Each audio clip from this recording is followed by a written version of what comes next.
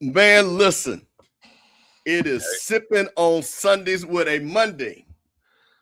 Mr. Campbell, Zoe Phillips, man, we got, and when they say an action-packed show, Zoe, we got so much stuff to talk about. It is crazy what we got to talk about, man. So much stuff been going on. We had to move it because Zoe got some things to talk about.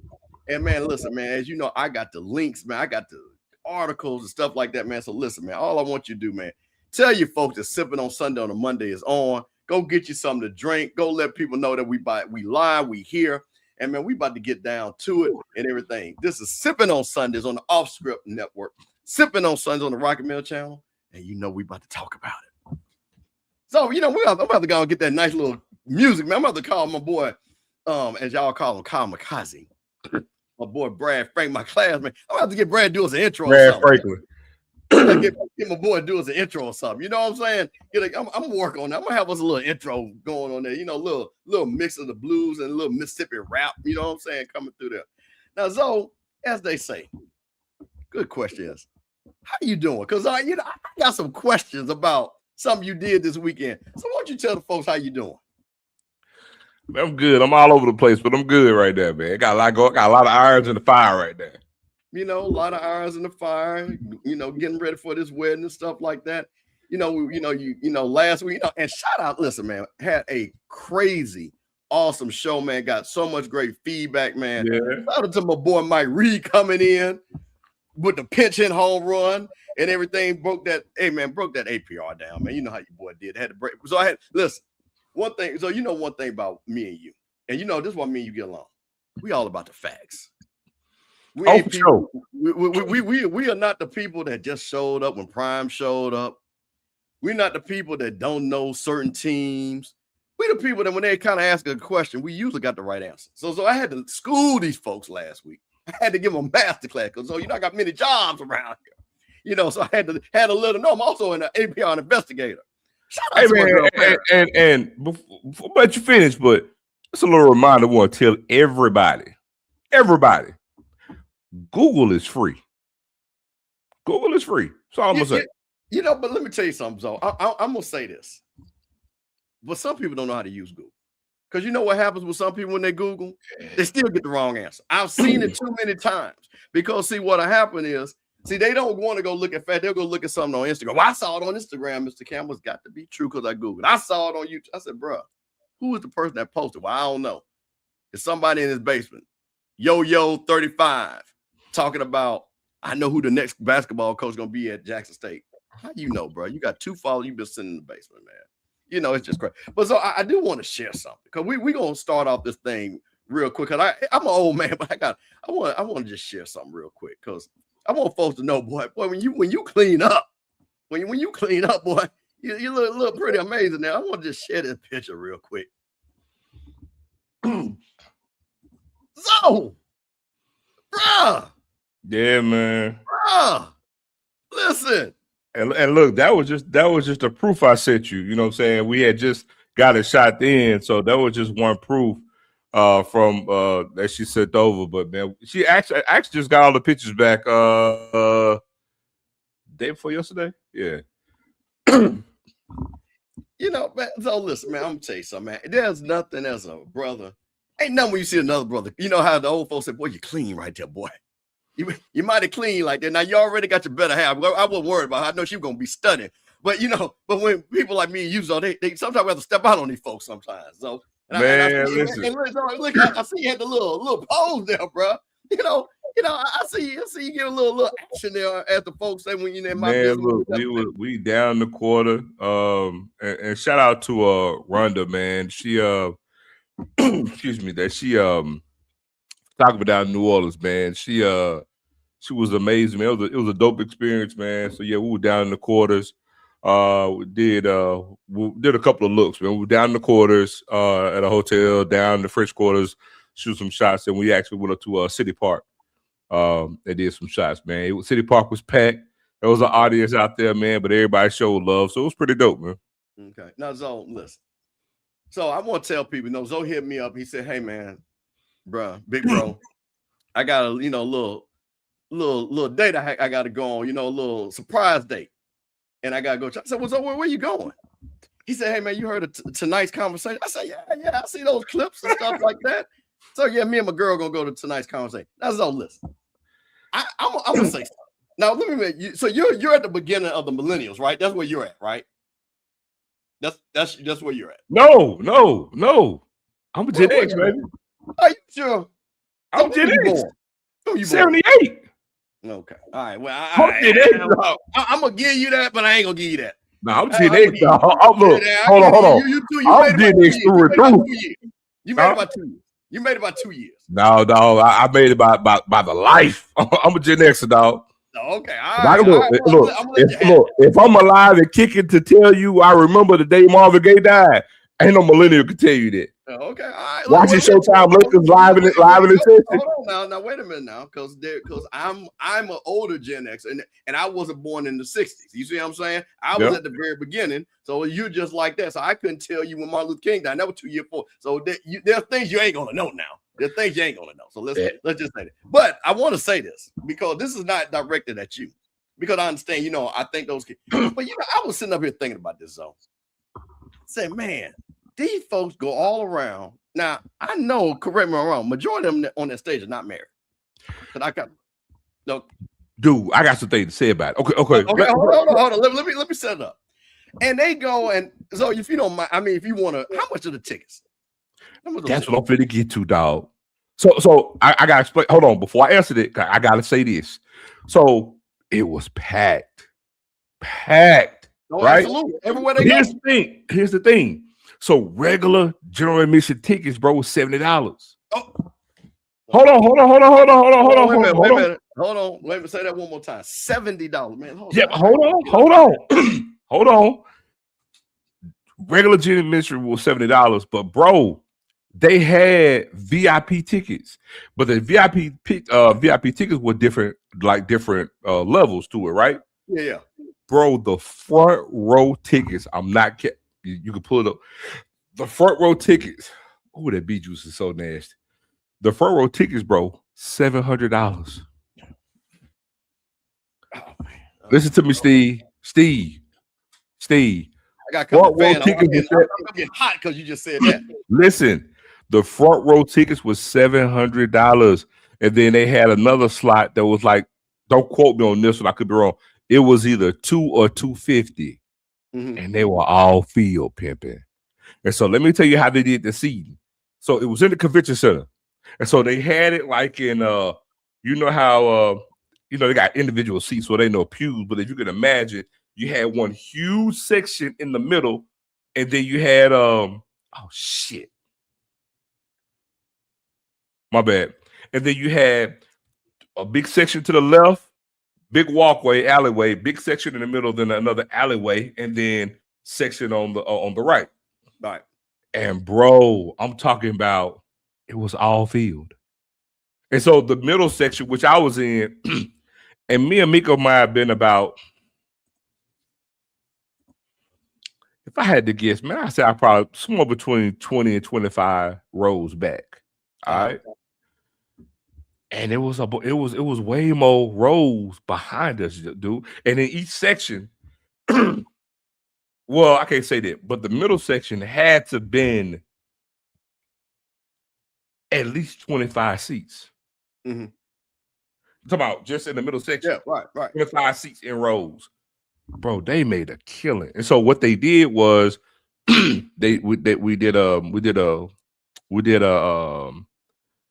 went to they did one section, right? Did a whole little spiel, went to an intermission, and then did like a second half. Okay.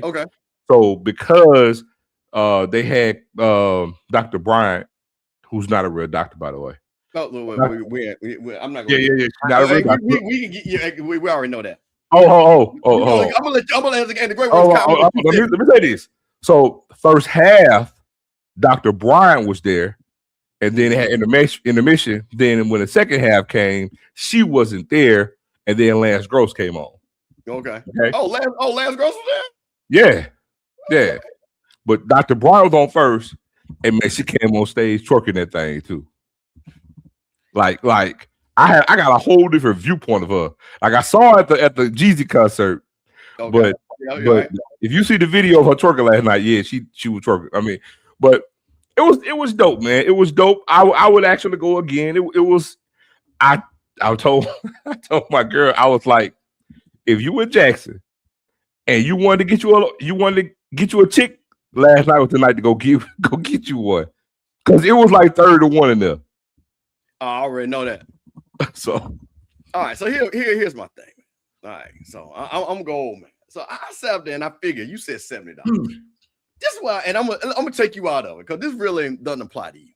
Because they're real, because those folks are definitely younger than us. You will agree on that. You will agree they're millennials, right?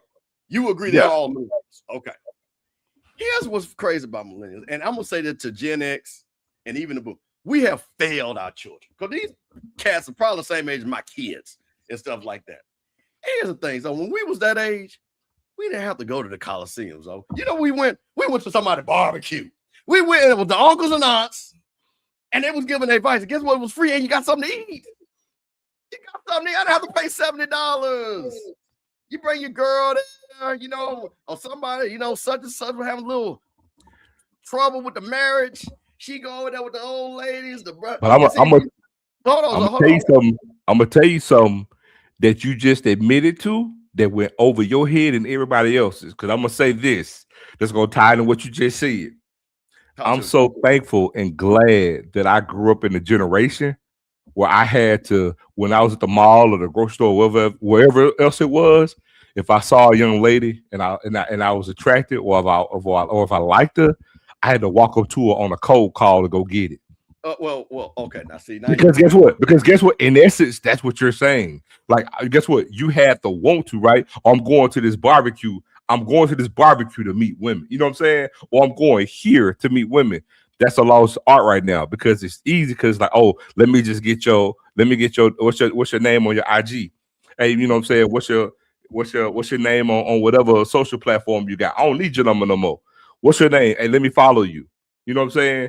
It took the risk away because they ain't got to worry about making that cold call, saying something to you off the strip. Like if I see you, not on my phone, but I see you in real life, ain't no filter. I got to go get you. I love being that I was from that generation. I love it.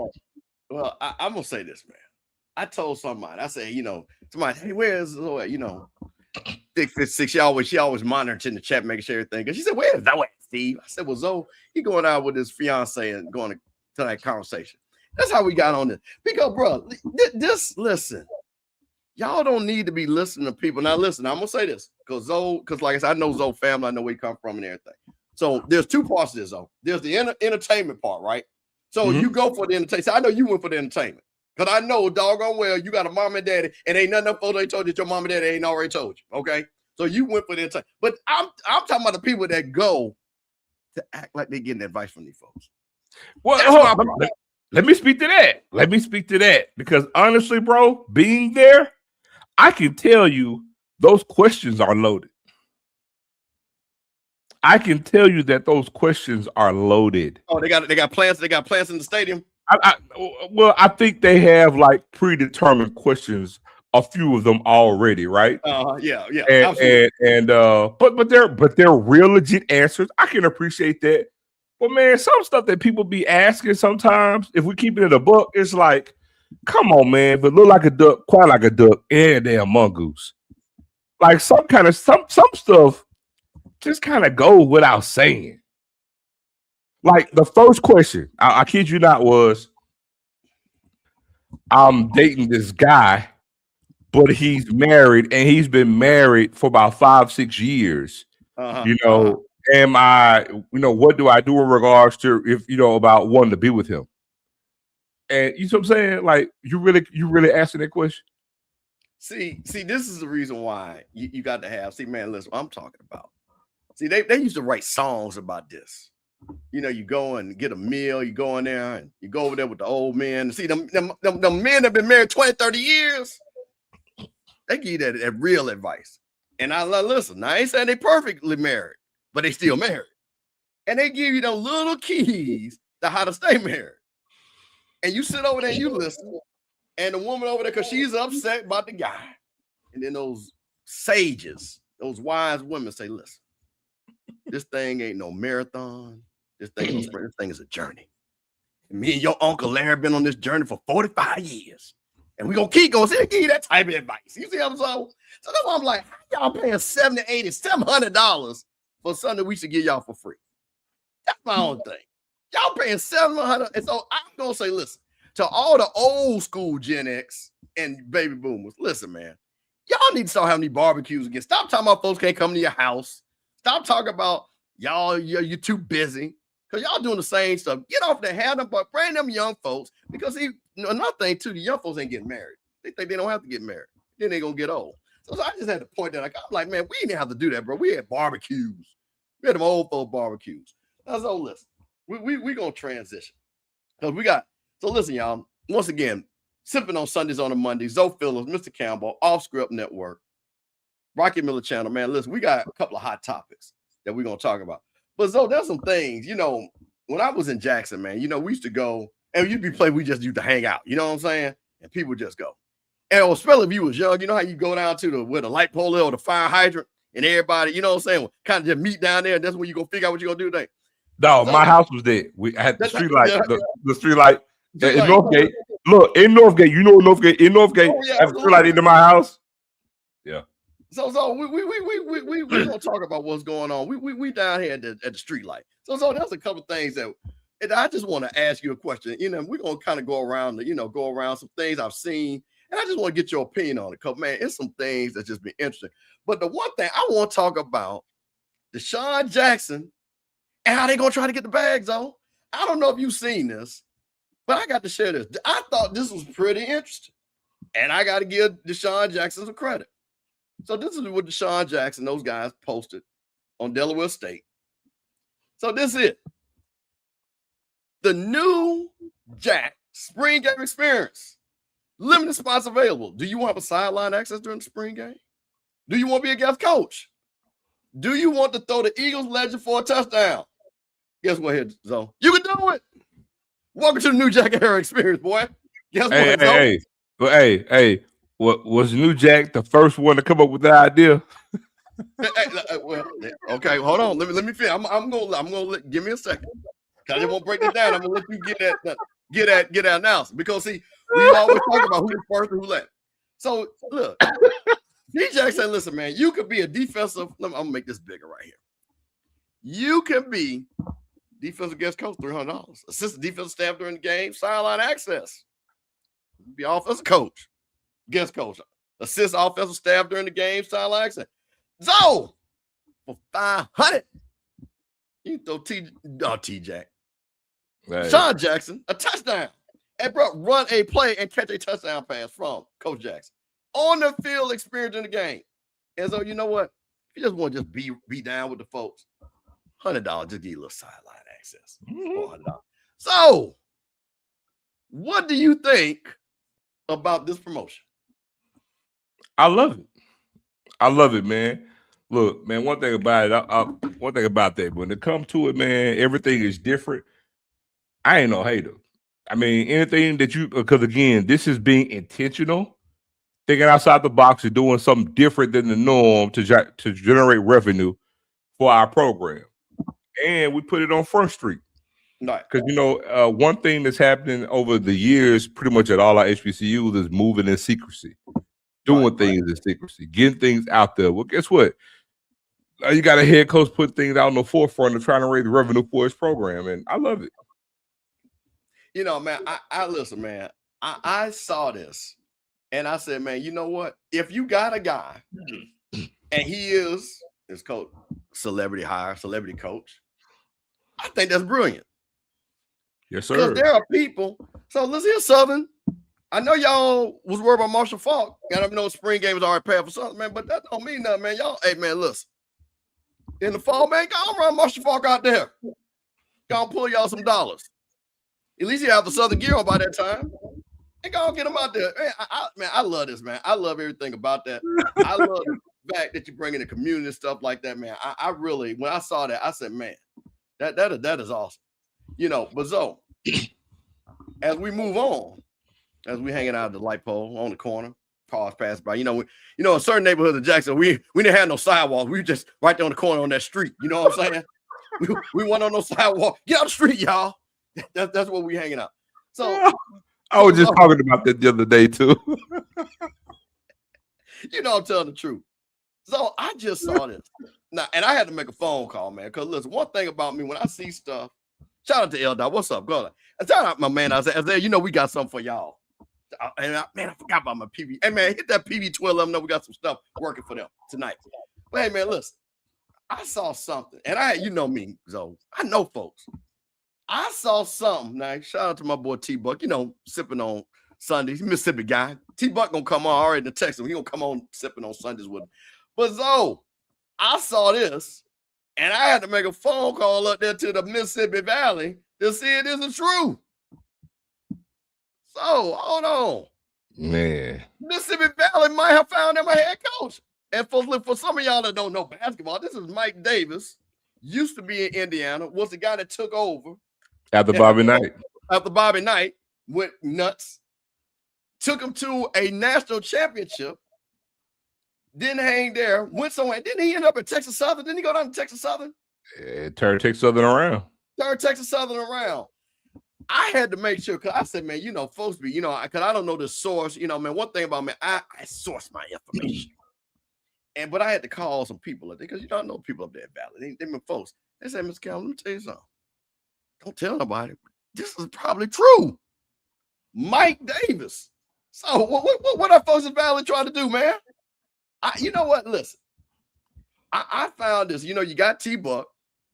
He brought a lot of notoriety to Valley. I know the football players rally around. I know they're trying to raise money for him. But Zoe, what do you think about Mike Davis being the next basketball coach for Mississippi Man, Valley? honestly, for all things included, it's a home run hire for Valley. And I mean that with all due respect. When you think about what we talk about, you know, our schools, and you talk about, hey, everybody say they want a proven winner.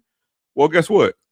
Man, he's been an assistant coach on several Power 4 teams, Power 4 programs. He's been the head coach of a Power 4 program. Like I said, he was in Indiana. He was at UAB. He had great success at UAB.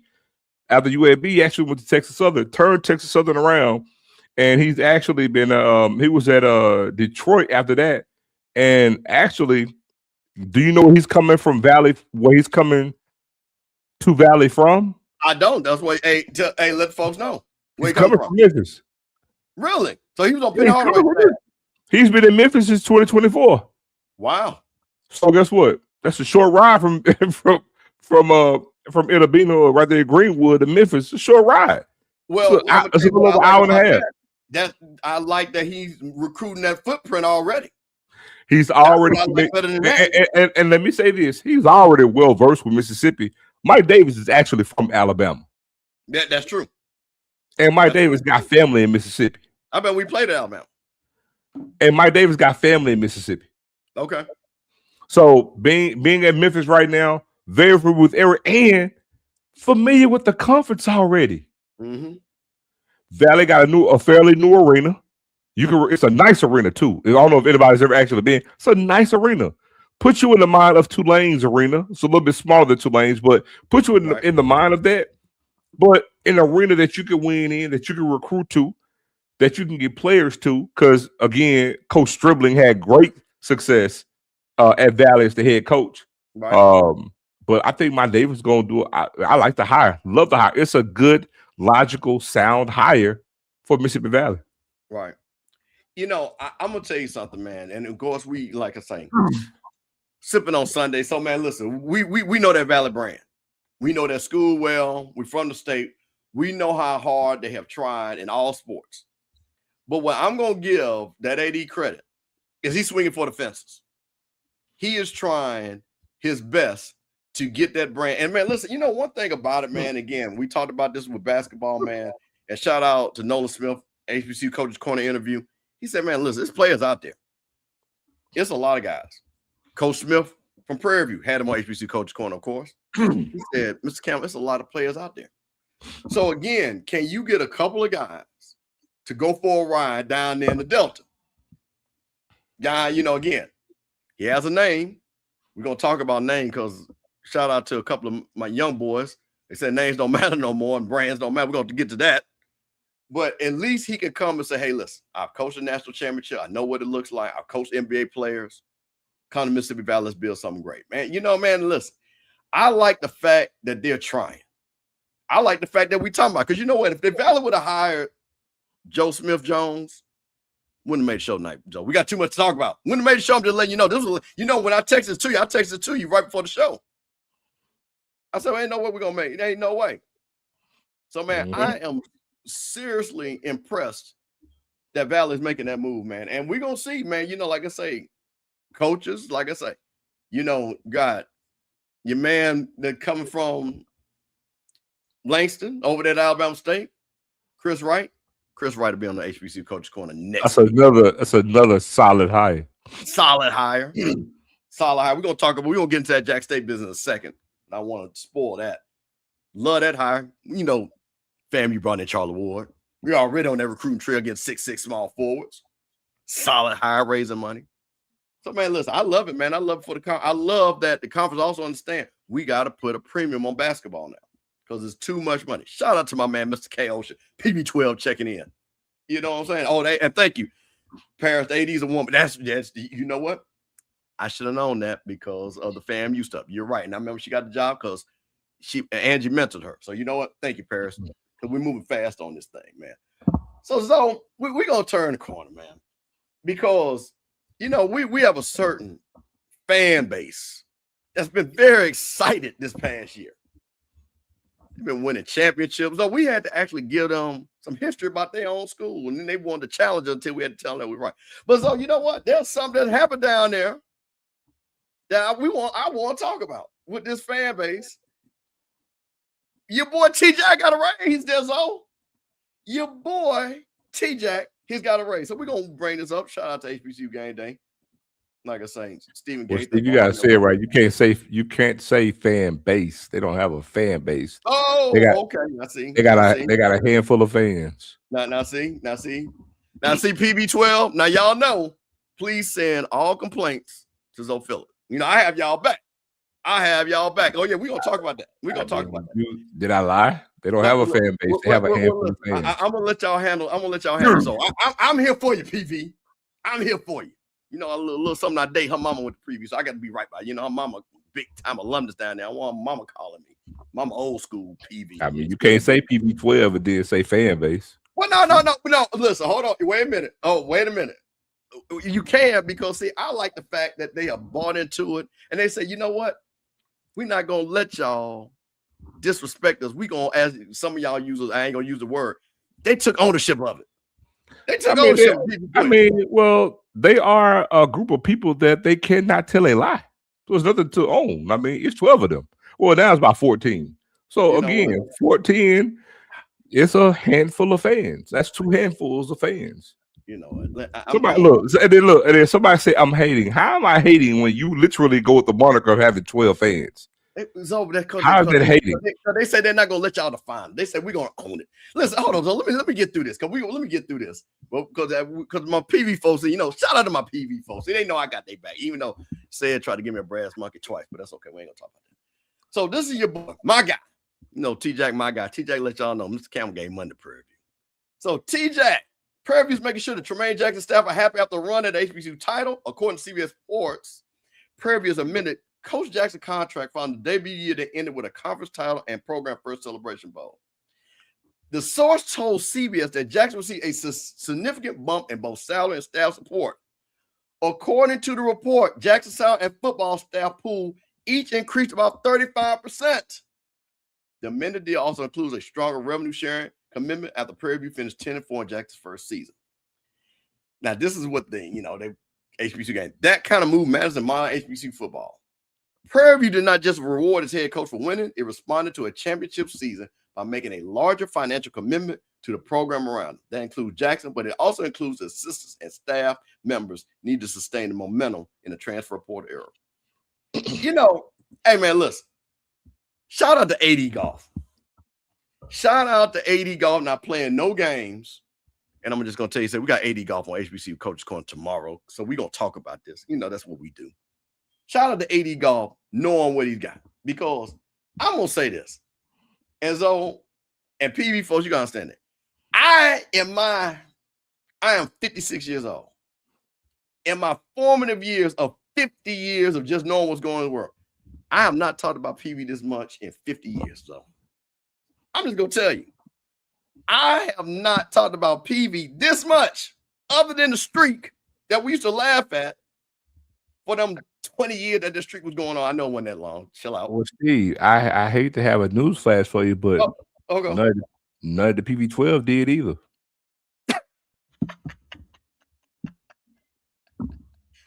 Oh man. Listen, man, I like the fact, and we're gonna talk about brands, and because they say brands don't matter and things, and the new age folks. So PV said they starting a new choice of a new generation, choice of a new generation, which leads into something else I saw. Now I have not verified this, but we're gonna talk about it because they say because if you remember, T-Jack even on our show HBCU Coaches Corner with Coach Johnny Cole, he said we don't do no NIL over there, Mr. Campbell.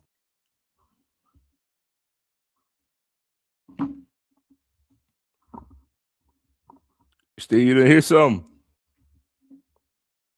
Or your signal done drop one? Anyway, let me go get the cracking since Steve gone. So we talking about peer review, and we talking about TJ. Sorry about that. Hit the wrong button there, so. There you go. Yeah, hit the wrong button. So he said, Mr. Camp, we don't do no NIL. If they want to come to Prairie View, they come to Prairie View. I said, okay, coach. Is that why it is? So he said, yeah. So I said, okay. And listen, and guess what? That worked. They won a SWAC championship. But I did see this article, and PV12, y'all know if this is true or not. I'm gonna ask AD Golf tomorrow. But they said that my man T-Jack got a bag for him, Zone. They say T-Jack it got $200,000 in NIL. So not only did he get a raise, he got a little change to get them boys to go to the movies. A little change to hang out with their girlfriend. And let the PV12 tell it that's the highest NIL package in the SWAC. No, well, hold on now. Now I know they ain't say that now. I know they didn't say that. Oh man, listen. No, wait a minute now. Hold on, man, PV12. Listen, man. The delusion is high on that flat hill out there in Hempstead, Texas. PV12 said listen, man, I have challenged the PV12. Because listen, man, listen. And I've told the story 1,000,000,001 time and tell it one time. I know a lot of my boys played Texas A&M. All them big time boys, Sam, all them boys, Kevin Smith, them all my boys, man, all them guys. Put Corey out. And one of my boys played A&M. He said, man, listen, when we left Texas A&M, you know who he hooked up with to get jobs and get connects? With the PV people. The PV people doing the big. That's what he told me. He told me this 7-8 years ago. I said, okay, PV, I see what you're doing. So I've been challenging the PV folk. I know y'all got money down there. I've been down there. I've seen the houses y'all stay, the cars y'all drive. Because I go down to Dallas a lot. Houston, it's my second stomping ground. Internationally known local love. But let's talk about the $200,000 though. $200,000 at least to lure recruits. I believe schools show how much they value about what they do contractually. That's what Coach Jack talking about his contract. But that also means if they got this $200,000, now I don't know if the school is funding this or the PV12 come up with a little bit of this money. But man, $200,000, man, that's a great start right there, son. That's a great start. And I want to know when we interview Coach Jack, now he got some money. How you going to issue that money out? That's what I want to know. That's what I want to know. So come on, man. That's what I want to know. It is, Steve. It's a good start. It is. It's a good start. Oh, okay. Isaiah say, oh, wait a minute. Let me get a shout out to my boy Isaiah. Isaiah always supporting. That's my nephew right there. Isaiah said, oh, and we still got some fundraising dollars come in there. So listen, I said that because one of the things, and this is going to be a great transition, what I'm going to transition to. We all know that in the SWAC, and I'll just start here. PV folks, get to the side. Don't get in your feelings because I'm going somewhere with this. Because I'm actually going to give y'all some credit, something that I saw. The brands in the SWAC, Jack State, brand, I'm in quotation marks, Southern, FAMU. Those are the brands. Those are championship, blue blood. Grambling. And Grambling, of course, and Grambling. But they say, hey, Mr. Campbell, that's the old way of thinking. I don't care about no brands no more, Mr. Campbell. That was 20, 30 years ago. I said, okay. So I heard something, so. And, one of the biggest brands, they will say is that Big G. They say they were the one that started the branding in the SWAC. They went everywhere, all over the world with the G. Eddie Robinson, So I saw something with their coach, so, and I want you to listen to this. And then I'm going to bring up a quote from BJ Jones and Lionel to talk about this. So hold on, let me bring this up right here. Where my boy at? Because Mickey Joseph said something very interesting in an interview that he had. And I want to talk about this. We're going to talk about it on the other side. Give me 1 second. We pull this up. Because this was very interesting. Hold on 1 second. Let me pause this and get the sound right and get it all nice and big. Share the screen. I love what BJ said, because when we really pay attention to it, it's finna X out a whole bunch of schools. But well, I'm gonna play both sides of the fence on that. So this is, KNO, OE. Hey, I think it's down in Shreveport. I think that's down in Shreveport. And I guess they were doing an interview with Mickey Joseph. But Mickey Joseph said something talking about Grambling, and here we go. If you haven't seen it. Absolutely, you gotta remind them, because they're not falling in love with the brand. They're falling in love with the dollar sign. And I'm the one. I'm gonna speak the truth. They don't fall in love with the brand anymore. The brand's out the door. They want to know who's going to pay them and who's going to pay them. And now, once the money becomes even, then the brand comes in effect. But until you get the money, if they're getting $4,200 a month, until you can get the $4,200 a month, that's when you can sell a brand. Other than that, you can't. You got to get in the money game first. You got to be to get in their ballpark about what they're looking for. Then you can sell a brand. But yes, we still have a strong brand. We have things that we do around here to make sure the brand stays relevant. But it's a strange thing in college athletics, and you got to deal with it, or it's going to deal with you. Now, let me say this. Yeah, you go ahead. All that he said is cap. There's truth to it. Let me tell you, it's cap, though. There's truth to the statement, but he left out context.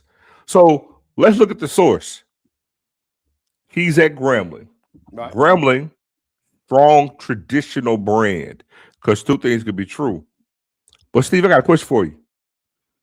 Has Grambling been winning? Not recently, but they did win. They did win the Celebration Bowl back in 2016. That was 10 years ago. That was 10 years ago. But wait. All right, now don't go on the slippery slope now. So no. Right. Follow me. Follow what I'm saying, because it's true. Because see, there's two different things that we're talking about here. Here's the difference. That's an outlier. See, he wouldn't be saying what he's saying because he wouldn't have to deal with what he's dealing with if Grambling had the juice right now and they were winning. He wouldn't be saying it. Okay. See, that's why I say he leaving out context, because guess what? Players, yes, they want the money, they want to get paid. But if I were to tell you right now, Indiana just won a national championship. They did. They beat Ohio State for the Big Ten championship. You think by osmosis that teams want to pick Indiana over Ohio State right now? I can tell you right now they don't. Why is that? Because Ohio State is what? Ohio State. There are certain programs who have a pedigree by being what they are, right? So saying brands don't matter, that's cap. Because Notre Dame is Notre Dame. They all paying. So, there's the outlier right there. So you can take that away. But if I got a chance to go to Notre Dame or go to Oregon State to play football, who do you think going go win that battle majority of the time? Okay, now wait a minute. All right, so hold on. Let's all right. So this is the question, because I might bring this up because again we got a lot to go on if I bring it up. But there's a young lady. I follow women's college basketball. She getting 1.4 million. She going to Oklahoma State. I know for a fact that Notre Dame was recruiting her. Yeah, but that's a whole. Hold on. I'm use your point. So you said Oregon State. If Oregon State is giving you a little bit extra. Hold on. Here's the thing. But Notre Dame and women's basketball ain't Notre Dame football, Steve. I'm talking. Hold on. It matters. Wait. But no, hold on. But you can't have it both ways now because you said Grambling 10 years ago, Notre Dame is a hot brand in women's basketball right now. Recent. I can assure you, Notre Dame, Ohio, Oklahoma State overpaid their hand. That's why they got it. It's free agency. Well, okay, you're getting my point. So I'm giving back to you what you're saying. I'm asking you the question. Hold on. Just listen to me. You said, I like that, Oregon State. You said who the other school? Did you say Notre Dame? Yeah. Okay.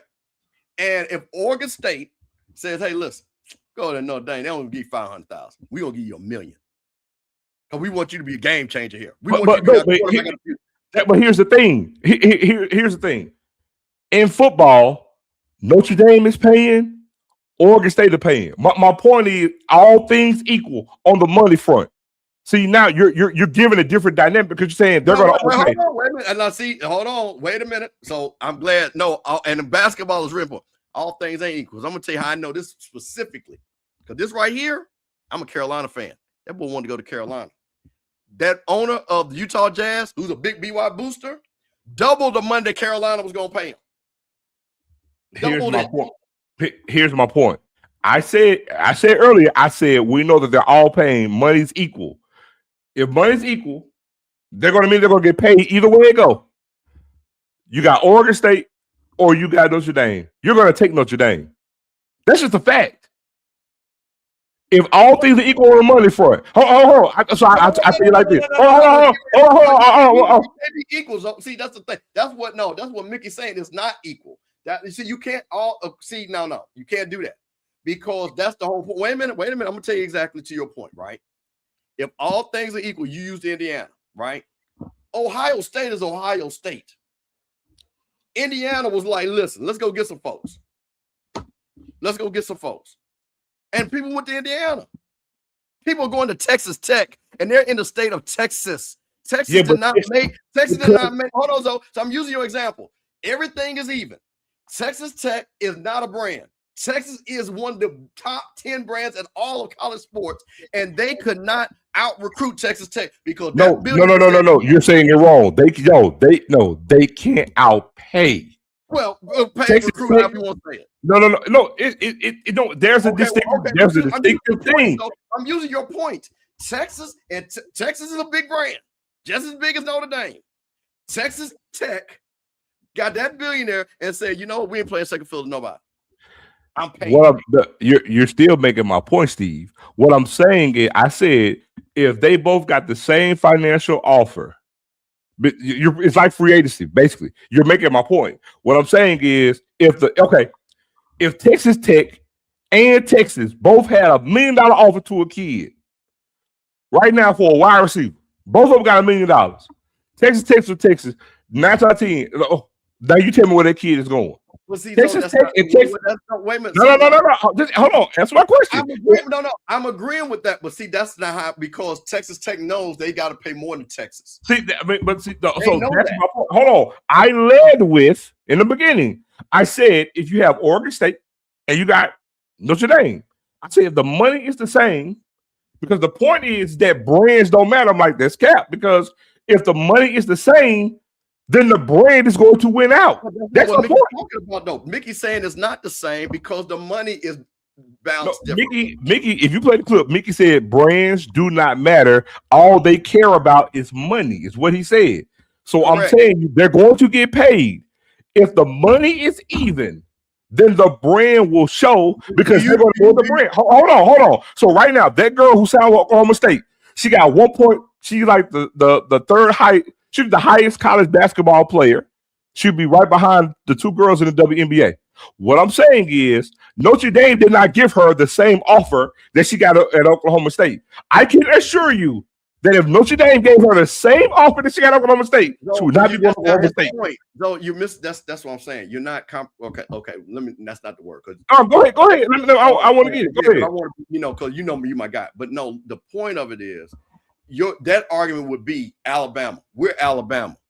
We ain't about to pay. You come to Alabama because we Alabama. That's the reason. No. We were rambling. These kids don't care about the brand. They care about getting $4,200. That's what Mickey's saying. Because Grambling got some NIL. They give him a little bit of money down there. But he's saying that will be the same thing Alabama was saying. Why Nick Saban said, I'm out of here because people don't care about the brand and want to be developed. They care about the money. We heard Nick Saban say the exact same thing. And that's what I'm saying. But hold on. But I want to bring up something. And you know what? You're right. We are saying too. I'm saying what Mickey's saying. Because that's what Mickey's saying. He's saying that G does not resonate because kids are talking about $400 to $200 a month. Now, you agree that's what he said, right? Yeah, but here's the thing. But my thing that I led with that, no, in this climate, you can't sit there and take a stance on any level to say, oh, we're just going to live on what our brand is and we refuse to pay you anything. That ship is sailed. You're going to have to pay. My point is because everybody is paying now. My thing is everybody's paying now. So if there's nothing where we got some teams under the table, some above the table. We're all above the table now, Steve. So what I'm saying is that's why I use the example I used. I said, well, if all things are the same, the offers are the same, because I can assure you we're going to get to some type of collective bargaining. That's going to happen. When that happens, because it's going to happen, they're going to have a cap and they're going to have a pay scale for every roster spot. Okay? So now when that happens, and that girl that just got that offer at Oklahoma State won't be able to get like this offer over here that's going to trump over here in Notre Dame, whatever the case may be, then it's going to level out. And at that point, the brands are going to matter. Because if I'm going to make $500,000, no matter what Power 4 school that I go to, now it's going to come into play. Where am I going to choose? And I can assure you, those blue blood programs and those well-known names, they're going to be the creme de la creme. Because it's a reason. Now I'll even use Alabama, right? It's like somebody can go to Alabama right now, make $500,000, or I can go over here to Washington State and get $500,000. Where are they gonna go? Well, see, so you can't make that because that's not the same thing. The way it has to be is the lower brand, the Indianas of the world, the Texas Techs are now, they're not doing the exact as Ohio State and Texas. They are doing more on that front. That's why some of them are. Well, that's what I'm going to what Mickey's saying, because Mickey's not saying, he said $4,200. Okay, he said $4,200. So I'm assuming, and Blue is in here, he can talk about this if he wants to come up.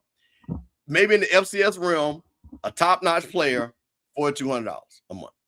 Now, here's the thing. I brought up BJ point. Now, I'm going to tease BJ about this, but I like this quote because I found it interesting. I'm not going to say I disagree with it, but I want to give some context.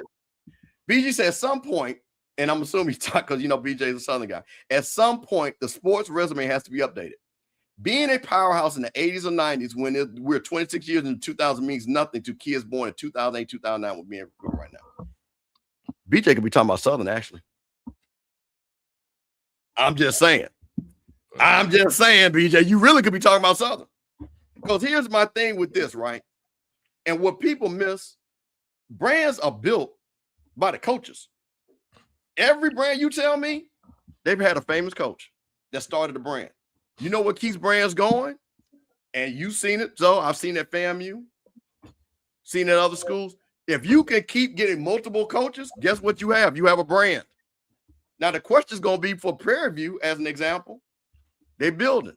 Do they have a brand, or is this, if T-Jax leaves, what happens? So here was Lionel. Lionel had to chirp in here. So this was Lionel right here. And this is what he said. I've been saying this for the last 5 years. We're in the year of the Lord, 2026. Most of what y'all be talking about ain't relevant to these kids who are looking for a place to ball today. Now, Zoe.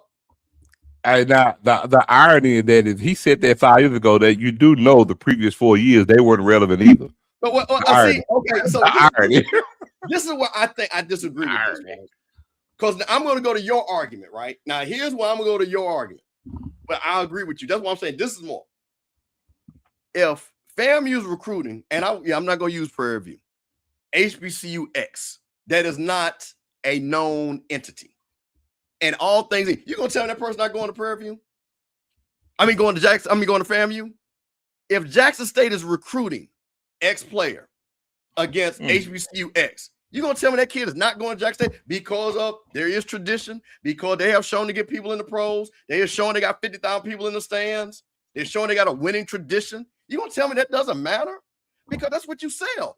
Because again, you gotta have that level of consistency to be able to say. So don't tell me kids, because if that's the case, then kids would just be going to losing programs. That's not true. And to have a winning program usually has coaches would create a brand. So you can say in the last 5 years, nobody cares. But I'm going to tell you right now, when you're winning and you got a brand, it means more than if you only won 1 year. I can tell you that right now. I'm going to tell you, I'm in Atlanta. I went out and purposely talked to players. And they were like, yeah, I heard of FAMU. I know about FAMU. I love to go to FAMU. That's why we got one of the best players in Georgia, because he knows about FAMU. But if you're from HBCU X and maybe you won for 1 year, you're trying to sell something else. See, because that's the thing. You can't sell what we selling. You can't sell what Grambling is selling. You can't sell what FAMU is selling. You can't sell what Jackson, because you don't have it to sell. Hey, Steve. You know, hold on, because I'm seeing some comments. So let me say this real quick. So I'm seeing a few little comments. So if we talk about the anchor of this conference right now, it's none other than Jackson State University. And I can say that without even being an alum or being a fan. Jackson State is the anchor in this conference right now. It ain't Prairie View.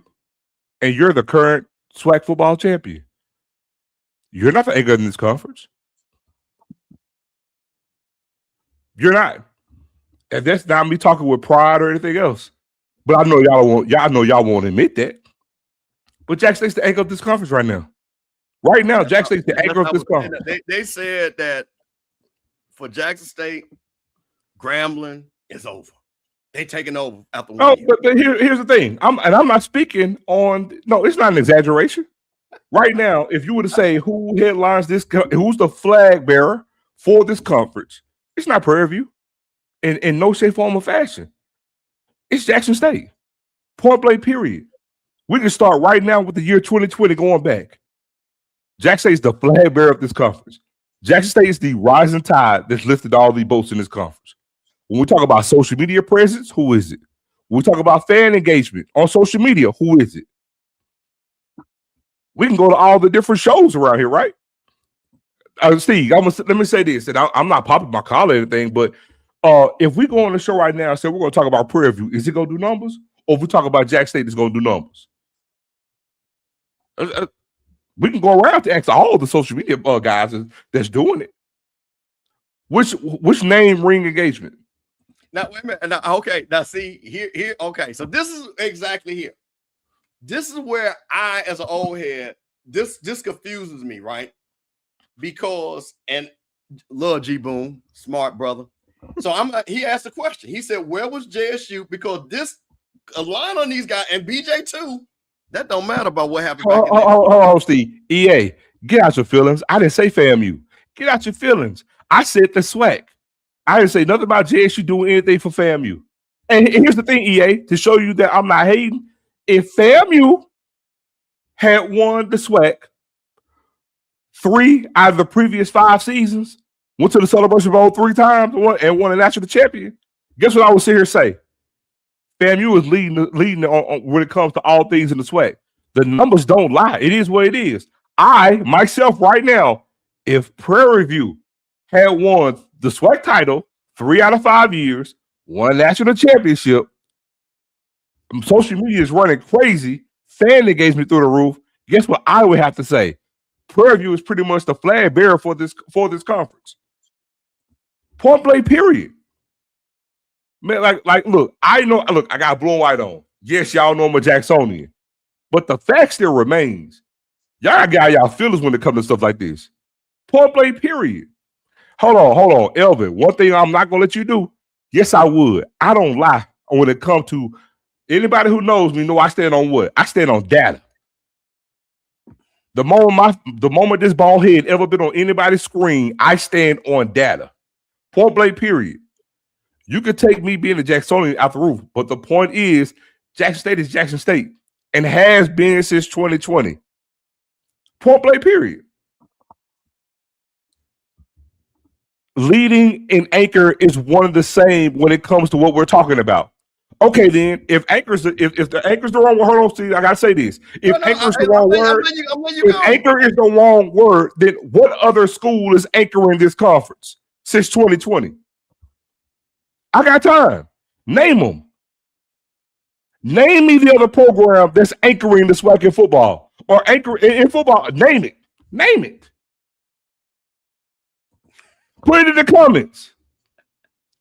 Man, people ain't writing no damn chat. It's 5 of y'all. Come on, bro.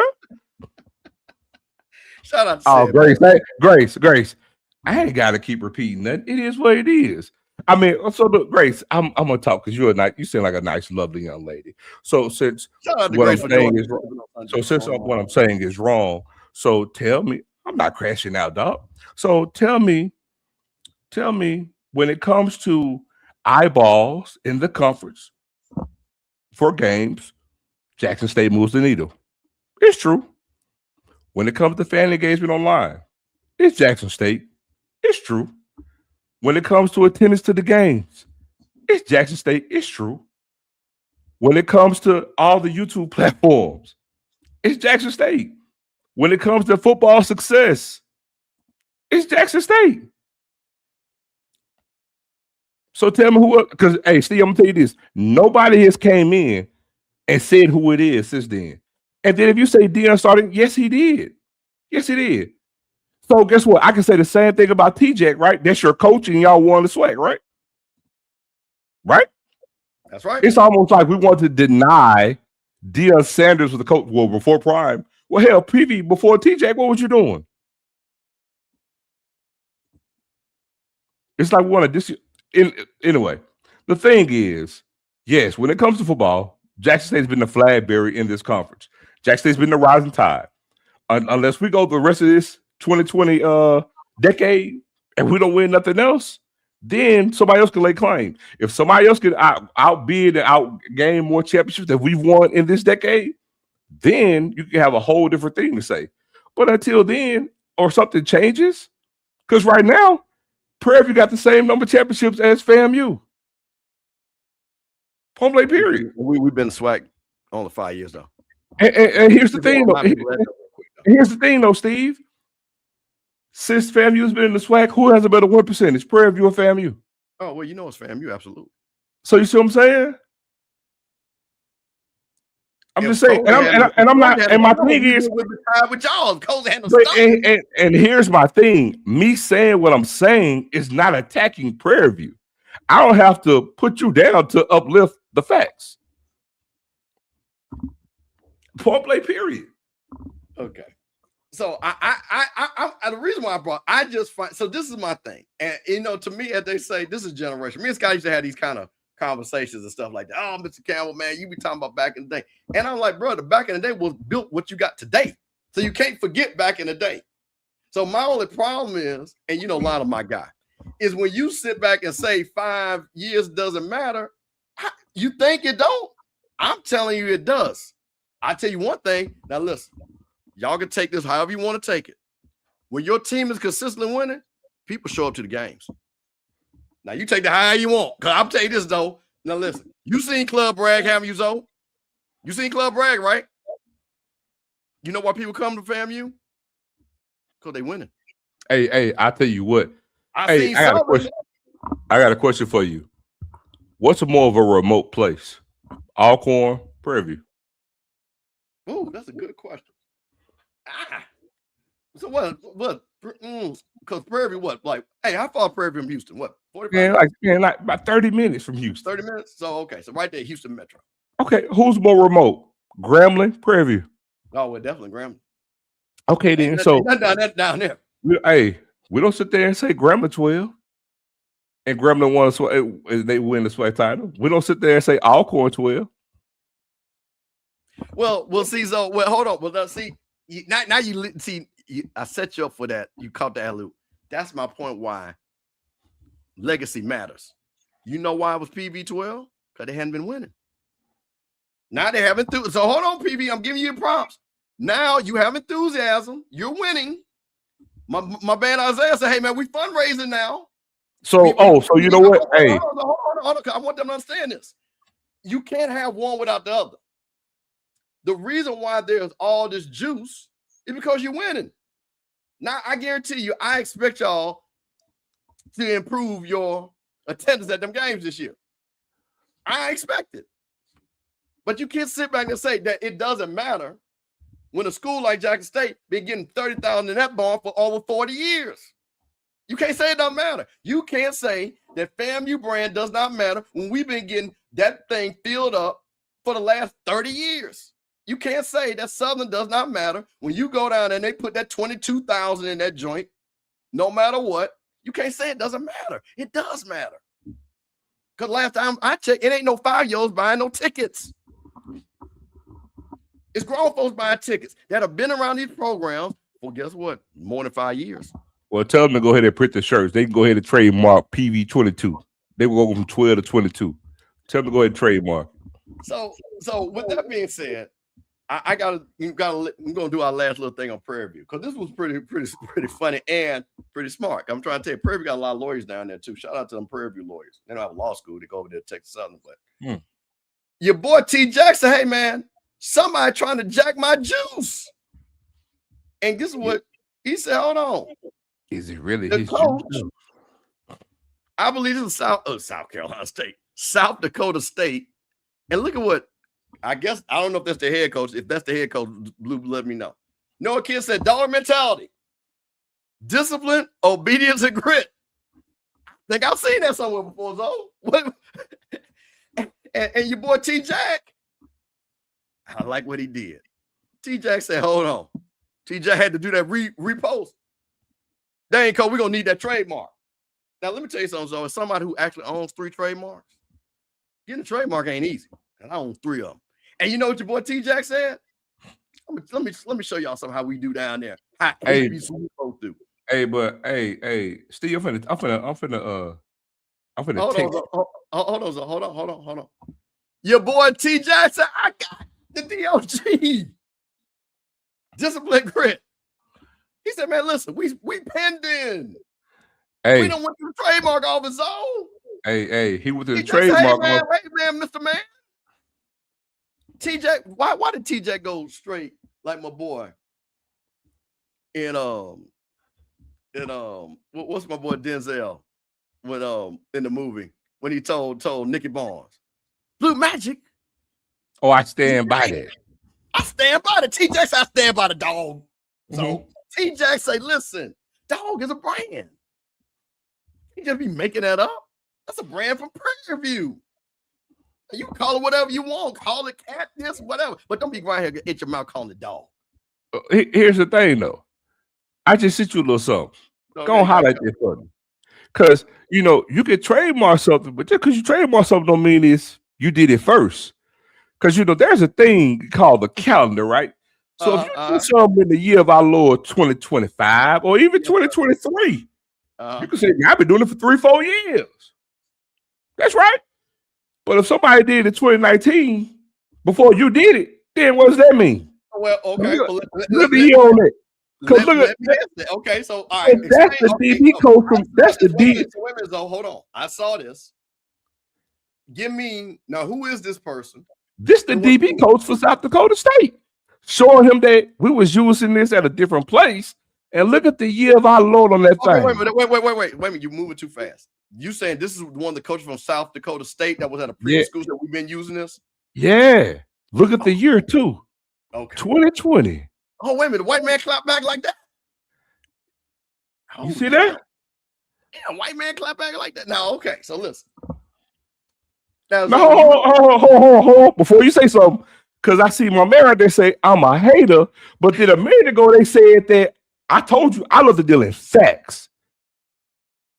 I'm just saying, man. Say it fast, my man. I'm just saying, man. The people Wednesday nights, I believe it's Wednesday nights. Say if it's not Wednesday night, correct me if I'm wrong. Might be. I'm just saying, man. He said they've been doing 2019. But listen, but hold on. But let me answer this. I'm just saying, man. Well, wait a minute, but let me answer this because y'all know I also am a lawyer. It don't matter who uses it; it matter who trademarks it. And I'm gonna tell you right now, what I like about it. You can say that you said it, but I can say that I own it. Because we saw this happen with Southern and the Dancing Dolls here in Jackson. And the Dancing Dolls said, hey, we've been using Dancing Dolls forever. Well, but here's the thing, though. Our homegirl said, y'all ain't trademarked. No, but here's the thing.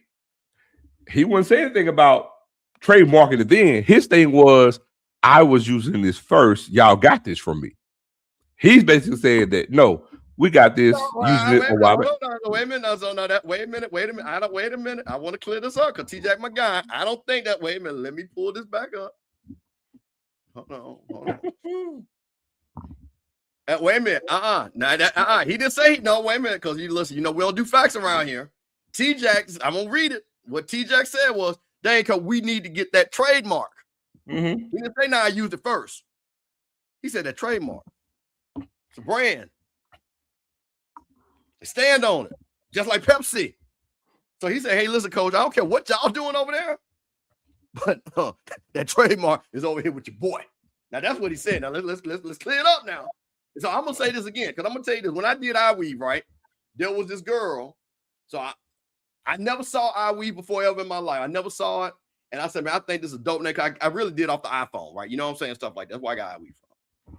There was this girl down in Georgia. She had the Instagram handle, iWeave, which was crazy because she just had iWeave Yolanda or something like that. Because she was saying, I do weave. So here was the thing. I had to let Yolanda keep that handle. But I'm going to tell you what she could do. She could only say iWeave in Columbus, Georgia, because I own the universal rights for iWeave. So it don't matter if she used it first. It matters who owns it last.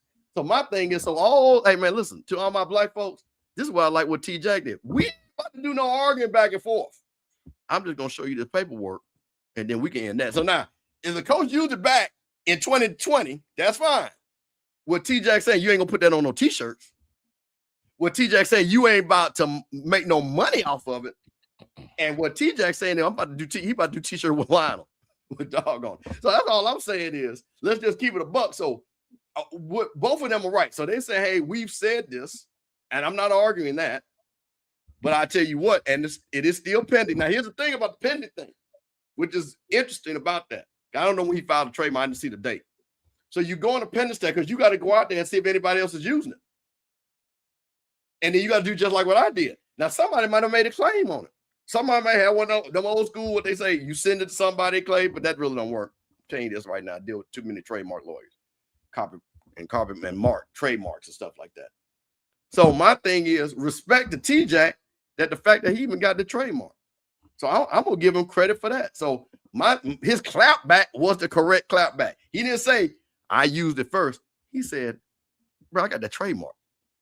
So that's the thing about it. So shout out to Coach T-Jack putting that trademark. And for all you young folks, when y'all come up with something great, man, come up with something great, make sure that you're doing what it is. Because if you got a great idea or thing like that, man, call your boy. I get you a lawyer.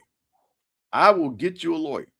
And we'll get you straight, man. What's going on? My camera got me all big head and stuff like that. But that's what it is also, I think both things could be right. I saw that, a little back and forth and everything. So now let's go on. Let's move on. Now we done did, hey, that's the Prairie View part of the show. Now we got to move on. We're going to talk about T-Jack and talk about Zoe. I want to talk about, and I'm kind of holding for some, because we might have a special guest. So I'm going to wait for one thing. So I'm going to get into this Jack State business. And this right here, I am super, super, super, super excited about. So Jackson State has a president. Mm-hmm. And you know what? Shout out to Madam President Gregory. Met her. Actually, no, she is the wife of SWAC Hall of Famer, Jack State legend, Sean Gray. She is now, let me get this pitch up here. Because I'm about to give y'all some game right here, man. I got to see what's going on. Give y'all some game right here. So for my Jack State people. So here's the thing. Let me see if I can switch this. My camera right there. So Zoe, here we go. The Board of Trustees selects new president of Jack State University. Denise Jones-Gregory will become the next president of Jack State University after an 8-month national search. State higher education leaders announced. Gregory officially steps in the role of Jack State's 14th president immediately, having served interim since 2025. And shout out to the Jackson State people who straight just killed the grill, saying that she was the first, and they forgot about Carolyn Myers, first female. The board says confident Gregory can lead the university forward. I'm going to get down here. This is important right here. Patrice Edwards, president of JSU National Alumni Association and member of the advisory group, said the process was long and involved and that alumni ready support Greg as she steps into the permanent role. Greg is a Jackson alumni, graduated magna cum laude in 1994, and she was a cheerleader, bachelor's degree in chemistry, earned a doctorate. But here was the thing, though, Zoe. They had 79 applicants. 79 applicants. Now, I'm going to tell you something. I am super, super excited that them rednecks down there did not screw y'all again. Because this is what they usually do. Jackson State is one of the most important Black institutions in the country and the most important Black institution in the state of Mississippi.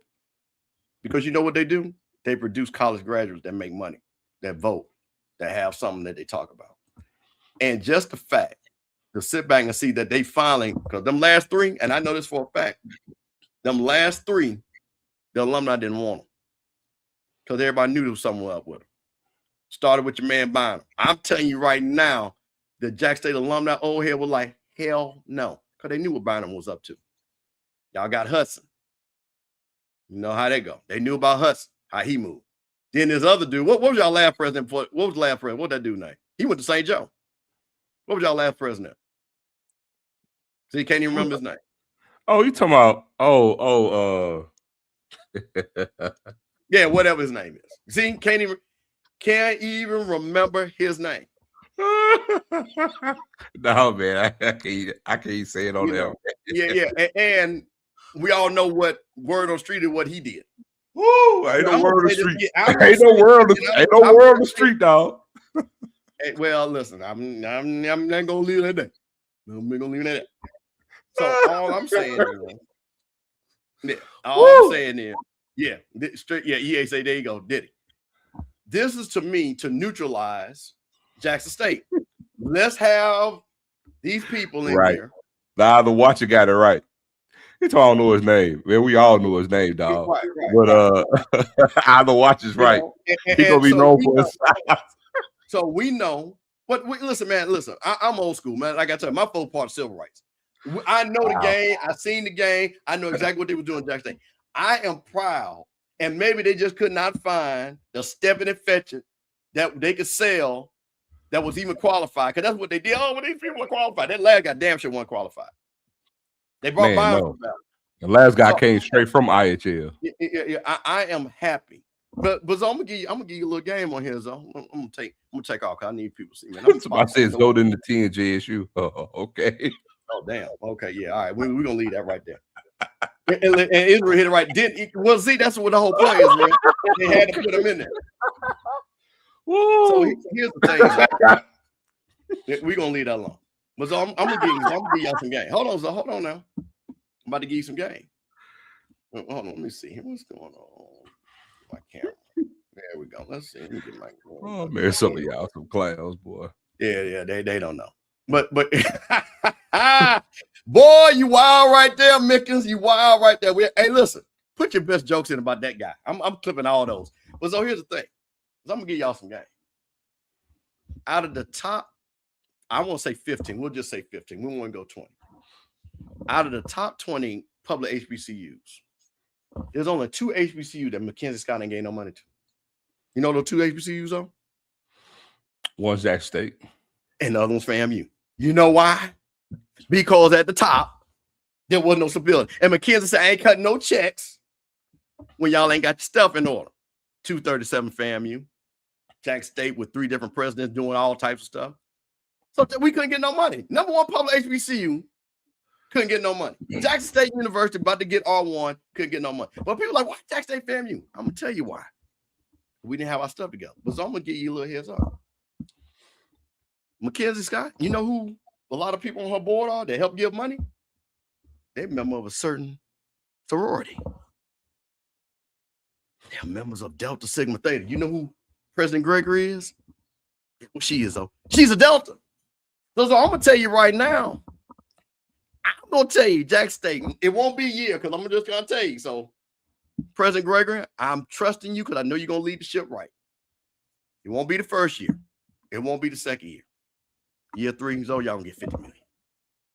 Y'all gonna get 50 million from McKenzie. And FAMU gonna be right behind it because Marvin gonna use her. Marvin, because shout out to Angie, who's a Delta. Angie already making them moves. I'm just trying to tell you right now. Come McKenzie said, because I think, and put in the chat, the woman that was her mentor was a Delta. And I want to say who was the writer? I'm having a brain lock because we're moving fast. So there you go. So you gotta understand something. So when they go and Dr. Gregory in 3 years, because you got to get everything right. Because I'm just telling you, hey, Jack State folks, I'm telling you how this thing works. Got to keep donating money, keep increasing that enrollment, keep going towards R1, and then she gonna submit that paperwork zone. She gonna get y'all 50 million.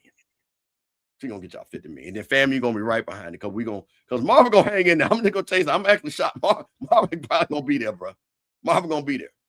Because she done got her win on her sales. So I'm super excited about this hire right here, man. I'm not gonna even lie. I'm super excited because I know how they've tried to paralyze Jack State. So, Zoe, what do you think about Jack State having a permanent president who is an actual alumnus that people respect?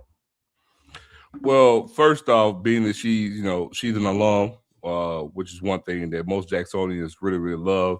Secondly, the fact that she is the wife of the JSU great Sean Gregory. Sean's gonna come on. So I text Sean. He gonna come on Sippin On Sundays, hang out with us. Another alum is actually going to be the first. I dare probably say the real first family of JSU, but also been a Delta, and which is probably the biggest.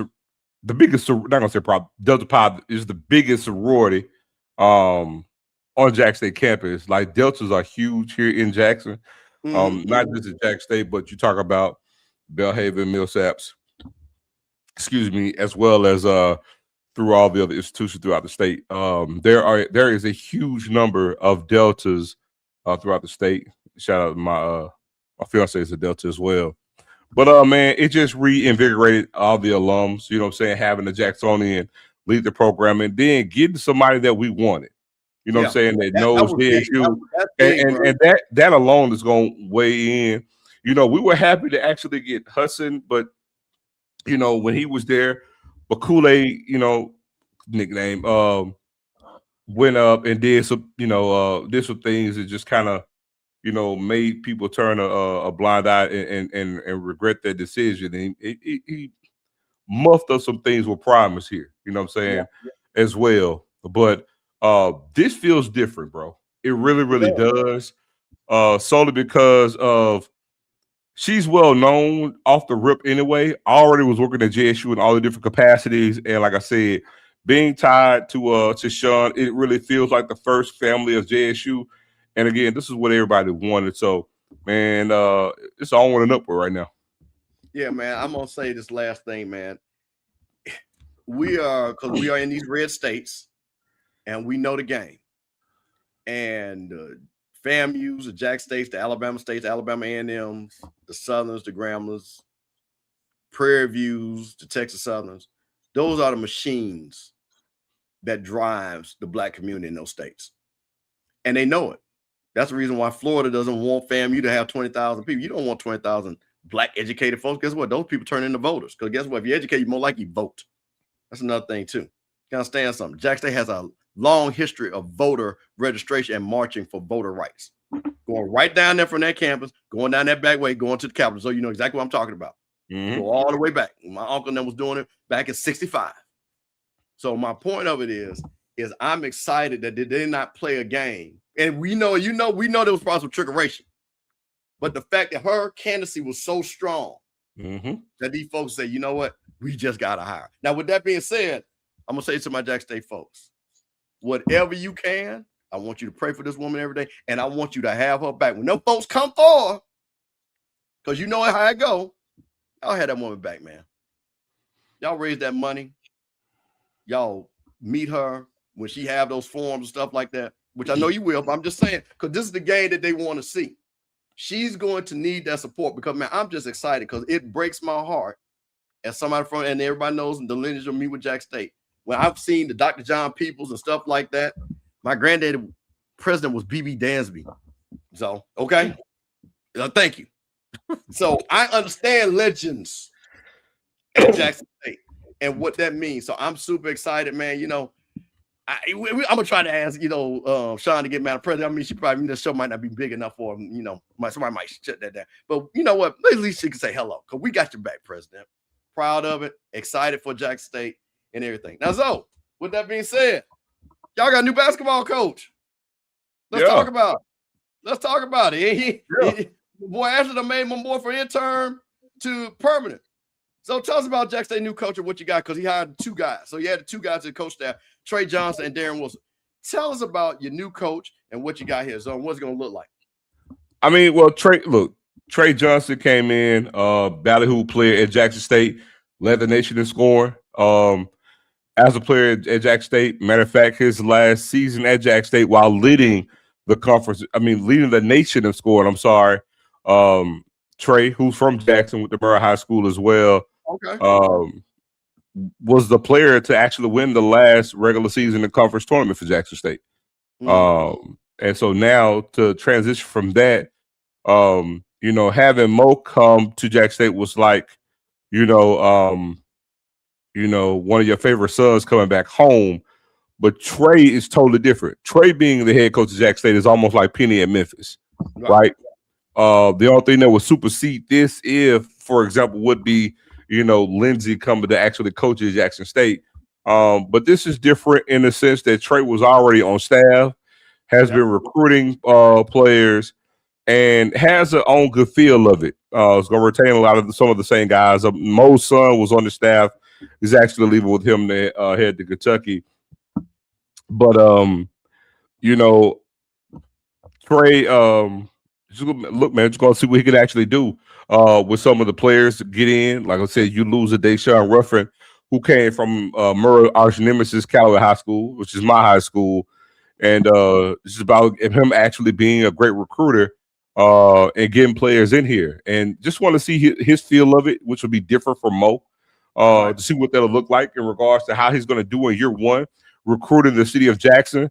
Jackson has always been known to have great talent in this city. A lot of players from this city has fed other SWAC programs and throughout the state of Mississippi.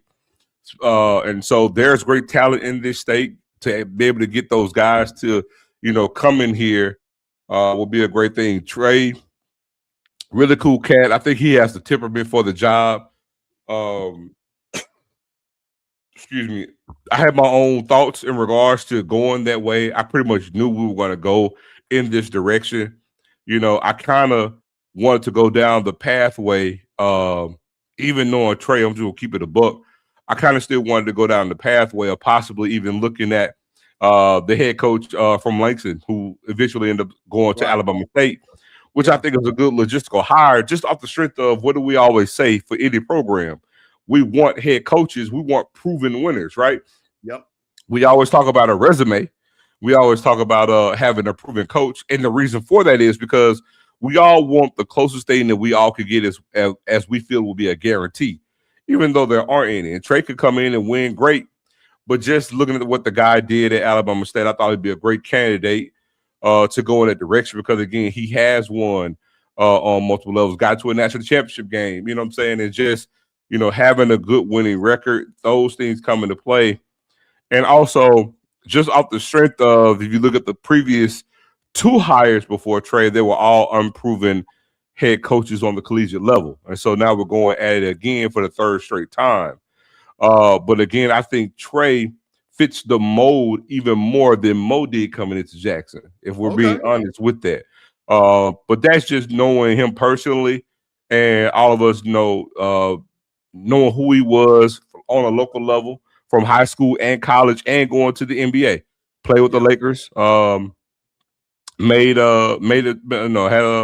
in the G League for a while. Did great there. So yes, he can coach, but again, that's for him. That's for everybody to see from a head coaching perspective. Because again, all his coaching that he's been doing has been, on an assistant coach level. But again, we don't know because he's never led the actual program. And so it's going to be trial by fire, learning on the job, OJT. But again, if he gets some experience and he can recruit, at the end of the day, even though Mo left on his own will and power, the record was the record. You know what I'm saying? And so now we just need to do better and see what we actually do, and turn this thing around and actually get back in play to winning a regular season title, having a winning record, and winning the conference tournament, get to the NCAA tournament. No, hey man, listen, new coach, guy knows Jackson's been around. He got some Jackson boys with him. Bring it, you know what I mean? We'll see how it works out. We know the money is in basketball, and so you always hit it. And man, I'm from Jackson. I was there when that basketball legacy really started in those mid 80s, when all of a sudden you start seeing guys leaving out the state, playing, playing all over the country, and the whole state of Mississippi, actually, you know what I'm saying? Guys being big time McDonald's All-Americans and things like that, and then you just seen them go on. So I'm really intrigued to see what happens with Jackson State. Again, in-house candidate, like I say, Chris Wright, would be interesting, but we'll see. Now, Zoe, I want to transition because I saw something. I was going to bring this up, but I want to ask you a question because actually, historically, I wanted to see if you even know this answer. So you know that we had the tennis championships. Alabama State won the men's and the women. Men and women. So I saw their promo picture, and I'm gonna put it up. And no. So I saw the promo picture, and I said, "Okay, listen, not a problem." Now, it's two things in the picture. I did not know they had won 5 straight men's tennis championships, which led me to the question. Do you know any streak? How many SWAC championships y'all won with WC going in a row? 5? We won 8. 8. Okay, so 8. Okay. No. I'm lying. We won 6 in a row. 6 in a row. We won 8. It was 8 in 10 years. We won 6 in a row. 6 in a row. So they're at 5. And I was trying to think, because I know nobody in basketball had ran off. With Alcorn, and I don't know if I'm trying to think, did Alcorn ever run off? I know they ran off like 4 in a row. I don't remember them ever getting 5, 6, 7.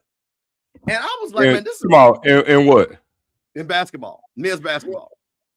No, I don't think they did. I think the most Alcorn did, I think it was similar to Jack State in football. I think they did 4 in a row, skipped a year, and then I think they won like 3. Won 3, yeah.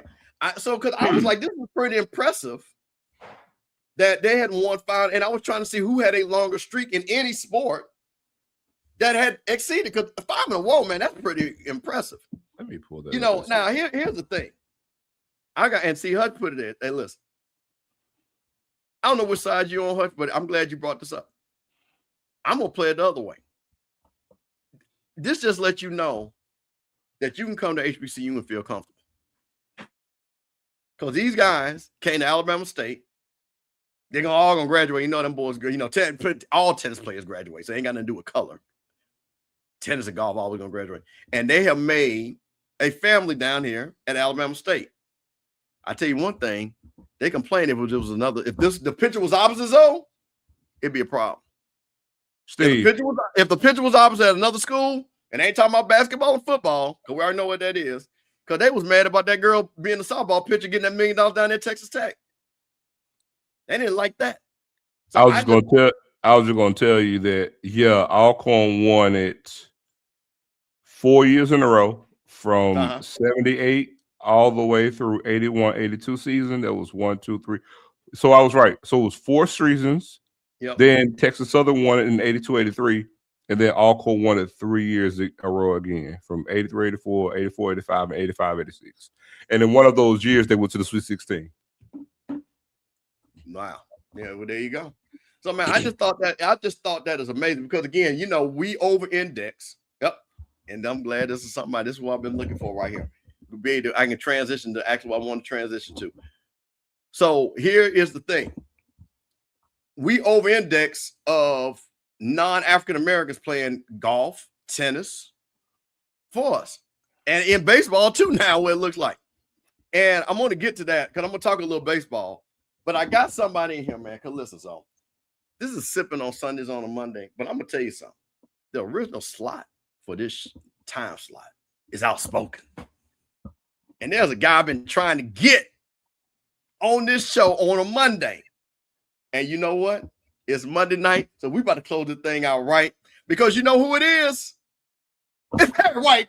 Outspoken, my guy. What up, man? Baby.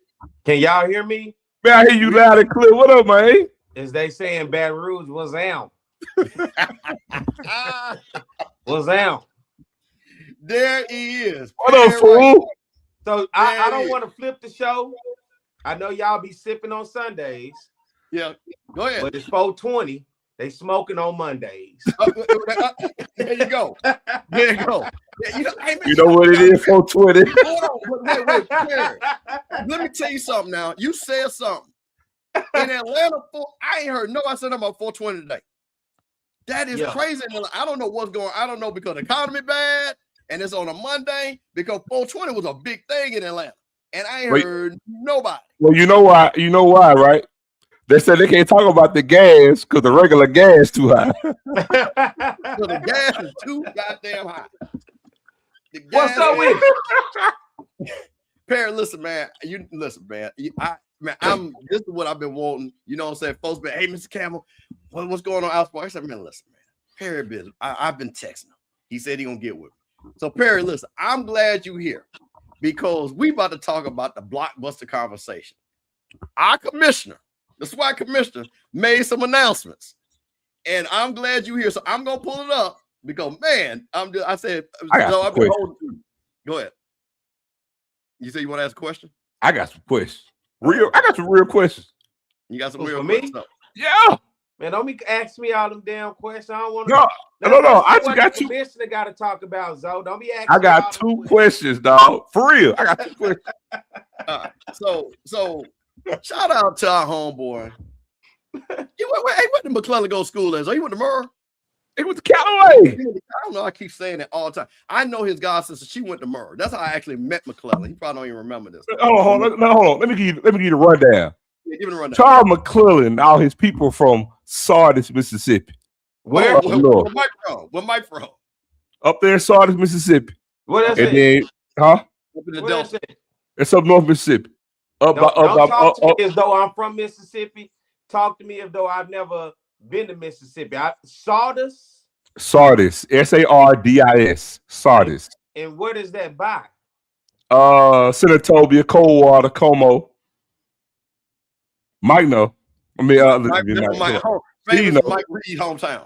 No, talk to me. Remember, I don't know. Okay, this is small. Okay, listen. See, it's a small. He's from there originally, but he grew up in Jackson. Went to the same high school, the illustrious Callaway High School on the north side of Jacktown. Okay.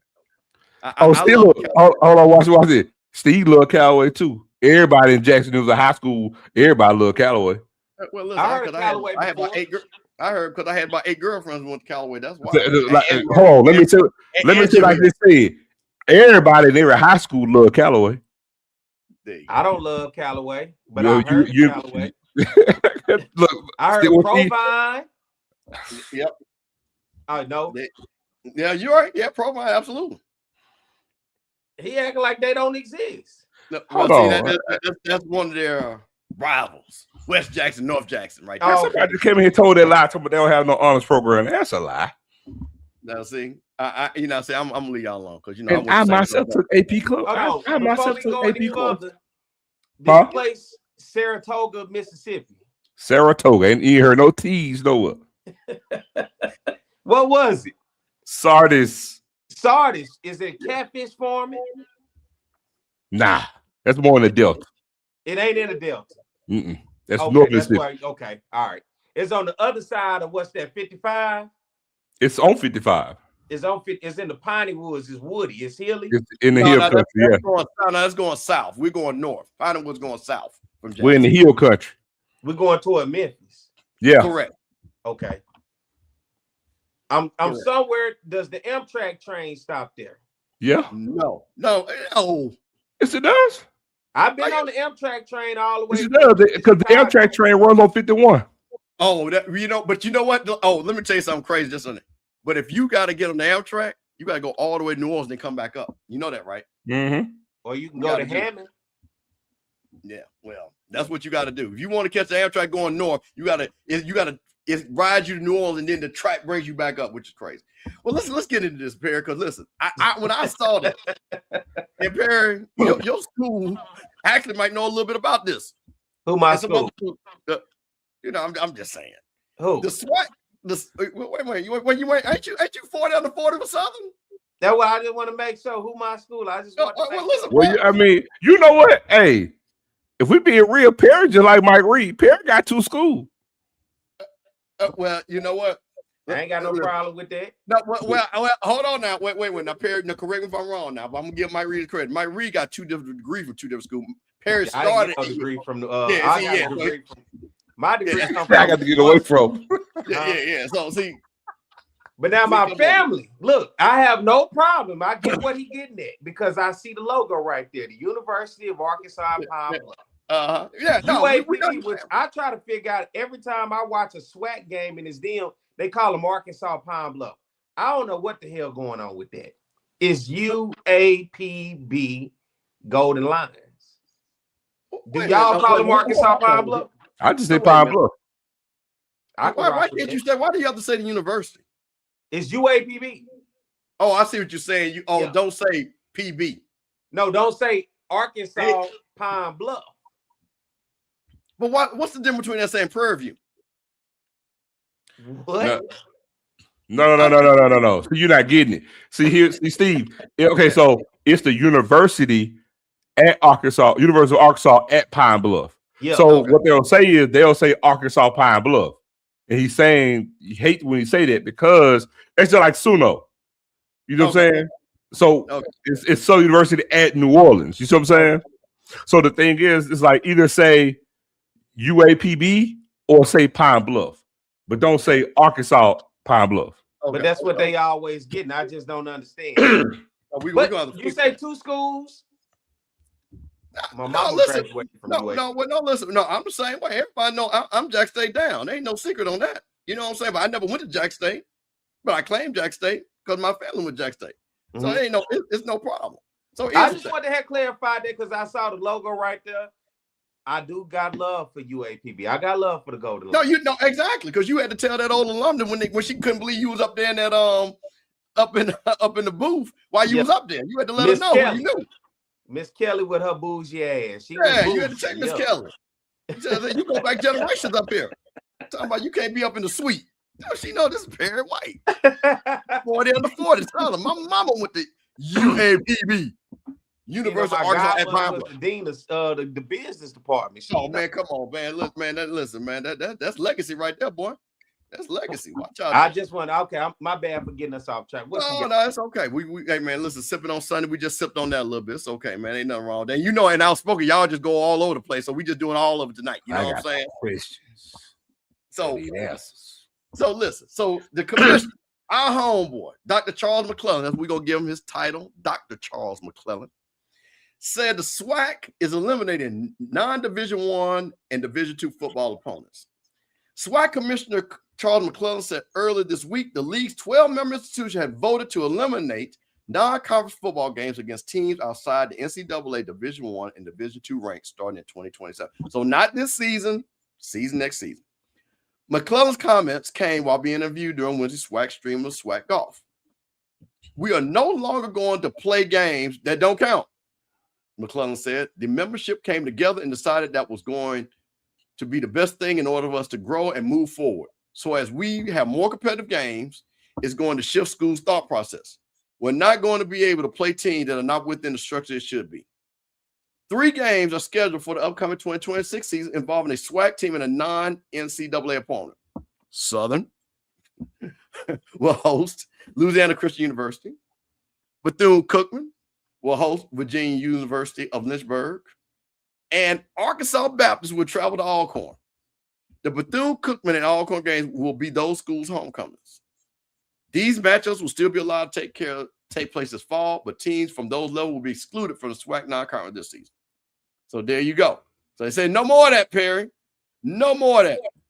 Perry, we're going to start with you. What do you think about this? Is this a good idea? Is he messing with y'all on money for homecoming? Or is this something we should have been done 10 years ago? Hell yeah, should have been done 25 years ago. You know, I call it the pass arounds. You know, it took Texas Southern playing this homecoming game to find out about Virginia Lynchburg. And then the call started to go around, the conversation started to go around the conference like, hey, I think we got us one. And they like, who is it? Virginia Lynchburg. Then UAPB like, well, tell them, hey, send me her number. Alcorn, send me her number. Southern said, hey, send me her number. And the number got around. Virginia Lynchburg got passed around. Then here come Lincoln University getting passed around. If we want to be something more, because I was really pissed that anybody remember outspoken about UAPB playing Westgate. Yes, why? Yes, you did. I remember that. I don't understand you want to play a game in which it's not going to count in the NCAA. When you go on ESPN, you're not going to find a stat. I never understood it. Now, but I do get the fact that our schools want wins during homecoming. And typically when we get these teams, when are they? They're homecoming opponents. My issue with that being a homecoming opponent was, let me have this this is an honest conversation. This is not to the FAMUs, the Jackson States, and the Southerns who can typically have average attendance, and even Alabama State, I throw them in there, that typically rank in the higher part of the FCS in attendance. But for the rest of the SWAC, when your highest attended game of the season is typically homecoming, why do you give your fans, when the stands is the most packed, the weakest game that you can find ever? Give them a game that's competitive with an opponent from your conference, because when you play these teams and folks showing up, the first thing they ask, who is that? Where they from? They got a band? I never even heard of them. Then you want me to come into the game and it's 28-0 with 7 minutes left in the first quarter. You know what we're going to do? We're going to come in, we're going to see halftime, and we're going back to the parking lot. You're not giving the fans the experience, nor are you giving them the competitive nature when you got the biggest crowd of your season. And for homecoming, for most schools, it's going to be your biggest crowd of the year. Next week, you'll go play the big name school when it's nobody there, but you rather play the big name school with no home field advantage. If I'm going to have the fans there, I want home field advantage, right? I want the most fans. And for me, I don't care about a visiting team bringing fans. In my whole, if it was my school, no matter the school, I don't give a damn if nobody over there cheering when you run out the whatever the case. Yep. You can run out the end zone. You can run out from under the stands. You can run out from your bus. I don't care if you got fans there.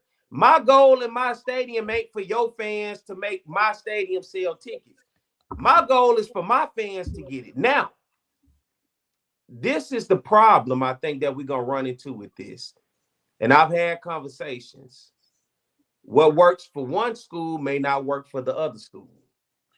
And when I say that is, in the way I look at this, I take Southern, for example. Last year, we played Mississippi Valley and Alabama State, which was conference, non-conference. This year, we got Louisiana Christian. So we have to eliminate Louisiana Christian. We already playing Alabama State. This year is a conference, non-conference game. And if we do not want to go in the direction of playing these Virginia Lynchburgs, these Lincolns, these games that don't count, but we want to strengthen our schedules, somewhere I see where they're going to try to probably formulate more games against the SIAC, where you're going to see a little bit more of the Miles, the Tuskegees, the Albany States, and all those other schools on the schedule. No, wait a minute, Perry, wait a minute, Perry. I want you to do me a favor. Wait, let me, because Perry just said, I need to listen. You're a very smart guy. Explain to them what level those schools are compared to what Dr. McClellan's talking about when you just said. So those NAIA schools or schools are sanctioned by the NCAA are completely different compared to schools that are considered where we are on the FCS level. And where the SIAC, the SIAA Division II. Now, those schools, some of those will be eligible if they can make it postseason into the playoffs, where they can compete for a Division II national championship. We saw Winston-Salem State do it in the past. We've seen Bowie State make it deep into the Division II playoffs. We've seen Benedict College when Chennis Berry was there making to the division. Albany State. Just to use that for reference. Now, for most of the SWAC schools, I can say 2 I know for sure, Southern and Grambling, ineligible for the FCS playoffs. Alabama State, because of the Turkey Day Classic, until further notice, ineligible for the FCS playoffs. But that does leave room if we're not going to play these non-NCAA teams, which are NAIA, or teams that aren't sanctioned by the NCAA. That's going to put us in a position where we're going to have to fill our void in our overall schedule. What we've seen in the past is some teams go FCS, where they, especially in my region of Prairie View, Texas Southern, Grambling, Alcorn, Southern, we've seen them take on Southland schools, right? Right. In other ones, we've seen, Zoe, you can attest to this best, Jackson State will go more Division II and take on one FCS opponent, which in the past we've seen Tennessee State. Last year we saw Hampton, Tennessee State rotating back on, but then you'll have those HBCU Division II teams on your schedule. Where I'm getting at, saying all of that is bringing it to people's attention. I think if that's the case, because I'm not big on going deep into the Division II HBCUs, but I am big on FCS matchups. And with those FCS matchups, now they can come in 2 different ways. They can come in a way where us as the SWAC can say, because we're doing away with this, and it seems to be tougher to fill voids and schedules, maybe we should increase conference games played per year. Now, that's one option in my opinion, because we're already seeing teams, when Jackson State and Grambling rotated off each other's schedule, they still played each other. Right. When Southern and Jackson, Southern and Alabama State, Southern and Valley, just in my neck of the woods, rotated off each other's schedule, we still played each other. So in my opinion, that gives room for conversation of, could we possibly increase the amount of SWAC games, conference games played each season, if at the end of the day, the end goal is SWAC Championship Celebration Bowl? Because strength of schedule clearly means nothing for me to go play a top 25 team or another FCS team. But now that's my other side to it, because there are some teams, like we saw Alabama State last year, that could be Prairie View next year. Let's say Grambling wins the SWAC West. Prairie View has 1 loss. That 1 loss is to Grambling. Prairie View sits at home, but they don't have a game Thanksgiving weekend. Strength of schedule, looking at their schedule this year, when you say it's pretty tough considering FCS quality. Absolutely. With Tarleton and Stephen F. Austin. Absolutely. You win some of those games and you do what you need to do in conference, and you end the season with 1, maybe 2 losses, you open a whole new door. We saw that with FAMU a few years ago with Willie Simmons there, right? They were the first SWAC school to make it to the FCS playoffs in over 2 decades, correct? Right. And they went to take on Southeastern. They lost in that first round, but then it's different strokes for different folks in this conference. And I'm just putting open the door, and that's to lead to both of you guys of what I'm saying. 1, I don't want to open the door to more Division II games just to fill in the void of those non-NCAA NAIA teams. 2, I would love to strengthen my schedule with FCS opponents, because for me, it matters for me. But 2, then I realized some teams not worried about the FCS playoffs. They simply worried about a SWAC championship and a Celebration Bowl berth. If that's going to be the case, we need to figure out what direction do we want to go in. For me, I think if it's going to be that direction, we need to increase conference games per year and fill in those voids of those games. Because if you're a coach and you on your hot seat this year, and the AD come to you and say, what games you want to play? You're going to most likely pick some easy games to boost up your win totals, right? Am I lying?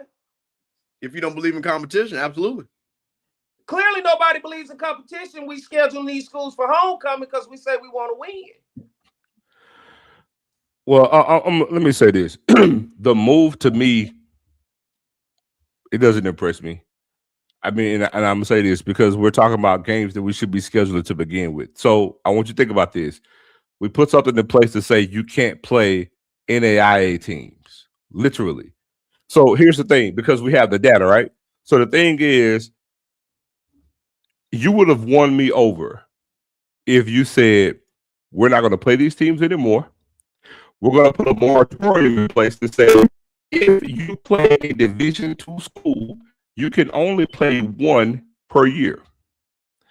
Also, you can no longer play a conference opponent as a non-conference opponent. Now you got my interest, because just like Perry say, I think it's an excellent idea, because we don't care about nothing else. Let's just go on off with the malarkey.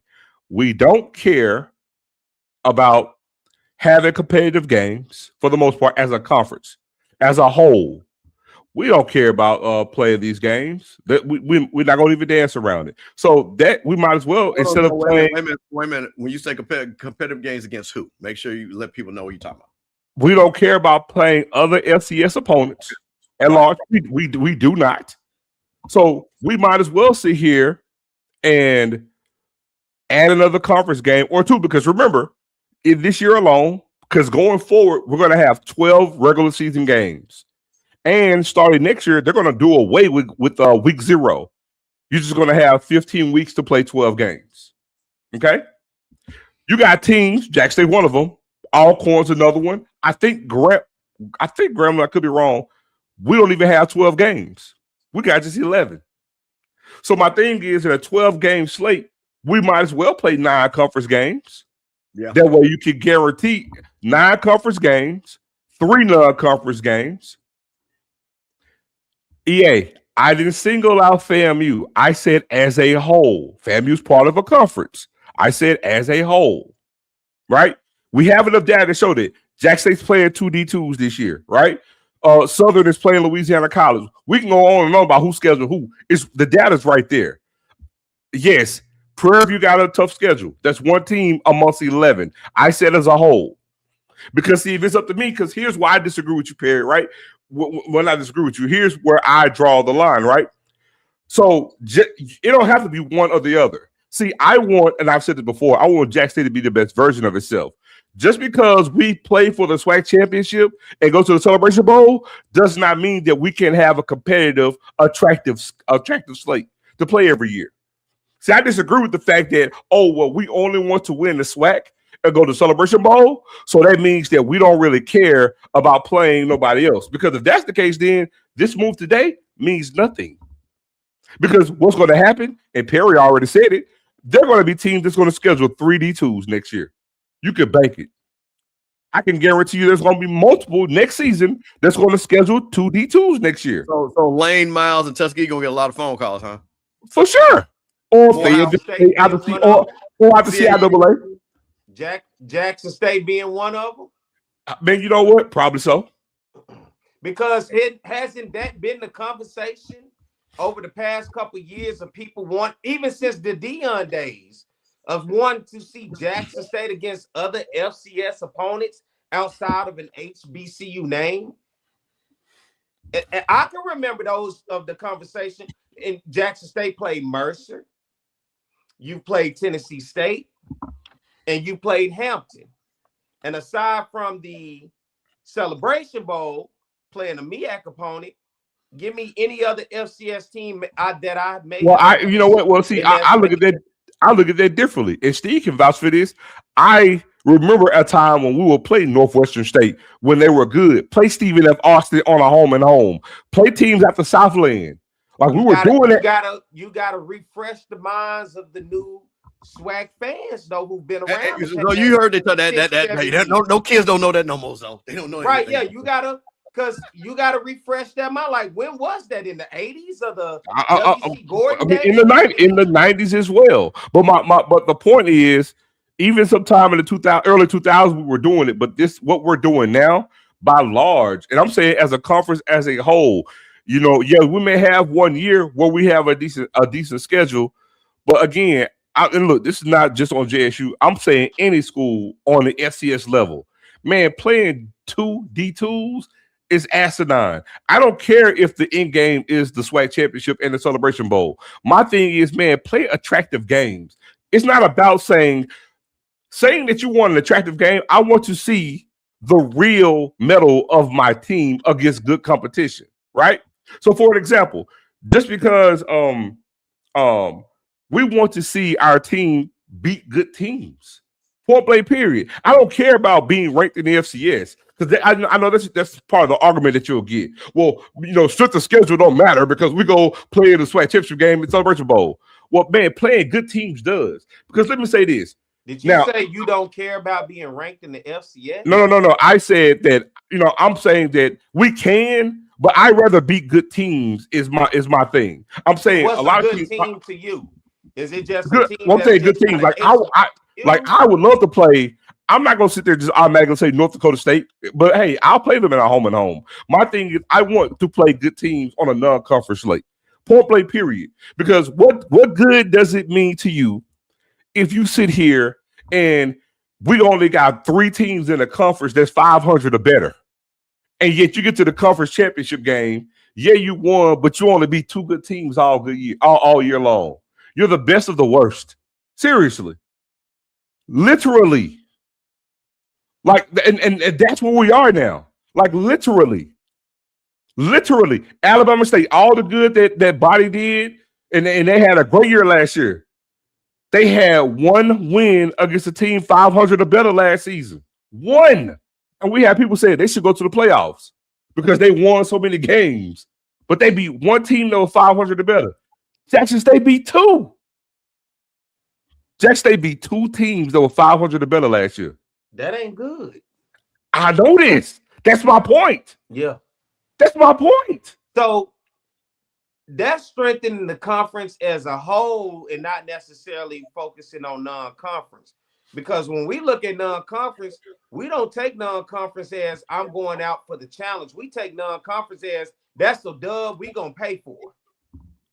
That's the one we going to pass around once again. You know it, I know it, you know it. Here go a number. You holler at it, I'm telling you, you got it.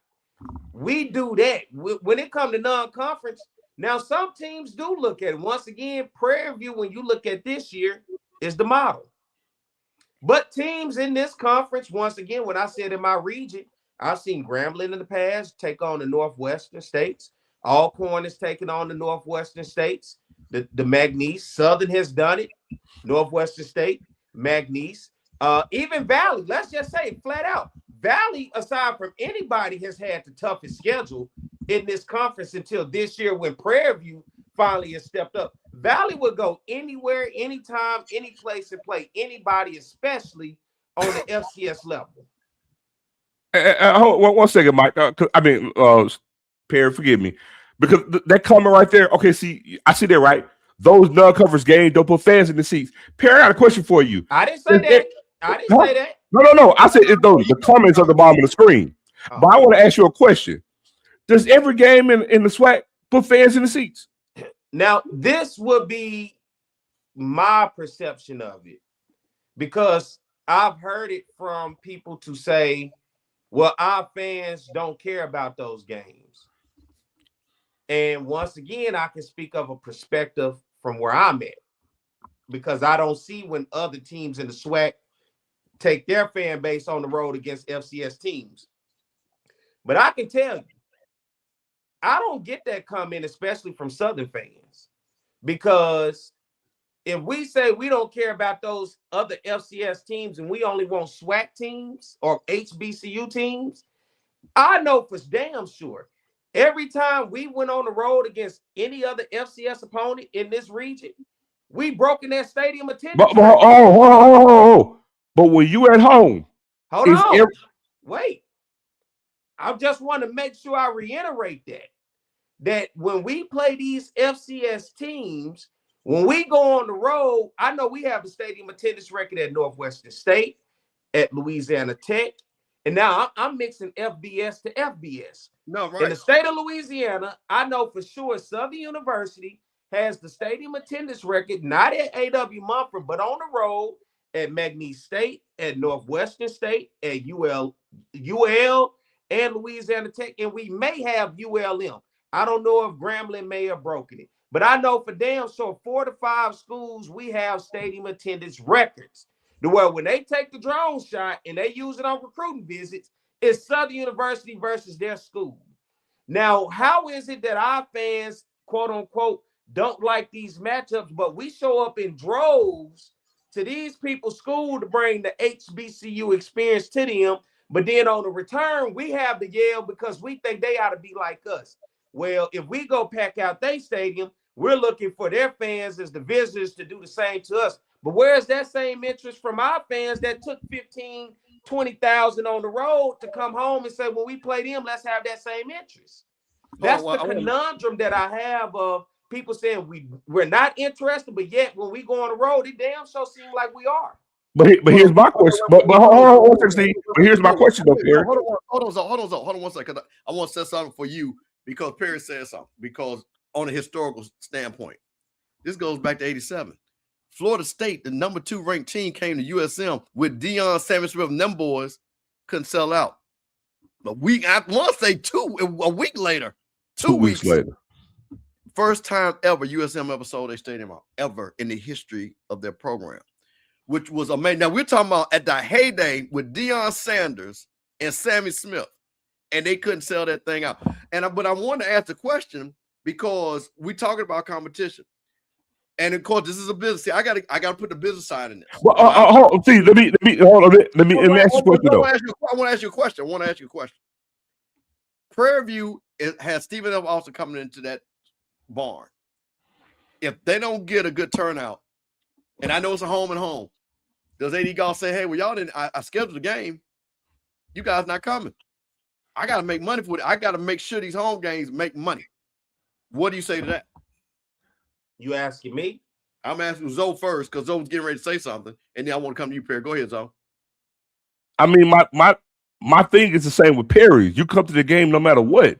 My thing is you gotta do put boots on the ground, do what you need to do to get asses in the seats. But the point that I was getting at, I wasn't even going in the direction that Perry was, though it was a magnificent point. But Perry highlighted Southern going on the road, right, and taking fans there. My thing was to the point of the statement was, well, those non-conference games don't put butts in the seats. But my thing is, Jackson can play Valley. It ain't put butts in the seats in Jackson.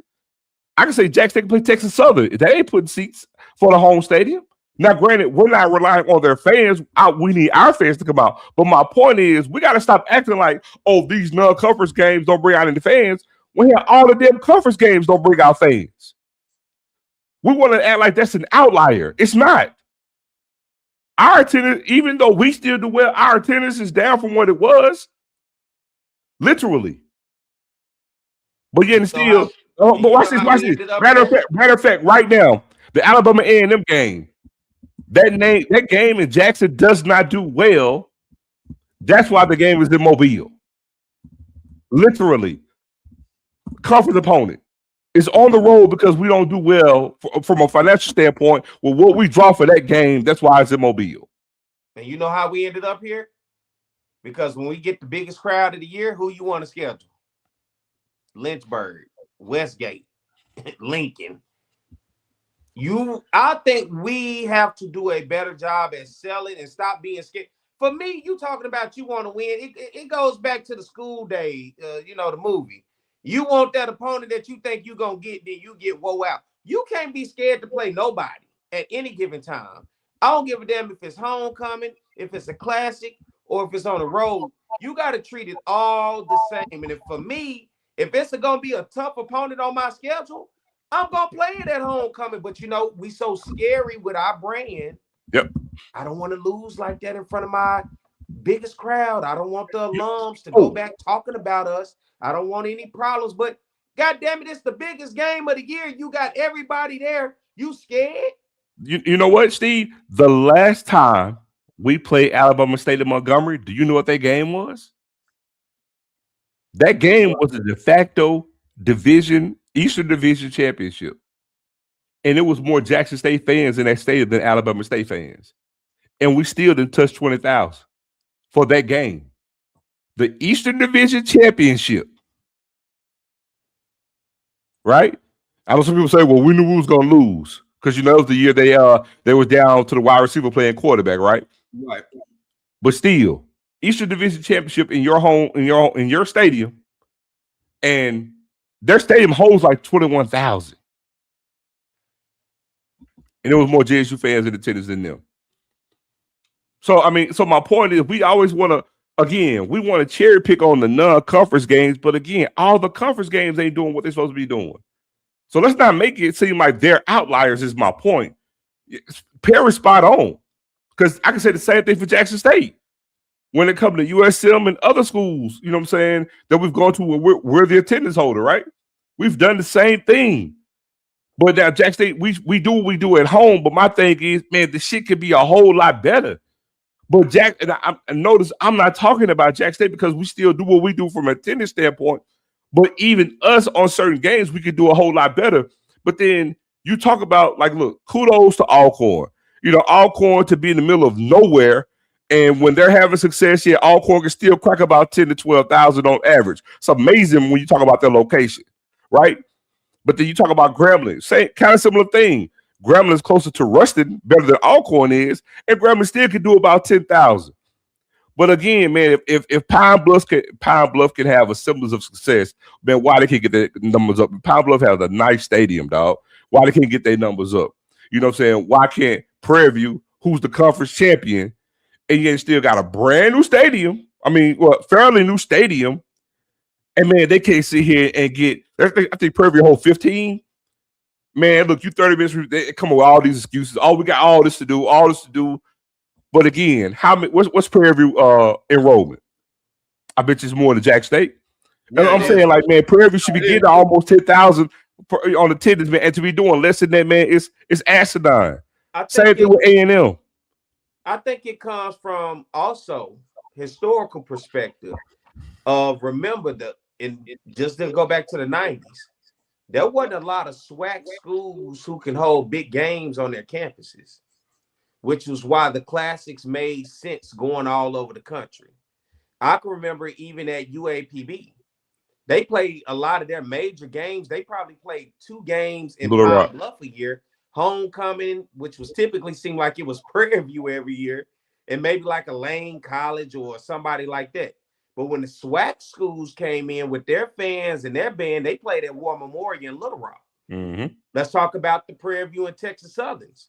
They wasn't playing on home campuses, except if it was a game against a team, you know, that was nobody going to show up. But a lot of times you got those games in Reliance Stadium or in some local high school stadium that was big enough to be able to hold those crowds. The same can be a test for a lot of schools, even Alabama State, where they used to play the Crampton Bowl, wasn't it? Mm-hmm. In Montgomery, because they didn't have that on-campus stadium. We've seen what that on-campus stadium looks like, the same way Jackson actually does have field where fans can show up, where you did your spring game, the same way Tennessee State actually has a stadium. Texas Southern actually have, but you see the size of those stadiums. And I say that to say, when you go back in time and we talk about attendance, those games weren't heavily attended. One of my boys at Prairie View told me, in a sense of looking like this: with the stadium that they have now and with the student body that they have now, they're trying to get students into coming to the games. That's working on the student body. But think about 3 decades of fans who didn't give a damn about a Prairie View game on Saturday that were students and alums. They found something else to do. It's hard all of a sudden to turn those 3 decades of fans that never gave a damn about Prairie View football, to turn them in 2026 to now give a damn about Prairie View football all of a sudden. Man, so Perry, you were eating, Perry, hold on, let me cut you off. You were eating dinner, and you know, I know you probably didn't hear the show. We literally talked about this earlier, about brands, how important that is, building legacy. But proceed. Because Southern and Jackson State FAMU, you'll have 3 decades of families saying, my grandma brought me to the game. My dad then brought me to the game. Ooh, we've been season ticket holders to this game, for my entire life. There's a difference of being able, and then those, have you paid attention to the schools that can say that? They had the stadiums where they were able to have those attendance numbers over the years with good programs. And the lineage went to where it became a thing where Saturdays are a holy obligation to show up to go support those teams, because guess what? It's in your bloodline. Your grandma and your grandpa brought you. Your auntie and your uncle brought you. Your mama and your daddy brought you. Your cousins brought you. Your big brother, big sister brought you. That was a thing. So for a lot of schools, when it comes to attendance, It's just a missed point of decades of years of one, not having a stadium on campus that really was suffice when you're talking about holding crowds, and two, having a brand and product of those days that brought families like how we see with the big game. That's why we call it the Big Three. Grambling, although they are a name, they not a Big Three. Jackson State, Southern, FAMU. That's the Big Three. Bama State on the bubble because the stadium that they get now, that they have now. But you say those teams, and if you talk about any three of those teams, you're going to talk about families of lineage of years going back of guess what? What they did. RVs, tailgates, season ticket holders going to the game. There's a lot of schools where you don't have that lineage or that connection to football where you look for it now in new age days that you would think you would have it, that they missed decades of being able to build those relationships with those students, alums, and fans. And let me ask you guys a question, because you made me think of something, both here. And Perry, we literally talked about this because shout out to my Prairie View folks, man. Just a quick reset. It's Mr. Campbell. It's Zoe Phil. Perry White is in the building, sipping on Sundays on a Monday on the Off Script Network on the Rocky Miller channel. Man, we appreciate all of you all, man. Please hit the like button. Please hit the subscribe button, man. But I want to ask you guys, because somebody said something in the chat about the knowledge of the fans. And somebody's a football fan. You know how you'll see a matchup, the Big Ten versus the SEC. You know what I'm saying? The Pac-10, back when it was Pac-10, playing the Big Ten and things like that. Is it because we don't have knowledge of the other FCS conferences? If I went in to say, hey, listen, I want you to name who won the Southland or this conference or that conference. Could you tell me who their champion is? I'm telling you, 99% could not. It plays a role. Yeah, and I think that's the reason why, because we don't know these schools and we don't know how big the matchup could or could not be because we've never interacted on that level. Because you guys know this. In HBCU football, and Perry, like you say, you got your black school and then you got your Confederate school. That's the way it is. Them FCS school, we don't know who they are. But you know what? Hold on. I'm gonna let y'all hold on, because I will never forget when Jackson State would play Georgia Southern all the time, and they had Tracy Ham, one of the most amazing option quarterbacks of all time, and I mean he would run Jackson State nuts. And I'm telling you, this is back when seasoned football fans, and we were like, who the hell is this? Georgia? Who did they play? And I'm talking when people cared about football, we didn't know what Georgia Southern was and what conference they were in. We just knew Jackson had to go over there. They had that bomb squad, and Tracy Ham would light their ass up. So I'm just asking, is that something where that's also a problem? I just want to pose that question to you two guys. Well, here's the thing. I'm glad you mentioned that, Steve, because you know what? I'm going to show you the dichotomy to that, right? Go back to when Prime was here at Jack State. I want you guys, if you can remember, because I remember vividly, there was a buzz. We made a change in our schedule in the summer of Prime last season at Jack State. Do you know what that change was? What was that? We added Campbell to the schedule. Oh, yeah. Oh, absolutely. Yeah. Now, watch this. And watch this. Because this how I can show you how I can prove people wrong. We added Campbell. The coaches we're talking about, Mike Mitchell was the head coach at Campbell. And Campbell doesn't even have a good football pedigree or good football history, but there was a buzz because Campbell, for that one season, they had supposedly won the best recruiting class in the country. They were number one. We were number two. And they were actually, in this season, started off pretty well, right, from a one-loss record standpoint. And there was intrigue for that game for that reason. And so there was a buzz. It was Jack State homecoming, but it wasn't looked at as homecoming. It was a buzz about the damn game because of who it was and what they represented leading up to this game. So my point is, it wasn't Mike Mercer, was it? Mike Minter. Mike Minter. And that was, I want to clarify, when I had talked about y'all, I said Mercer and I meant Campbell. I'm glad you clarified. Yeah, Mike Minter. Yeah. So the thing is, play with the Carolina Panthers, play DB.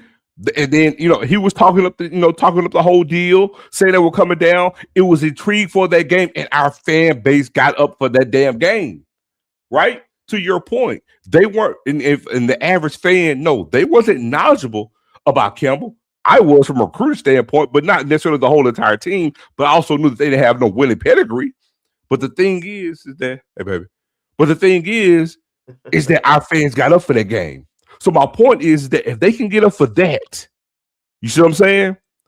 You can get it for other games. The thing is, it's low-hanging fruit. Yes, we get it. These are built-in traditional things when it comes to playing, our conference foe, or even if we go across the MEAC, if it's an attractive game, right? I get that. That's built-in stuff.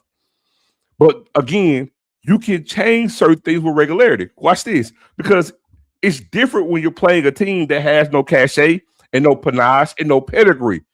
Even a fan that's not knowledgeable can tell you who North Dakota State is. There's some names they've heard of because they've been winning. Yep. So my thing is, if Jackson State were to sign a home and home with North Dakota State, and on the first game they were coming to Jackson, man, please, it'll be plenty of buzz for that game because it'll be the first time they're coming into the Deep South to play a game, right? Then on top of that, they're coming to Jackson State. It's who it is and who we are. That game will be attended well, and our fans will get up for that game because it's a buzzworthy game. Now, to your point, if we're going out here and we're playing Cal Poly, that's a different animal. You know why Campbell was the game that it was? You scheduled it for homecoming. If you want to buzz against an FCS school, you can't schedule it as a regular game unless it's an HBCU. You're going to have to put it, once again, as I continuously say, in front of your biggest crowd of the year, where it's going to be buzz anyway. We clearly get buzz against Virginia Lynchburg and the Lincolns. You want the biggest crowd to show up of the year for those. But if you're going to want the buzz of an FCS opponent that's a non-HBCU, it's going to have to be homecoming. That's going to create the buzz. Other than that, I promise you, our fans are not knowledgeable. I promise you. That's a damn good point. Some of us are, but the average fan want to know, whoever we playing, do they got a band? And is they band coming? Oh, they ain't got a band? I may not even go in the game. If we're going to play those the North Dakota State would have to be Jackson State's homecoming to get the buzz that you want. Yep. Because hey, and here's the crazy part. Right now, as we speak, there are tons of Montana fans, Montana State fans, and North Dakota State fans wanting and asking to play a home and home with Jackson State. Right now. How many times do you think our schools say no? All the time. Right. Because hold on. Let me remember when UAPB went on the road to South Dakota State a few years ago before COVID? When Cedric Thomas was the coach, you remember they got whooped 90-6. Yeah. Do anybody remember that? Oh, but you know what? I got to give Southern kudos to guess what? Southern actually had South Dakota State come to Southern a few years back. That was in the early 2000s? It was like in the early 2000s. I want to make a point though, because like I said, my ADs is texting me saying, now listen, we're not scared to make these games, but here's the problem, and we got to make it balance. AD, we talking fam, you AD. No, I'm saying some ADs are texting me. Oh. They're watching the show, I can't say who, and they're saying the problem is who's going to go where first. And that's the thing. No, hold on, listen, this is legitimate. Because they scheduled the game. I already know. I already know this. I already know the majority. Look, I know the majority of the time. They have gotten burned by that. But here's the thing. But guess what? He who has leverage has control. You either get the game that you want or it don't happen. Well, this is so period. So he said, then Jack said, well, it was the whole thing. And you can talk about this because after I was like, yeah, y'all come here first. We'll go up there, but y'all come here first. And the whole argument, who should go where? You ain't gonna never make no money scheduling the white FCS schools at your home. You ain't gonna never make money unless you do it homecoming. Simple as that. That's the only way you're gonna create the buzz, because why the HBCUs, particularly the SWAC, has led attendance for 40 plus years. It ain't necessarily always the home attendance of all these teams. You factor in these classics. These classics bring in big numbers because of the matchups. But when we get to at least the decent crowds that aren't the homecoming crowds away from the big three, the Alabama A&Ms, the UAPBs, the Texas Southerns, the Mississippi Valleys, the Bethune-Cookmans, guess what? The only game that's going to draw is going to be homecoming, and you hope somewhere down the line you draw somebody that's going to bring a band to your stadium. It don't care about if they're a top 25 team. Our fans can care less about the quality of football. We have led attendance in FCS because the HBCU atmosphere. It ain't the quality of football. It's the atmosphere that comes with it. It's the D9. It's the music of the DJs. It's the bands. That's what draws. We can't get it confused as though we led FCS attendance because the quality of football. Oh, for sure. That's not it. It is the quality of the atmosphere, and that's simply what it is. All right, guys, I want to pivot to this because, like I said, I know, and Prairie, we appreciate you having us on. And like I said, again, I heard your fiance, so I don't know how much longer I got, so I want to make sure we definitely talk to this. Oh, you good? I got a fiance. Okay, well, listen, I want to make sure, because this is really important right here, because Perry, you and Scott have talked a lot about this, and I found this in so. Dr. McClellan talked about the SWAC TV. In the first 8 months of existence, SWAC TV has lost 55 million minutes watched, over 2.5 million unique visitors, and roughly 580 million impressions across platform, according to McClellan in his conversation. The commissioner framed the network's origin as equal part vision by the conference and cultural timing. As corporate diversity, equity, inclusion commitments shifted in the post-George Floyd landscape, SWAC redirected partnership dollars into media infrastructure to develop the network. Those corporate partners are putting those dollars in the media, McClellan said. So it was a kind of a godsend that we shifted to media. When we shifted to media, we've been able to hold on to them because of the media coverage. The network launched with football, added volleyball and soccer. By year 3 of the strategic plan, McClellan expects all 2,080 SWAC sporting events across 12 institutes, 18 sports to be available on the platform. To give our students this platform for mothers and fathers and grandmothers, grandfathers, aunts, babies to see it. But now here was the thing. I found it. McClellan pushed back on reporters and fans who labeled the platform as a streaming service. Yes, this is digital, but this is far from streaming. This is a legitimate television network, same as ESPN Plus. It's Paramount Plus, he said, and that a fast channel launch on Roku Pluto TV sits aside the conference 3-year plan with the full cable network. We all talked about this, but I'm going to sit back. By the way, can you do this for me, Mr. Campbell? What's that? I want you to do this, and can you put it on the screen? Do you ever use ChatGPT? I have, yes. Are you able to use that while we're doing this right now? I can do it right now, my brother. I'm gonna type in the amount of views per minute that they saying the SWAC has. Okay. And ask ChatGPT, is that good for a network platform? Okay. What's the total number? It said 55 million viewing minutes. 55 million. That actually comes to ChatGPT is 55 million viewing minutes, a great number for a streaming platform or a network platform. They actually come to 916,000 hours.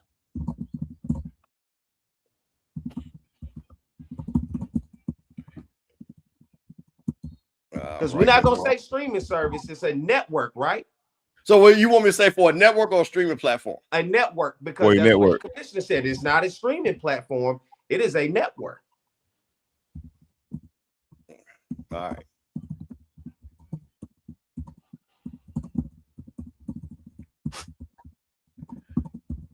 Doing that right now. Let's see. You might have to clean up. Let's see here. It's 55 million viewing minutes. All right, here we go. ChatGPT is giving us our answer. Shout out to ChatGPT. And this is what ChatGPT said. Here we go. There you go. Short answer is yes, that's actually very solid, especially for a conference level or niche sports network like SWAC TV. Here's how to put those numbers in perspective. 2.5 million unique visitors. That's your reach. For a conference like the Southwest Athletic Conference, that's a big audience footprint. You're not just talking alumni, you're talking about pulling casual viewers too. 55 minutes watched. That's engagement. Divide it out. 55 million divided by 2.5 million is 22 minutes per viewer. That's actually strong. That's called sticky in the business. It means people aren't just clicking, they're sticking around. For comparison, a lot of digital sport content struggle to hold viewers beyond a few minutes unless it's live games. What this signals overall, the content is discoverable. You're reaching millions. The content is sticky enough. Double-digit average watch time. There's real monetization potential. Ad sponsorship, NIL exposure. Reality check, though. It's good, but not elite national network level yet. Major networks like ESPN deal in billions of minutes watched. But SWAC is competing with that. It's competing with other HBCU and mid-major conference content. Bottom line, for SWAC TV, those numbers are strong, growing platform, and very attractive to sponsor package right. There you go. I wanted to make sure that was elaborated in a way that people could get an understanding of before we dove into it, that what those minutes mean, because although you put those minutes out there, people don't know what those minutes mean overall as a value. I agree. What is it? And this is the thing, listen, man, I'm gonna say this. And again, I know the commissioner has had his issues with this channel, but this is Sippin On Sundays, Mississippi boys, Perry White in the building. I mean, listen, we here just talk about the business. We ain't here to talk about who, name, whatever. I'm gonna give listen, for what he's done, and of course we know it can get better. And I know they've been talked about and things like he's talked about it. But this is impressive considering what other FCS conference has this. And I think that's what ChatGPT is saying. Who else is doing this to this level? And I got to give McClellan, Dr. Charles McClellan, respectfully his name, and the commissioner, I got to give him a lot of credit. And I think there are opportunities, because here's my thing. And I said this to Sid and things like this, to Perry. You got the Jaguar Journal. Jaguar Journal needs to be on SWAC TV. Sippin On Sundays need to be on SWAC TV. Ken 1400 Club need to be on SWAC TV. People that are representing the conference, they're filling those gaps in time. They do it on the SEC network. They do it on the SEC network. They will be nervous of shows like this coming from platforms, those different platforms. There is not a direct control of the content.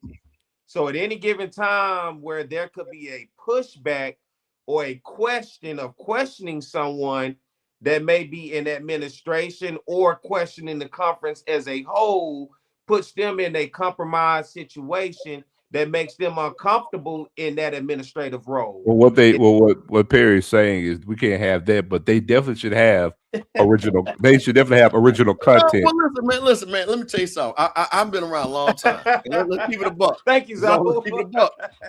Listen, if they gave us the outline of say, hey, this is what we want you to do, it's no different Paul Feinbaum, and you paying us, bro, we can hit the mark and still make an impact. If you paying us, that's the part. If they paying you, but guess what? Even outside of that, they should have original content for every school on that platform, and you don't see it. So basically, you should have a Jackson State show. You should have a throwback show about teams and players and coaches in the conference. Nothing. You should have a Southern show, FAMU show, Prairie View show, UAPB show. Hey, you could go into the whole thing from a historical standpoint of how each team got their colors and their mascots. You should have so much programming about each member institution that it ain't even funny. Nothing. Hey guys, this is Rock. Hey, I'm listening to you guys, and I got a question for you guys, because I'm glad y'all having this conversation rather than another conversation about how to grow the game. But I was just gonna say this. I'm gonna say my comment anyway and just get off, right? And I'm gonna ask y'all a question at the same time. I think HBCUs has maxed out on culture and things related to culture and attendance, that cultural experience that it is. I think it's maxed out on it. I think it's time for them to invest seriously into the football and the sports aspect of it, because that's where I see the growth. Like I was at Rocky. Now Perry, Rocky. I was at homecoming with you guys. Rocky, what's up? Break down maxed out to me before you go any further. When you say you feel the HBCUs, and when you say HBCUs, remember, the outside world, all of us, they don't know the difference between Jackson State and Edward Waters and Johnson C. Smith and Southern University. They think we all the same. So they don't know about the SWAC, MEAC, SIAA, SIC. So when you say maxed out, are you talking about a particular conference? And when you say maxed out, what does that mean when you say that? So what I mean by maxed out on a cultural experience, I'm saying this, right? When I went to the Southern homecoming, I told you, Perry, it was the greatest cultural experience that I've ever had in my life in any way, shape, form, or fashion. Like when you talk about the black people, the black excellence, the food, the culture, the entertainment, the camaraderie, I don't think there is another experience that is more richer than a HBCU homecoming or HBCU football game and event. Like, I don't think there's more culture in one place than a HBCU football game in the middle of the fall, especially at homecoming. That's what I mean by you guys have maxed it out. You guys created the most amazing experience that a black man can have in America. That's what I mean by it. I don't know if it's maxed out because it's different strokes for different folks. It can't get maxed out. You can get that type of environment week in and week out for a home game. For Texas Southern, you may get it 1 week out of an entire season for one home game. I think it's in the same to be said for Jackson compared to Mississippi Valley. I think it's different for different folks. So what I mean by maxing out, I think you've grown the game using that as a draw the most you can. You've created a game. You've created a situation where these schools have tremendous participation during homecoming, regardless of the matchup. And I'm saying now it's time for them to start leaning into the football and making that the center of what's happening. No. In the game. No, not even by because that. No. What do you mean? What could they do? I'm tell you, no. What could they do to grow the game culturally? What could they do to grow the game culturally? Culture will never be maxed out. Now I understand clearly what you're saying, Rocky. Listen to me good. The culture can never be maxed out. So here's the thing: the SWAC, as we all see it, wasn't the culture's always been there. The football matched the culture at one point in time too. I was alive and I've experienced it, right? So the thing is, what you're saying, I get what you're saying. You would like to see the football be on par with the culture. I get that, but the culture ain't maxed out. Because just like you just came to the party a few years ago and you said it was a great experience I ever had. Guess what? There's generations of other black people who haven't experienced it yet. And so you still want to package that culture like what it is. It ain't ever changing because it's in every person that's there, and it's just oozing out of us, right? But the thing is, to your point and what you're trying to say is, you want the football to match that, because if the football matched that, then guess what we did? All we've done is we went back to 1980 or 1970. The only difference is we got social media and all these cable platforms. Because again, I lived this in the 80s and the early 90s. The culture in the football, it fit. It did. There are plenty of people in the comments who are my age and older who can tell you this otherwise. Like, I've been to the vet with a sold out vet. I've been to the Valley in all-core game when it was on Sunday. Closed circuit TV throughout the whole entire state. I was there. I witnessed it. Seeing Jerry Rice. So again, these highlights, I'm 47. I lived and I was a part of it. So what I'm saying is the culture is there, right? It ain't ever going down. That shit ain't never going away. I can tell you right, and it don't need to. It don't need to. So let me ask you guys this. Let me ask you. The culture, Rocky, is simply what it is. It's unfortunate what I'm about to say, but it's never going to be simply about the football, ever, on the HBCU level.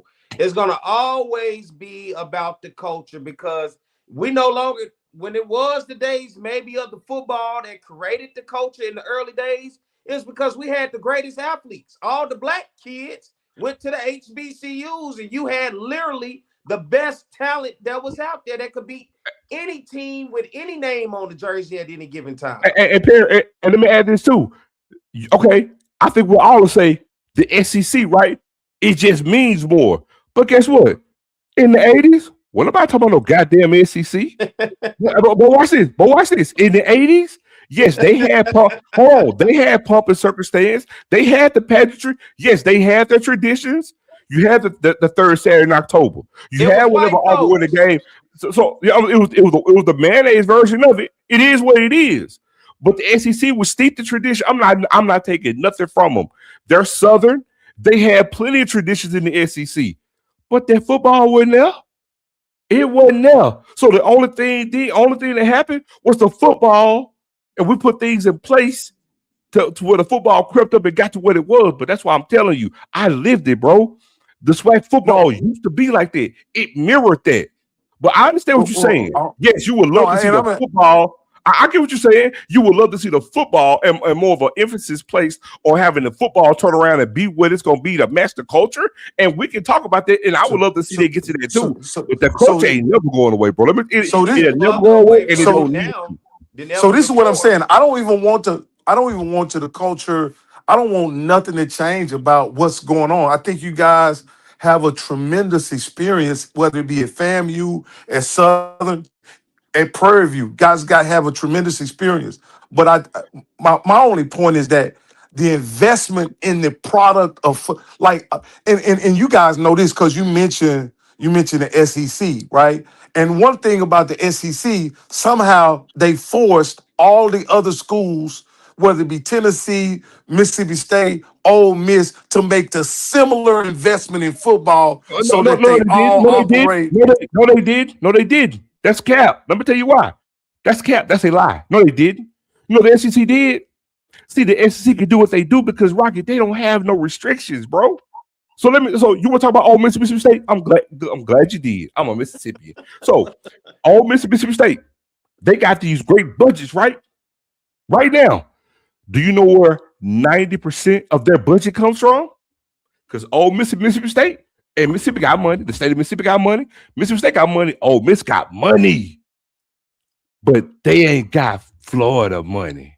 They ain't got Texas A&M money. Do you know why?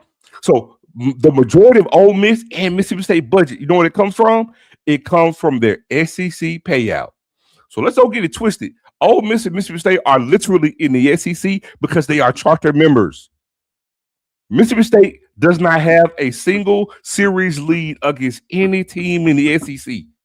They are literally the Valley of the SEC. And I can't even say that because Valley owns some series record against a few teams in this conference. But Mississippi State has zero. But are they serious about football is the only point I'm saying, so. You know what? I mean, haphazardly.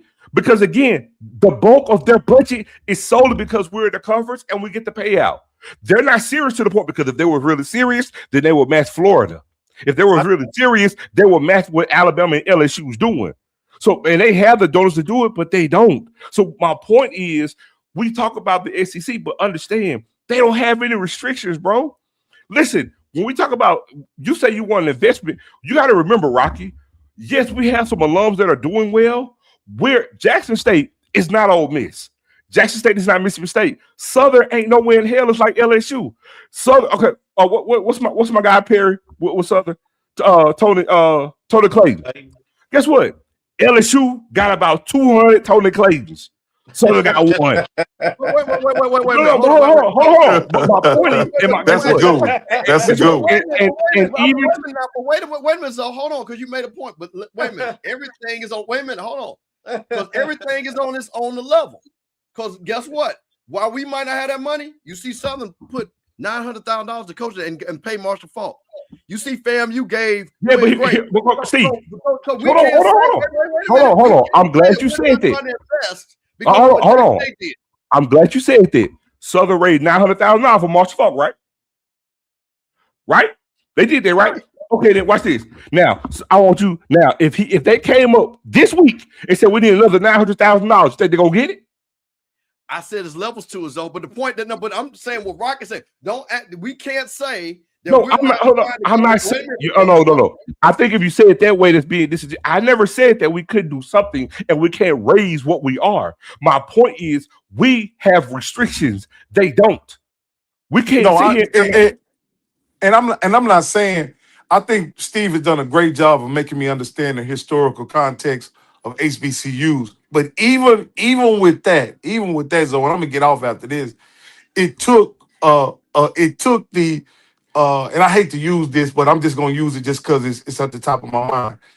It took Coach Prime being hired by Jackson State for in my opinion, for the Jackson State fan base to be reinvigorated about football again to really just go into their own history, go back to their own history of being great in football. It wasn't. You guys always say Prime didn't invent nothing. He didn't bring nothing new to Jackson, and I agree with you guys. But were you guys serious? And I'm gonna get off after this. Were you guys serious about football before Prime got there? And I'm done now. Oh, very much so. And I would say this. No, Prime didn't reinvigorate Jackson State fan base in regards to giving, because if you go back to Coach Prime's IG account, which is there right now, if you could gladly go back to about 3 years ago, on the day that he had that great press conference, right, that went viral, I want you to go to the very next day. The very next day. I could paint it for you. He was on his lovely little go-kart that had Coach Prime on it. He drove to this little building. He met up with with Ashley Robinson. He gets out. Ashley, what is this you showing me? Ashley wrote out some blueprints. Oh, this is gonna be this, and this is gonna be this, and this is gonna be this. That was already in the works before Prime got there. So what I'm saying is, yes, Jackson State was doing things before he got there, bro. It's just that, you know what? Because HBCUs, when they move, Rocky, they move in silence. We don't advertise all of our moves like LSU does. We don't sit there on everything that we do. Now, I can't speak for every institution, but I can tell you they move in secrecy sometimes on a lot of different things. Not even HBCU, though. Huh? Deion Sanders did. No, I'm not. Hold on. I'm not. I know. I'm not saying that he. I'm saying that he didn't reinvigorate the fan base. That the basis of our giving was because he got hired. Did he bring on some other? Did he actually reinvigorate something? Yes, he did. What I'm saying, but the question was asked: were we giving and doing things beforehand? Yes. Yeah, of course. But there's something that make me want to give a little bit more when we pass that collection plate around one more time. Yes, hold on. I can speak. Sanders in the The thing that Deion Sanders really changed at Jackson State was day-to-day operations. I'm telling you, the main thing that he changed was the culture and how we handle business and what we do from a day-to-day standpoint. That was his greatest asset to Jackson State, because those things are still in place right now. I'm telling you. Let me get back to the football facility. He got your. He didn't get a football facility. Huh?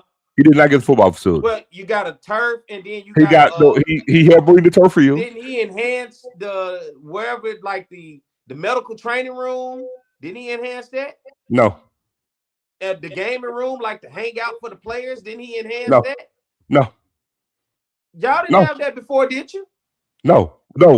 That's what I just told you. That building, that whole thing was already in play. It's on his IG right now. In play, but he sped it up, because I know the damn Southern University Alumni Center been in play for 30 years, and I ain't seen it yet. But I know if we get somebody in the right position at the right time. No, Perry. No, Deion Sanders did not speed none of that up. Deion Sanders he helped bring the practice field. I can tell you how that happened. He helped bring the practice field. The turf. Y'all on airplanes flying Delta, wasn't it? Was it Delta or American he had to deal with? I mean, he enhanced some things. I didn't say he didn't do anything, Perry.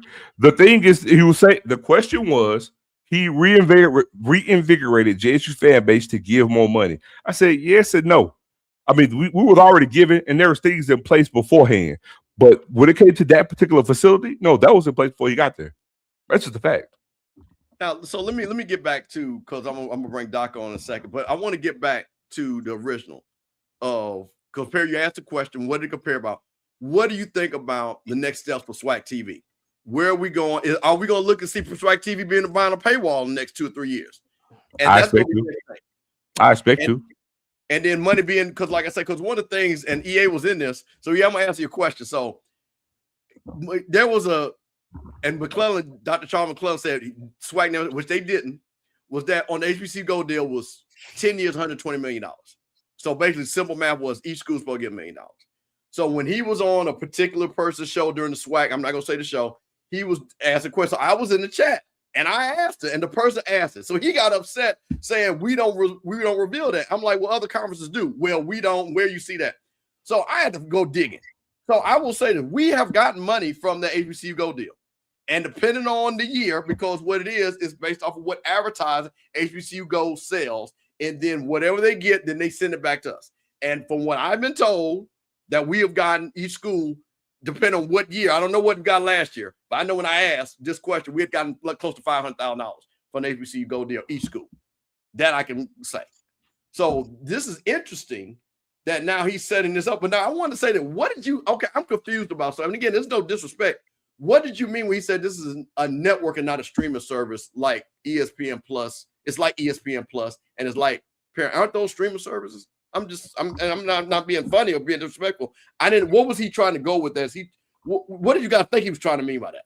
Let's Google what's the difference between a streaming service and a network. I mean, we just got to lay it out for the people. You know, I don't want people to think it was just my opinion. Right. But I think it's best the same way when you chat GPT that to give people a better understanding. It's best to put what's the difference between a streaming service and a network. Let me go, man. Let me make sure I look at this quote. And the doc, I'm gonna bring up in 1 second. Hold on, let me look at this. He said, McClellan pushed back on reporters who have laid a platform streaming service. Yes, it's digital, but this is far from streaming. This is a legitimate TV network. Same as ESPN Plus. Okay, so I guess. What's the difference between a streaming service and a legitimate programming network? Let me, matter of fact, hold on 1 second. Because oh, man. Hey, I'm just going to come on and say this. A streaming service depends on subscribers for the majority of the income, and the network depends on ads and sponsorship revenue. Okay, Rocky. I see what he did. Okay, you know what? So I'll accept that. So answer. that's why. That's why I believe he said that. People to see. Yeah. Now I'm pulling it up. But you know what, though? I'm smart enough to understand. You know what? If in great words of Steve Rogers, I understood that reference. I did. That's Avengers. If y'all know, that's the old Avengers. I love that. I think he probably said that. So loud. I think he probably said that because he has brand deals in the works, that if he switches over to a streaming service, which means that he would be behind some type of paywall, that would affect his business model with those. Because ultimately, if you have an advertiser that's buying advertising package from you, you don't want a paywall in between you and the advertising you done purchased. You want to get that advertising out to as many people as possible. And the way that you do that is eliminate the paywall. What do we have here? You don't. You can see that? Go ahead. No, go ahead, Perry. I thought you were saying something. No, I was wondering, I said, what do we have here so you can inform the people on what it came up with? So Rocky basically said that television. But here's the thing about this, which is interesting though, because again, it's not free. Because again, cable, you pay for cable to get access to ESPN. So that's interesting on that. A traditional TV network, they use ESPN scheduled programming delivered through cable satellite broadcast signals, funded. But here's Rocky's point: funded by ads and carriage fees. Cable providers pay to carry them. Limited by channel time slots. Streaming service like Netflix or Flow Sports. Look at that. Put up Flow Sports. Shout out to ChatGPT keeping it real.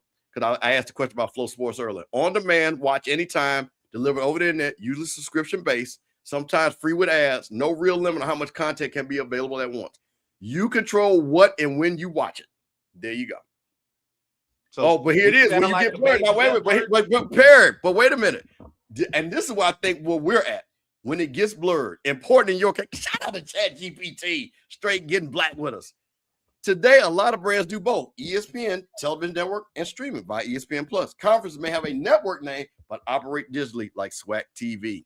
Something like SWAC TV is technically, here you go, Perry, a streaming platform that functions like a network for one conference. Bottom line, television network, linear, scheduled, channel-based, streaming service, on-demand, internet-based, user control. And the industry is moving fast towards streaming because it gives more data, more flexibility, and more direct control of the audience. My thing that I think about SWAC TV that does not make it quite a network currently, and why to me is still streaming, there is not programming that is set in place. Like when you watch SEC Network, that's programming. Tomorrow may be set for straight Tennessee Day. They're going to show the great Tennessee football game, great Tennessee basketball game. They're going to show you some show that's going to talk about Tennessee. Then you're going to see some show that's going to give you a history of one of the greatest Tennessee football players, probably Peyton Manning. You're going to get a Tennessee show that's going to talk about Pat Summitt. Then they're going to show you a Tennessee basketball game. There's programming. SWAC TV does not have programming. It just have games and events that have been streamed that you can go back and watch at any given time. Correct? Right. You have an on-demand service. When you look at it, it's almost like an on-demand service. Like when you look at it, like, because I have Hulu. You know, you got Hulu. I got the bundle package with Hulu, Disney, and ESPN. So you can go back and, you know, like you said, you can watch it live. You watch all your games and stuff live, but you can always go back and rewatch it at any time that you want to. Now, when it comes to the SWAC TV, I'm with Perry. If you want to be an actual television network, I'm with Perry. Like, show some game, you know, give us a program where, you know, like you said, let's say talk about Southern, right?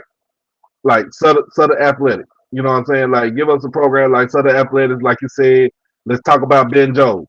You know what I'm saying? Have a documentary about Ben Jones, or have a documentary about Pete Richardson, A.W. Mumford. And then, like you said, show one of the, you know, great games from Southern football, basketball, even baseball with having Cato as a head coach in the baseball field. You know, like, just have something to where we can, like, you can continually go back and watch, and it's, you know, like, you treat it as, like you said, it's TV. At 12 o'clock, this is going to be shown. Right. At 1:30, this is going to be shown. And then you promote that on social media saying, hey, 6 o'clock, be sure to tune in tonight. We're doing the documentary on Roger Kadar. We're going to talk about the history of Roger Kadar and Southern University baseball. And then after that, tune in at 8 o'clock. We're going to show Southern versus Southern Miss in the regional, opening regional in the early 2000s, whatever. You know, that's programming. And then you promote that. Be sure to tune in here. Be sure to tune that. Right now, SWAC TV is just nothing more than game stream that, like he said, you can go back and rewatch. But when it comes to the content, there's nothing more than what was streamed in that moment and what was said. Just like everybody's quoted the commissioner from speaking, doing what he did about the schedule. Guess what? He didn't get on a regular show. He just so happened to say this during one of the events, and somebody caught it. And it was an event that you never thought anybody would be watching TV. Right. That made big news because everybody started writing articles like, whoa, wait a minute, what? And I know that many damn people wasn't watching that event. They saw one media entity quoted, and then they all said, well, this one, nobody was watching that to hear that, because that would have gotten missed. It took one entity to catch that and then was like, whoa, I think I just heard him say this. And wrote it, and then everybody else. But it wasn't as though it was the commissioner's show with an update. This just so happened to be said during a stream. And that's all it was. And that's what this is right now. That's facts. So listen, let me ask you a question, because I know one of the things that Zoe we talked about, and I got up. Zoe, do you want to talk about Jack State's budget? Do you want to get in that real quick before we get up out of here? Sure. Okay. So one of the things I find interesting about, and Perry, I definitely want to hear this about you, because it's two things. Before we go, Perry, I want to ask you about baseball, because I want to, and that's going to be quick, but I want to get into this thing here, because I saw this article and I found it interesting because, again, I thought it was for, clicks. And this article was talking about Jack State's deficit. I'll pull up real quick. And I just found it. I was like, okay, here we go. Hopefully this should pull up. Yep, there we go. All right. All right. Can you guys see that? Why Jackson State Athletics lost more? There you go. Lost money for the third year in a row despite a $1 million revenue increase. There you go. So Tia Reed, and my mother, somebody go and find out where she went to school at. Because again, hey, shout out, she's a black sports writer. We want to support it. But she wrote this article. She wrote this article April 15th, which was last week. Okay, hold on a second. There we go. And she said, key points. Jack State Athletics report a financial deficit for the third consecutive year in fiscal year 2025. The department's overall revenue increased by $15.6 million, but expenses grew at a faster rate at $1.64 million. Football's tickets rebounded to $3.2 million, matching the level seen during the Deion Sanders era. The men's and women's basketball team combined for a loss of $1.65 million. So Jackson State's athletics lost money for the third year in a row in fiscal year 2025, despite an increase in revenue close to $1 million. According to documents obtained by Clarion Letter, Jackson State operated at an $816,891 deficit in fiscal 2025, which ran from July 1st to July 30th, 2025. The deficit increased about $624,000 from 2024 is the program's greatest since 2021, when it nearly lost $2.5 million. The athletic department's revenue for 2025 rose by the fourth year row, increasing by $15 million from $14 million. But expenses also grew, increasing approximately $1.6 million from $14.8 million in 2024 to $16.4 million. The last time Jackson State operated in a profit was 2022, when the excitement generated by former football coach Deion Sanders led to $4.6 million overall ticket sales. The largest source of Jackson State revenue was student fees, ticket sales, SWAC, NCAA distribution guarantees, institutional support.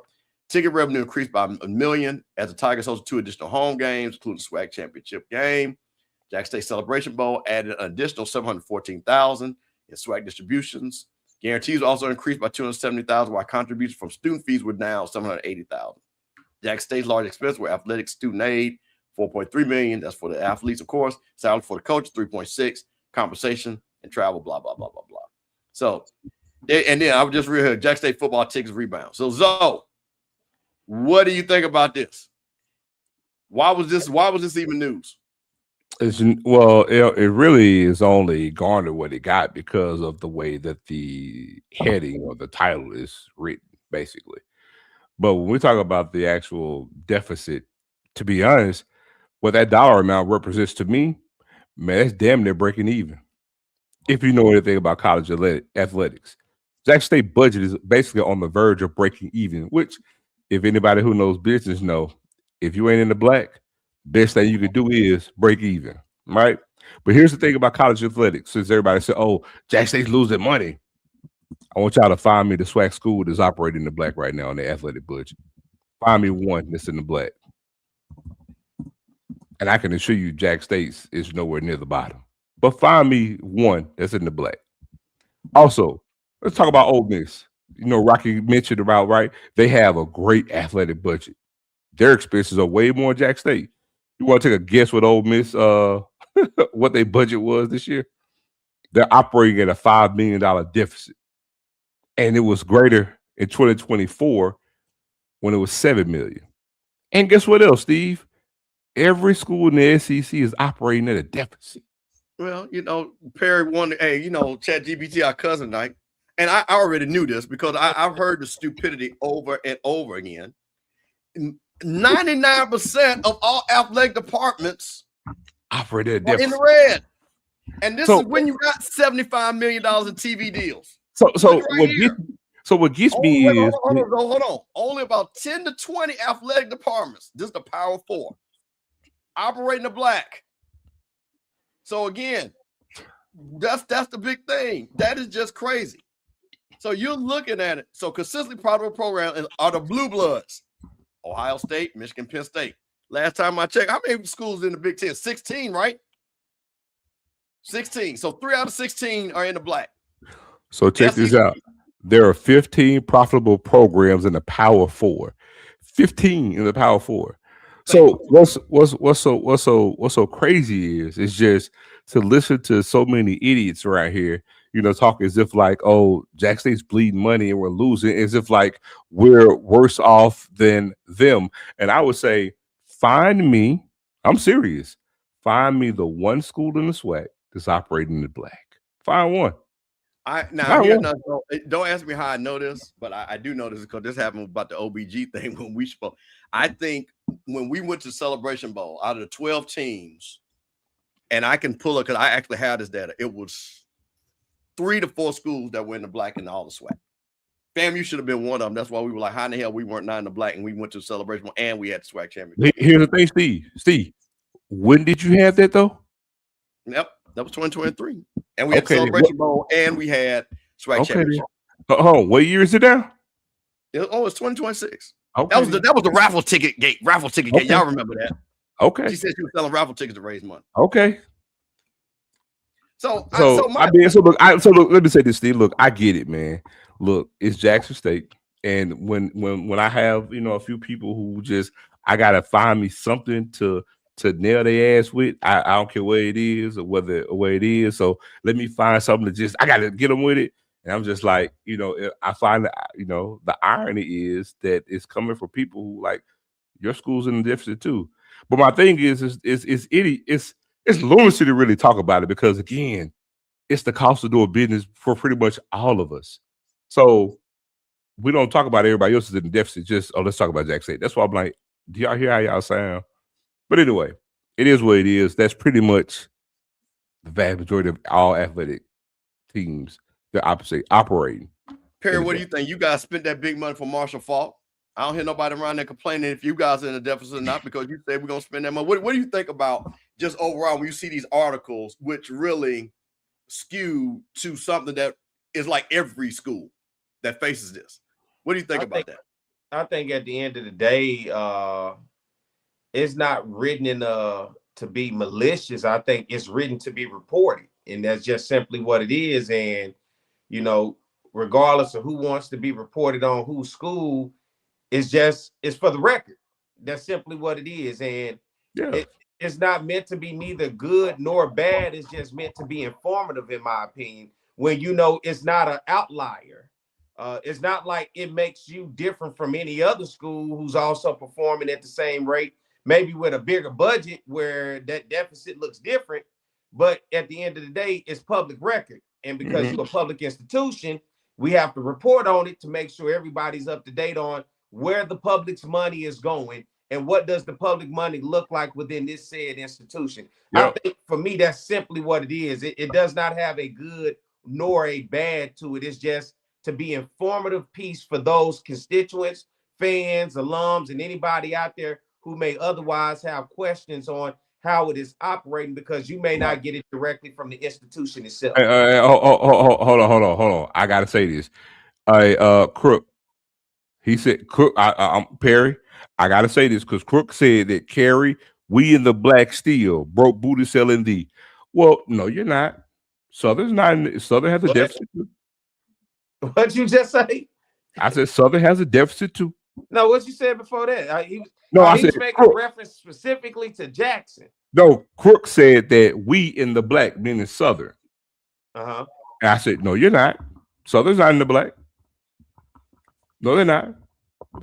Southern has a deficit of 1.5 million. But Southern doesn't have the largest deficit either. There are other teams with larger deficits than that. So my point is, it's all of us. There's not a single team. There's not a single school in the SWAC this year who's in the black. Not one. And that's why I say I don't think the reporting. No. I'm not. When I said it earlier, I'm saying I don't have issue with the article. I don't. I was just saying that it stroked the ire of people just because of the title, the way it's worded, right? To some people. If you want the nitpicking on why it's Jackson, people gonna say, well, it seems like Jackson is rolling in the dough, right? Because you hosted, and just listen. This is the outside perspective, and I don't want you to think it's people hating on Jackson, but it's gonna be people hearing Jackson always boasting and bragging. We got 60,000. We hosted the SWAC championship. We getting this. So from the outside, I just want you to understand, it ain't the hate. It's just it would seem like from the outside looking in that Jackson State may be doing a little bit more than what they doing. But then when you roll it back, it's like, oh, they ain't doing what I thought they was doing. Does that make sense? Well, it does. But my retort, if I heard that, my retort will be, well, in football, we are doing what you're thinking we're doing. The deficit comes from other entities. It said right there in the article, football, it had an increase and all these other increases, but it's the whole athletic department. Basketball had a shortfall. Man, we got to pause the show, man. Listen, we got real reporters coming up here, man. This is Mo Carter. What's up, Mo? Welcome to Sippin On Sundays on a month, man. Listen. Mo, I appreciate you being up with us. Mo, what you got, man? Got to bring you up. Hey, fellas, what's going on? Hey, what's going on? Mo? P. White. For anybody that doesn't know, Perry White now or college classmate. So if you think he's crazy now, think about how he was back in undergrad. It's about 10,000 books. By good people, though, man. Ms. Campbell, good to see you. Zoe, good to see you as well. Somebody sent this over to me or whatever. I'm literally just getting back situated. I hosted the Alabama A&M Athletic Banquet tonight over on the Hill. Got a chance to meet Eric Dickerson. He was the keynote speaker tonight. Oh, wow. Okay. Yeah, so pretty good experience. So if you check me out on social media at Mo Carter 554, you'll see it posted in the morning in the mix. But yeah, somebody sent this over to me or whatever. I'm like, well, you know what? I think I can give a few answers about SWAC TV since I do some work or whatever. I can't give you all the answers, but you know, for the most part, one of the things I'll tell you this, guys, you always got to remember, first and foremost, you have to remember this. SWAC TV was not supposed to even happen in 2025. 2026 was supposed to be the debut. But because of the changing landscape of media, you know, Dr. McClellan and the administrators from all the different schools had to kind of make some things happen. So that's why you ended up getting SWAC TV in the fall of 2025. You consistently see the growth. Now, there's still more things that are going to come to fruition. I saw y'all talk about the streaming versus TV network thing or whatever. And I mean, you know, I'll be honest with you. You could take it in so many various ways. And I say that only because I work for a television station at that, you know, and nowadays, especially with TV, it's not just about linear. Man, I'll tell you, majority of my work is even seen on television. It's actually seen online and on our Plus app now. And that's kind of really the way things are going, you know, moving forward as people cutting the cord and really just moving away from your typical being in front of the TV, because you can basically get everything on your iPad or on your phone or smart television, however it may go. From what I know with SWAC TV, once again, I'm only a talent, so I can only go by what has been told to me. There are more things moving down the pipeline, like programming, for example, will take a shift.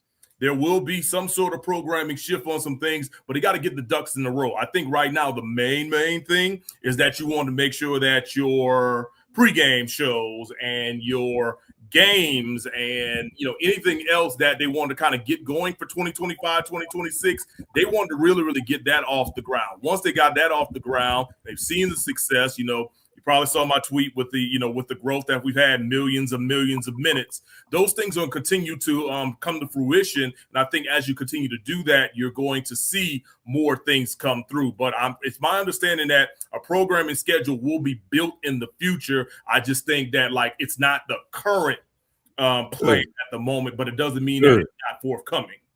That's good to hear.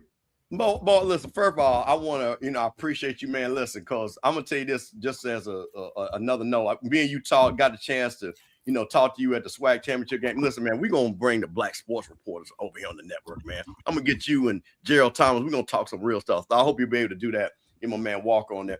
But Mo, listen, I appreciate you coming. Here's the thing I want to talk, because I think this is a great thing.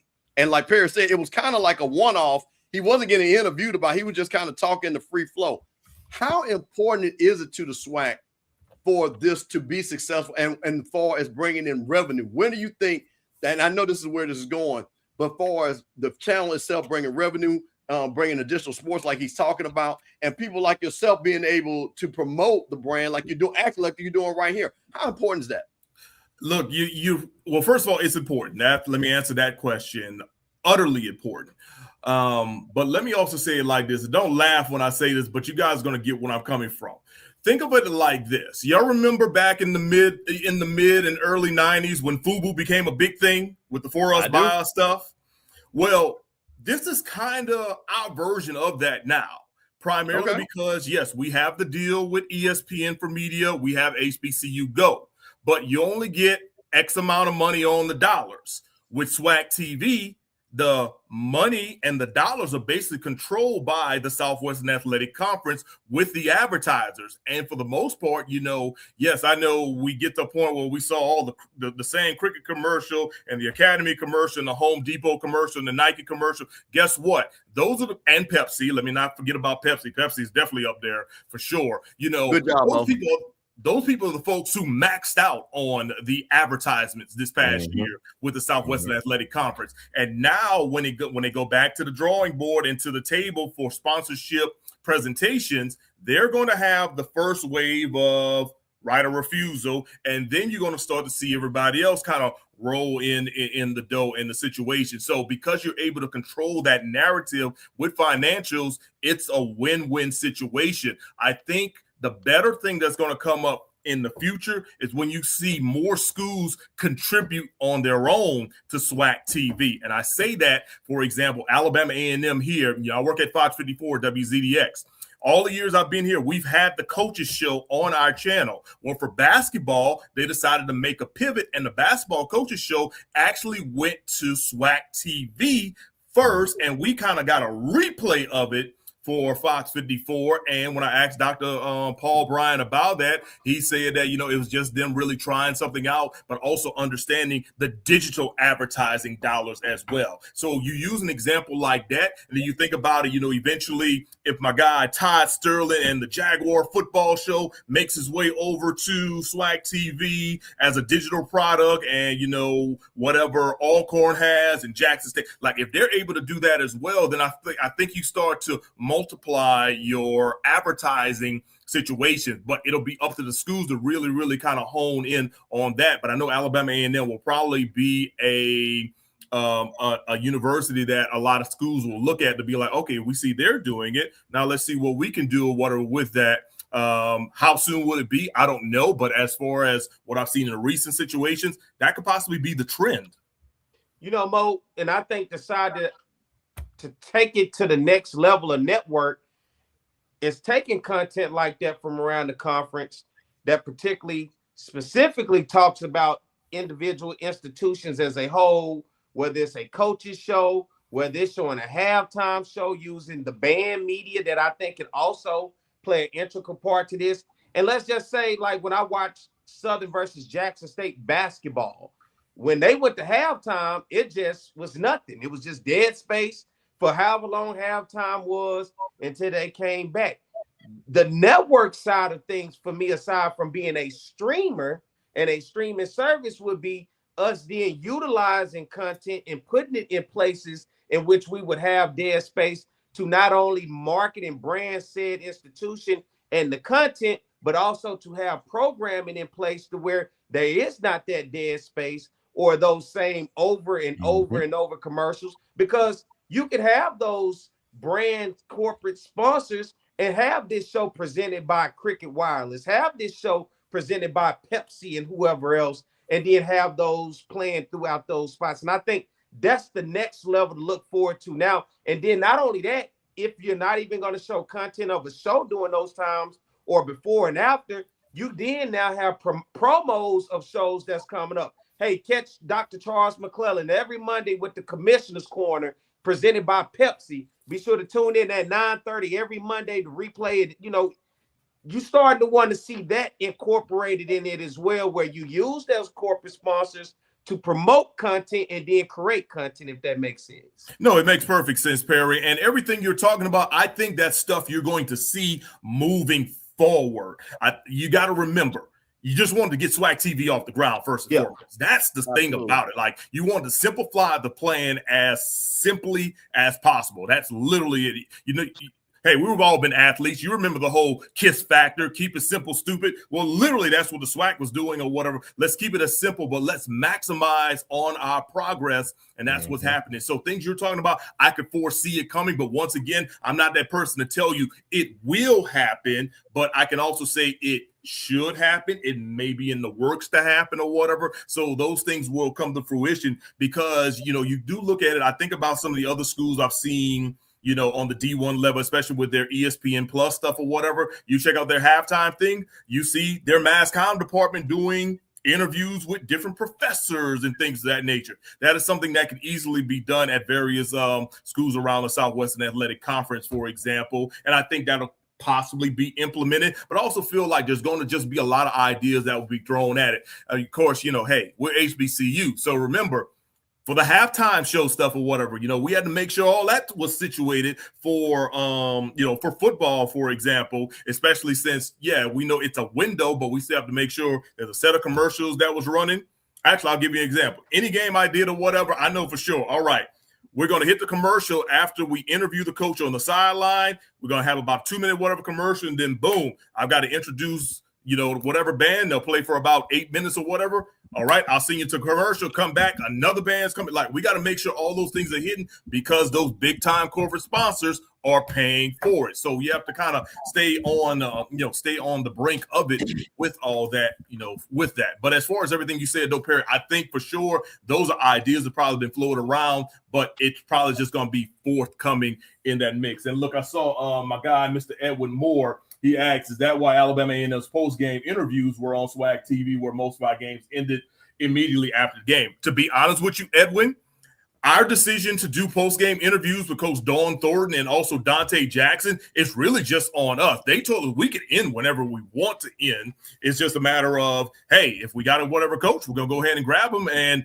we just kind of just kept rolling whatever with it as well. Some of the other SWAC TV games we were able to do that I was able to do that was not Alabama A&M. If I couldn't get you a post-game interview, I was at least giving you a pregame or a halftime interview as well, primarily because, hey, I want the fans to get as much as they can on SWAC TV, just besides just getting the game. That's another big reason when you look at a lot of my football games, you saw like me doing the notable alumni. Like, yes, people need to know about these folks, and then every once in a while, I throw a little extra little person in there or whatever. Like when Prairie View played Alabama A&M, I threw in Dr. Kenyatta Cavill because, I mean, hey, he's the dean of HBCU sports media, and I mean, people know who Dr. Cavill is, just in general, well respected.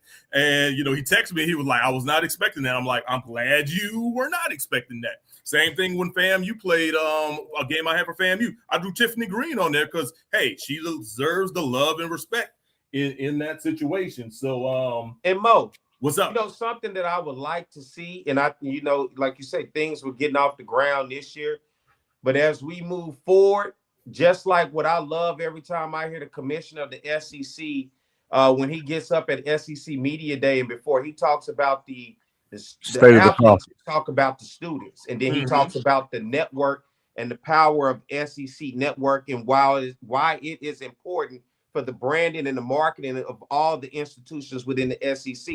But he also always goes into the detail that I think is the best for me.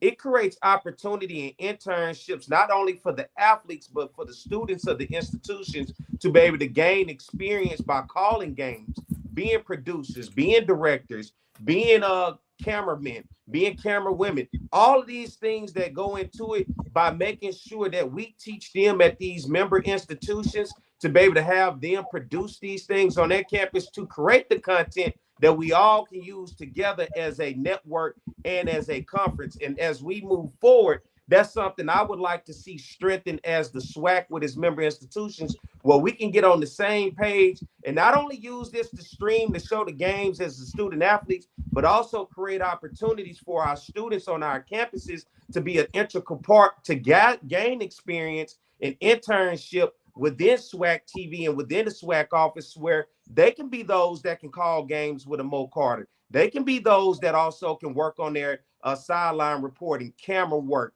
producer work, sound, audio, whatever the case may be, where we're creating those opportunities for those students as well as those student athletes. And I think at the end of the day, that should be the overall goal of where we want to go on. How do we produce this as well as give opportunities for our students to be able to grow within SWAC TV, to where when they graduate, this may become a job for them, right? The same way we use SEC Network going into the ESPN field. So where this could also be that same opening door where you do the work on SWAC TV, and that opens the door for you to go into HBCU Go TV. It opens the door for you to go work for ESPN, and not just on camera, but behind the scenes as well.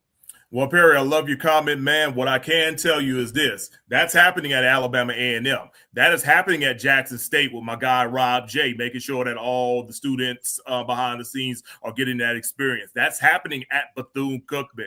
That is definitely happening. What's another school I know for sure it's happening? I know Alabama State has, put some work into it as well. So, I'm going to say Grambling too, I think, Mo. Yeah, and Grambling. Yeah, man. Grambling had student broadcasters this past year. I know one of the young ladies, she played volleyball, and the guy Nate, who was the main whatchamacallit, I know he did work for football as well. So it's certainly happening across the board. Now, can you get all 12 teams on board? I think that's just going to be a collective decision that needs to be made, because also at the end of the day, Perry, you want to put out your best product as well. Absolutely. I mean, granted, You know, it's hard for me to be like, yeah, I'm about to give up my seat, or Coach Van Pettaway is about to give up their seat for somebody else. But what did we do with the students? You know, we put them on the sideline. So we had student sideline reporters for both the men's and the women's teams. You know, they're sitting in the huddle. They're giving us, you know, the insight on what's going on. They're interviewing the opposing coaches as well. And then I'm getting them feedback at the end of the game on what to work on, you know, moving forward. And I'm talking about like simple stuff. Like, for instance, you know, Dawn Thornton. She's like 6'2", 6'3". All right, you cannot hold the mic very, very far from her mouth. Yes, she can project, but I had to tell, you know, one of my guys, hey, get it close to her so she can really, really speak to you or whatever, because if you're holding too close to you, we hear the echo. So it's small things like that I'm sitting here just critiquing, not a harsh critique, just, hey, make it better for you from a presentation, but also make it better for the individual as they build their confidence in that situation. Also, I want to add one other thing too. EAD5D said all 12 schools meeting the camera demands for SWAC TV. I can't directly give you an answer, but I do remember Dr. Charles McClellan during the SWAC basketball tournament saying that there has been an effort and multiple conversations with all 12 presidents and all 12 athletic directors to get the look of SWAC TV to be unique and pristine. And then I kind of heard somebody also say something about like, hey, you know, Alabama A&M's look and Jackson's look are probably like the top two, and you want to try to work from there in that space. So I imagine that's a type of conversation like, okay, let's just get the camera situated or whatever. And lots of times it's not even the camera. It's just more of how you're calibrating the lenses, or you're making sure your white balances are right, or you're making sure your color balances are white. And Mo, that's the part where I guess I'm getting at, where we come together collectively and we realize, what does that investment look like for all 12 institutions for a bare minimum for us to all look alike? And then we create this holy Bible of production that passed out to every school, that we all follow that holy Bible of production. And not only do we follow that holy Bible of production, we have production symposiums or conferences annually every year where we come together and we feel, how do we brush up on this? How do we work on this with our students? How do we work on it with our interns? How do we then work on it from those, especially yourselves, who are the veterans in the game, and giving that input to where you're not necessarily getting that firsthand experience on air live in that game, where your mistakes are going to be, you know, you're going to make mistakes, but you at will. the end of the day, you're not getting firsthand experience with your mistakes live on the air, where we're somewhere and we worked on this and we got this Bible of, all right, across the board, these are our people, this is how we want it to be, and this is how it's going to be, to make sure it all looks uniform across the board. And it's not Alabama A&M doing their thing, and their thing look different from Florida A&M, and Florida A&M thing look different from Grambling. And, you know, and then it's kind of like, all right, we're trying to do the same thing, but everybody doing it their own way.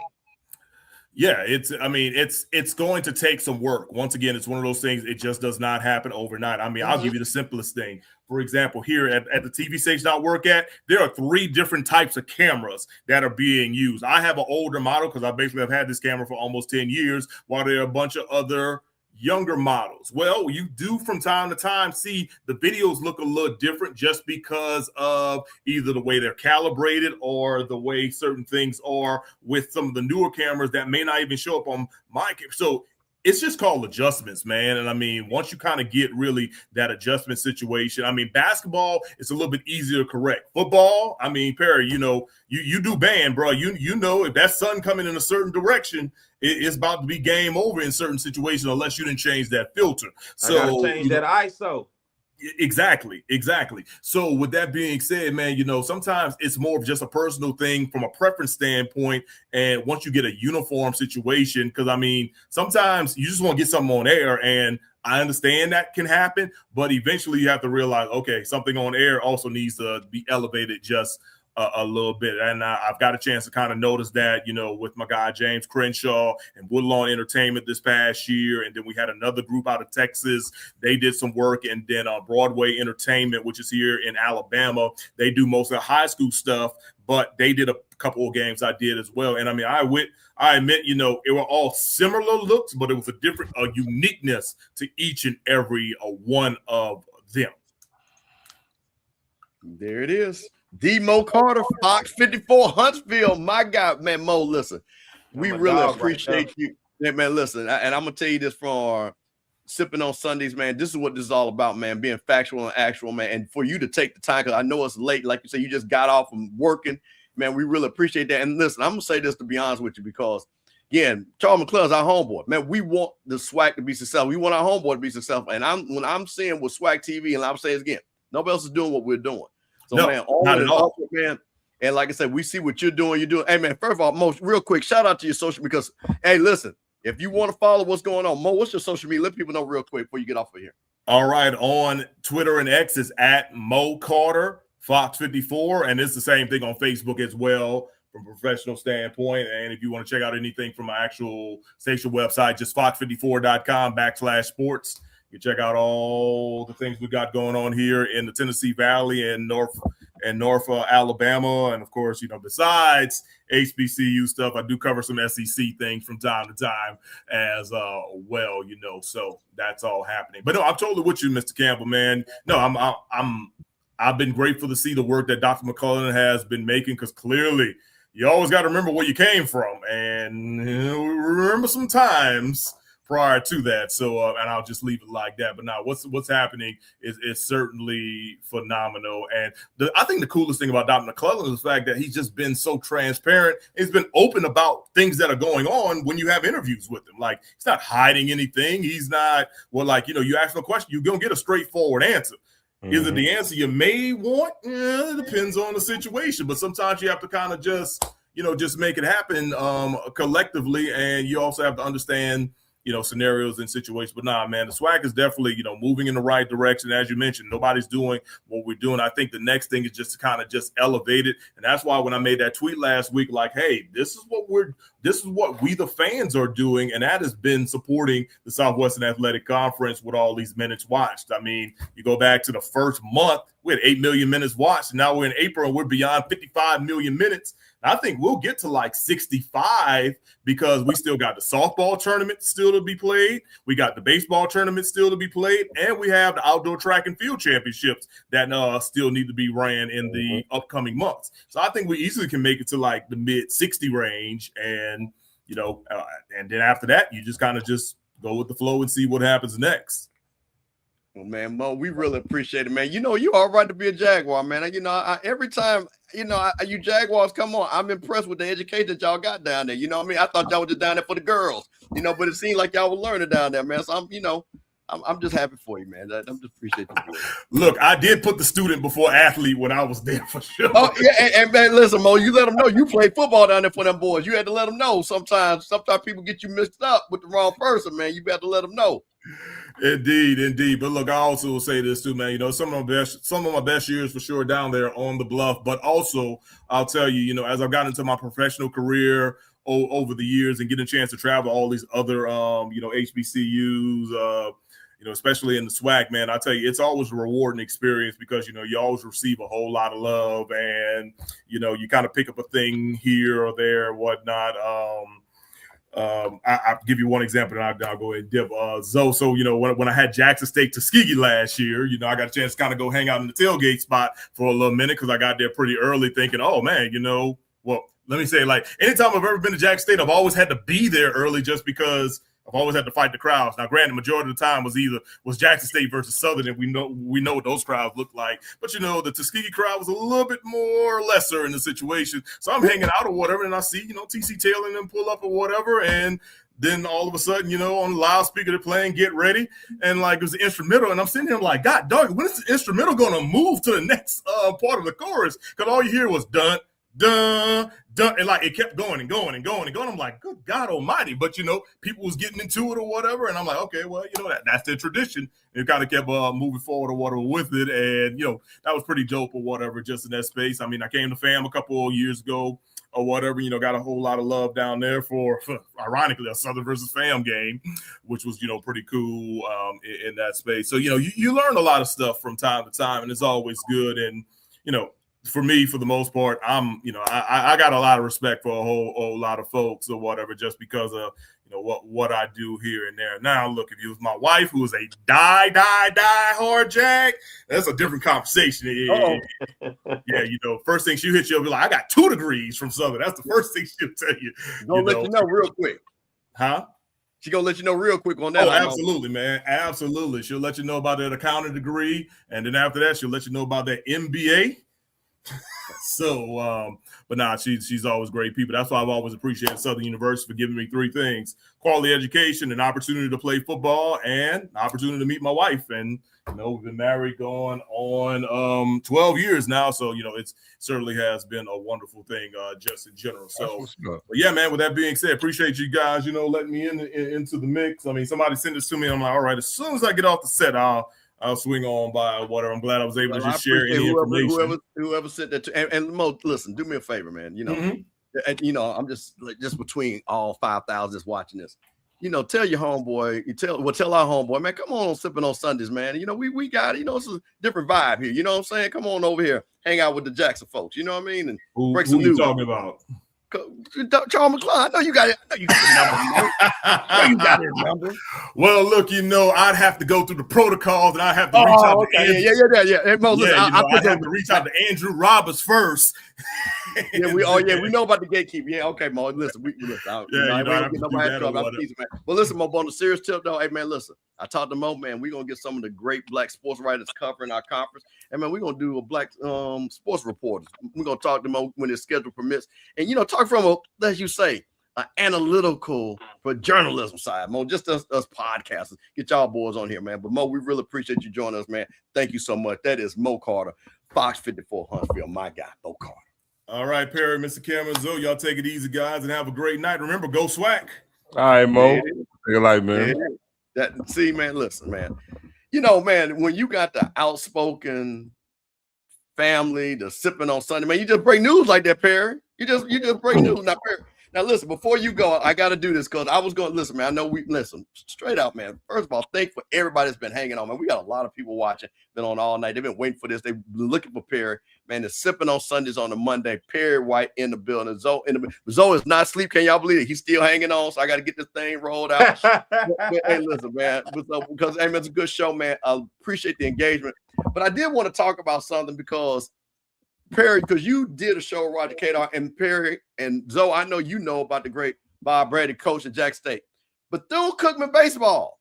And Perry, I wanted to get your opinion about this because they did some things the past week there, bro, that folks was talking about. And I want to just put this out. Bethune-Cookman went and beat USF. Big game on SCC TV. The defending national champions beat them 10-7, and then came right back and beat the Florida Gators 13-7. Now, Three straight midweek games. 3 straight. Perry, now listen, you know about baseball. You talked to a Hall of Famer.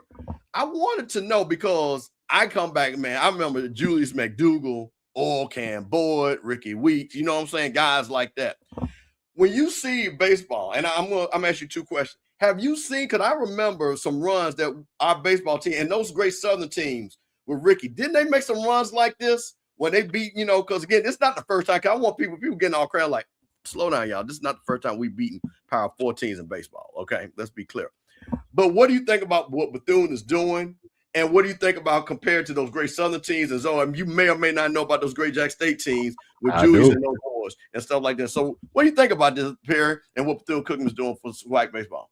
One, I think it is good that they're living up to the expectation of carry on the tradition and legacy that the great Roger Kadar, pretty much fulfilled within this conference. You're talking about a coach that's in 6 Hall of Fames since you brought him up coming from Southern University, and considering what he did, the first HBCU to go and win a regional in the late 80s against, at the time, number 2 Cal State Fullerton. All right, now slow down. All right, wait a minute. So slow down. See this. So hold on. And reason why. See, you hear you young folks. I'm just trying to tell y'all we've done this before. See one thing. Listen, Perry, I'm in this chat, and I'm the oldest cat. I think maybe one other guy, and we got a lot of young folks, and they keep acting like, oh man, and nothing against Bethune, but I'm like, bro, I've seen this before. And like I told the Bethune people, no disrespect to Bethune, but babe, you got to win the SWAC. All this is good. But I've seen Jack State done this. I've seen Southern with that Southern squad just rip folks. So talk about that pair. Like you said, when was that again? When Southern won that regional? It was in the late 80s in New Orleans, and Southern went down in the regional and defeated number 2 Cal State Fullerton and became the first HBCU baseball team to go in and win a game of that caliber. And you look at a team, even when Roger Kadar, 11 NCAA regional appearances over his career. You're talking about numerous SWAC championships, numerous coach of the years, and something that we'll never, ever see again. And it's not to diminish what's happening at Bethune-Cookman, but it's to give you a perspective of what was in the past to what is the future now. We'll never see this again in terms of what Ricky Weeks did. In the terms of college football, he won the Heisman of baseball, the Golden Spikes Award at Southern University. Yep. And I want people to take the time to understand how huge, I mean, absolutely how huge that is in the grand scheme of college baseball. Now to bring it to today of what Bethune-Cookman is, this is what it's all about. Now, what I would like to see more of in terms of what Bethune-Cookman is doing, I would like to see more competitive nature like that up top to bottom within the SWAC. I think that's how you build your profile instead of being, Bethune-Cookman won the conference last year, right? They went to the Tallahassee Regional and, they didn't fare well, but at the end of the day, they won the conference. Since they have been in the SWAC, they have been right there at the top of the mountain. Mm-hmm. Now we need to get more teams to do things like this. This is what turns head. This is what builds the character of the profile of the conference. Let's say because Bethune-Cookman did this, and this may be a one-off, right? We may not see this again for another 6-7 years. I don't know in terms of the caliber of the wins. But if we can get this on a basis of an average of about 4 to 5 teams out of the 12 teams in the conference where we can go out and snip these wins here and there, that overall improves the entire footprint of the conference. And I think in all sports, it matters. And I know we talk about, hey, we're going to beat the black schools, right? But I'm telling you, it's something when you go out and beat these white schools, because upset alert was everywhere when they beat LSU. Upset alert was everywhere when you beat Florida. It just does something to the brand when you do something out of the norm of the teams that they always consider you can beat or not beat anyway. That's the black schools. But when you go do this automatically transforms you to something else. And you see what it's done for the brand and the marketing of Bethune-Cookman everywhere where it's been posted of teams seeing, well, who is Bethune-Cookman and how are they doing this? Because I was watching the Arkansas and Georgia baseball game over the weekend, and you know what they brought up? They brought up Bethune-Cookman jokingly saying, well, Bethune-Cookman is undefeated in SEC play. But the fact they even talking about Bethune-Cookman and the SWAC and a top 25 SEC matchup between Georgia, who's number 5 in the country, and Arkansas, who's the top 25, that just means more to me, as they say in the SEC, when they bring you up not for losing, but for winning. Well, my only thing is I wish we had the same energy for football. But I've been noted, and I've been on record saying for years now that the SWAC as a conference, our best sport is baseball. When you talk about us being competitive against other teams outside the conference, things of that nature, baseball is a real legit avenue that we can actually go down and have tangible success. I can look to, like Perry stated, about what Roger Cahill has done, in the 70s and 80s. And then that's an issue, but I can talk about what Bob Bradley did at building the powerhouse of Jack State, because Southern and Jack State were the only consistent winners in the whole entire conference. And pretty much when we had those battles, a lot of those Jack State Southern battles were for the baseball championship, right? And then you look at the things that Bob Bradley did going over to Omar Johnson. Omar Johnson, being the only HBCU coach to beat the number 1 ranked team in the country. Jack State did that. Jack State did that. And in a shutout, matter of fact, beat ULL, who was, hot as a firecracker that year in the regional. Beat them. Was this the year that Jack State went undefeated in the conference zone? Was that year? No. Those years before that. This will be ULL. This was about 7 years ago. Okay. We went undefeated in the conference. We lost to Southern. And look, and we went Southern in the conference. Yeah, I know they did. We lost Southern in the conference championship. That was in 2018 to 2019. When we lost to Southern then. And so, you know what's interesting about this? This is the part of the other side of the conversation that people don't like to have, but people have it. When you look at that Bethune-Cookman team, do they look like all three of us? No. Now that's you know, I see you stepped right where I was about to go. One of the things that, again, Bethune-Cookman has done a great job because they're in Florida recruiting Floridians that don't look like us, and have done a great job over the couple of Florida A&M. Same thing. When Bama State was having Bama State were having that with I believe they had the coach that came from Bethune-Cookman, if I'm not mistaken. They do. It was legit the same blueprint. Yeah, same blueprint. And Crook, when we beat ULL, that was actually about 7 years ago. So it was very recent, very, very recent. So the thing about it with me, and again, somebody watched college baseball, grew up, watching baseball with my grandmother, where you saw an all-star team with all black players, almost the whole, outfield, shortstop, first base, Eddie, all these guys, pitchers. And to see where now, because of money and things, and really just not the focus like it used to be, and the opportunity where baseball, where you see for these kids that are athletes that maybe they just can't shoot a basketball, can't tackle because they don't like to hit. But baseball could be a great opportunity. But once again, we've seen where the kids that are playing baseball are getting the baseball scholarships. And let me tell you, we talk about the Bethune-Cookman LSU game. I mean, I watched it. I don't know if I told y'all, my cousin pitches for Southern, right? Stephen Tolbert, go look him up. Actually played well against LSU. Southern should have beat LSU the week prior to Bethune-Cookman beating them. Southern was actually up. That changed the whole game. Southern was actually up, and then they had one inning that changed the whole entire complexity of the game. And it would have been 2 wins for the SWAC over LSU, which wouldn't have happened in a while. And let's not act like Southern has not beaten LSU before. Oh yeah, I mean, no, they have. They beat them, I think, 3 times in history, I believe. We just won a couple years ago at LSU. We won in Southern with Carrick Jackson was the coach. It has happened, and not only that, I think that when it goes back to it, talking about the black baseball player, so myself, I covered SEC baseball. I still do today. I watch a lot of SEC and ACC baseball. I don't know if y'all watch SEC baseball lately. There are more black players that I've seen now than I've seen more than ever across the SEC. But who started that trend up there? It was Vanderbilt. Vanderbilt was the one that started that trend. And now everybody, because Texas A&M got a few of them that can bomb it. LSU got them. So just looking across the board, even Georgia. But when you look at that talent, like many that I have a conversation with, about 30 years ago, 25 years ago, most likely those guys would have been on a roster at Southern University.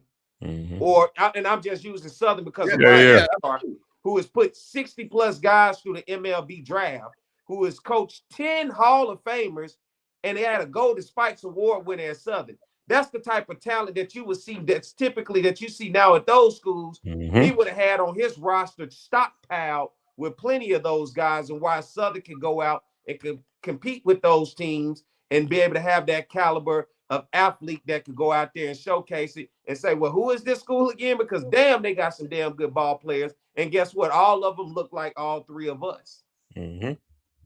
Well said, Perry. Well said. This is one of those things that, man, again, how things flip and opportunity. So you see, they come over here to play tennis. We're going over there to play baseball. So, that's just the way it is, man. It started with football. It went to basketball. It's baseball. The name of the game is like every other time. Can you keep up with the Joneses, which we can't, because our money just ain't their money. No matter what deficits they got, their deficit is a lot different from ours. I just want the same energy for football. We want to highlight, we beat LSU. We beat so-and-so. Well, my thing is, but we don't have the same energy for football.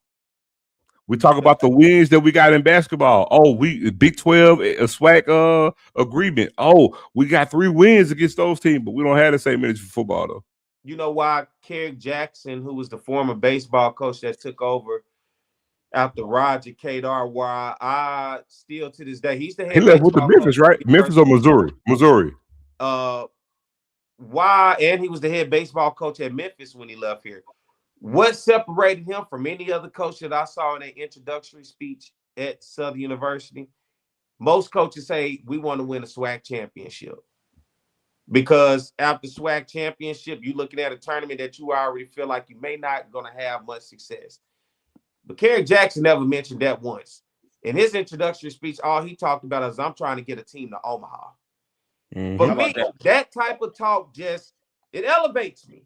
I don't care whether we can get to Omaha or not. I goddamn believe it, because guess what?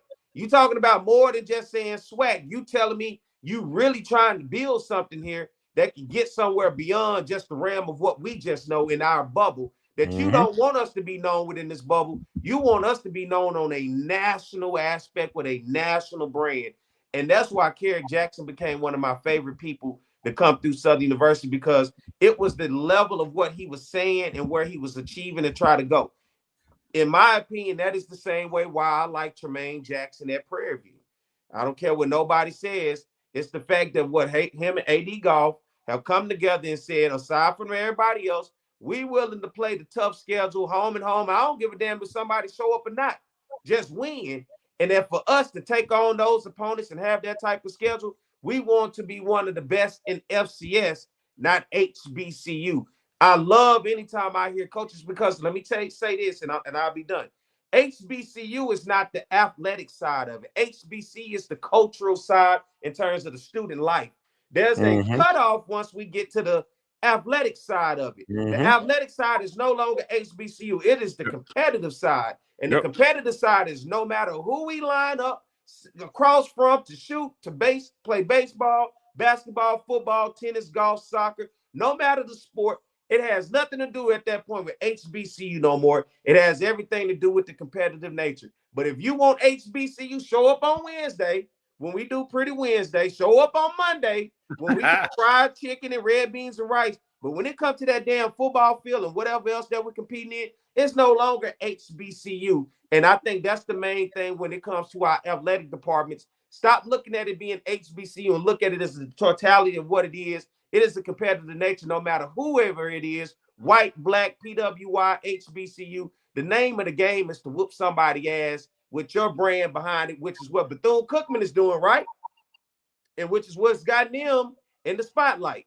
And which is why I think at the end of the day, all of these teams have come together on the football side and said, let's stop playing these Virginia Lynchburgs and these Westgates and these Lincolns. What does that do for us? We have to be able to put ourselves in a position to market and brand ourselves beyond to say it's HBCU sports. It's sports, point blank, period. HBCU is what you get Monday through Friday on the campus between classes and after classes. But when it comes to the athletic venues, it ain't HBCU. It's sports. Yeah, it is. So listen, man, I'm gonna close this thing out with two quick things. So I saw a lot of people, man, and people was asking about this. And again, we had a great discussion, but I just want to touch on this because this is Sippin On Sundays on the Off Script Network, Rocket Miller Channel. Sippin On Sundays with a Monday, me, Zophil, and man, we got Perry White in the building. And let me say this, you know, it may be Sippin On Sundays, but it's 420, so it's smoking on Mondays. That's for my smoking on Monday. And clearly, Perry must have one in the back because he done reminded us that 3 times now. Well, you know, you got the people who sitting back smoking right now. Watching that's true. That is true now. It is shit right now. Now it is true. Now, yeah.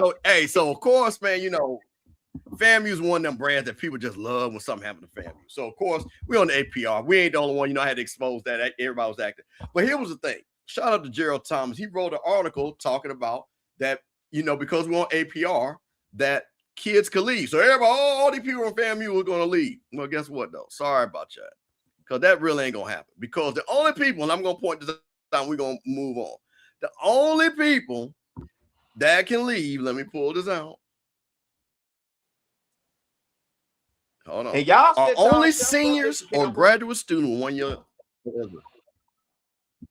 Yep. What you mean? I mean, just say it again, Perry. Has been going on at FAMU over the past how many since the y'all took that $1 billion check, and then the way it fell. Well, no, hold on, Perry. Wait a minute. Now, Perry, wait a minute. So let me. I got a point of where I'm going. Wait a minute. I remember listening to one of y'all board meetings where y'all was looking, and what the guy said, the board member said, you know, it ain't like we're Mississippi Valley or UAPB, and he they caught trades for no reason. Wait a minute. Hold on. Let me finish this. I'm gonna get to the point because I want people thought it was gonna be a mad incident. So listen, there are only 15 players that even this apply to, and I'm just letting you know, ain't nobody going nowhere. So we good. So ain't gonna be a bunch of people in the portal because first of all, it can't be. All the young guys are there. They're working hard. We're gonna be ready to roll. We got the SIAC Player of the Year. That's our quarterback. So hey, don't act like we ain't got no seasoned quarterback. So we're gonna be fine. But one thing I did want to say, I wanted to show this part. Don't crown y'allself. No damn black. Oh, you know that. Oh, well, listen, Perry, that's coming. We go undefeated. We go undefeated. Oh, we national champs. I don't care. I don't care how this season goes. You know we doing it, Perry. Do not do that again. I'm gonna just say you better beat us. That's all I gotta say. But listen, let me shout out to Coach O with the shade right here, though. Because when it first came out about the 8-point transfer, I saw Coach O with the massive shades. Talk about the grand. Now, you know, Zoe, this is what I like. See, this is what I grew up with.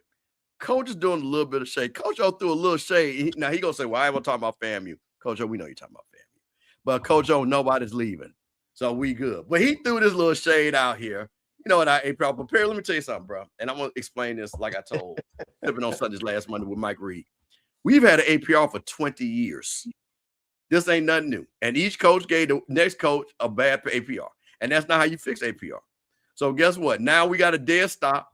Coach Quinn Gray has got his academics that he focuses on. He's got kids he knows he's got to bring in. And you know what? And shout out to President Marvin Johnson. She said, hey, listen, this is an institutional failure. I'm going to fix it. So guess what? She can get her a win. So that's what we got, man. So, yeah, you know what? So we win every game. Yeah, man. We definitely say a national championship. Do not do that yourself. Well, we do. Hey, listen, and we beat everybody. I'm just trying to tell you. We just going to do it, Perry. You just got to go home. Well, yeah, we will be at home. Now, this is the last thing, man. I want to end this on a positive note. And I saw this, and again, I thought this was incredible right here. The Los Angeles Rams brought Ice Cube Jr. and Chris Tucker Jr. to do this, man. And I thought this was just utterly incredible. So I'm gonna play this. This is gonna send us out. Catch you guys on the other side about the comment, but I'm gonna play this because on a little positive. But I do want to ask you guys a question once this video finishes playing.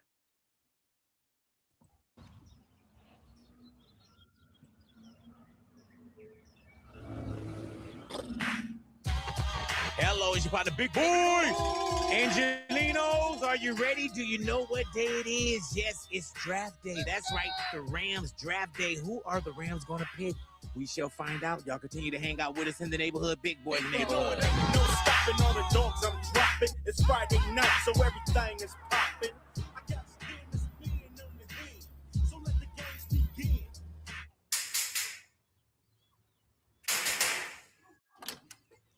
Whose house? Rams house, baby. What I'm talking about. I know you don't want to stay cooped up in the crib all day. I know this. So I'm going to take you to Draft House today. Because it's Thursday, the Rams got a first-round pick, and we ain't got shit to do. I like that. I like that. Oh, I'm Terry, man. Who's he with? I don't know, but hide your stuff.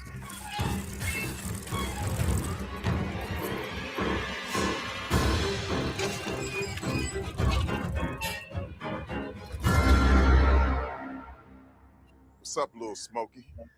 Craig Jr. I brought my dogs with me. Hello, dogs. What you got for us? Yo, what you got for us, punk? None. You know, I used to play with the Rams. Drafted in 91. 11th round. We know. Man, can you just give me my ring back? What ring? You know what? I'm ready to go right now, bless cause. What, Terry still got it? Huh? Damn! I can hear that. Every time, Terry. Yeah, that's right.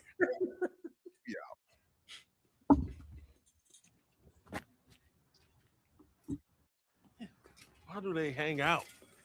Why? That's why.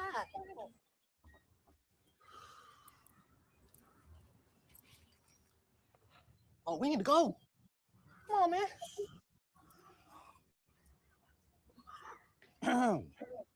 I don't know why y'all tripping on that draft so much. Who you think we picking, YG? Man, F them picks. I ain't gonna tell you young street punks again, stay off my grass. YG, chill. Why you always hating? He in my driveway.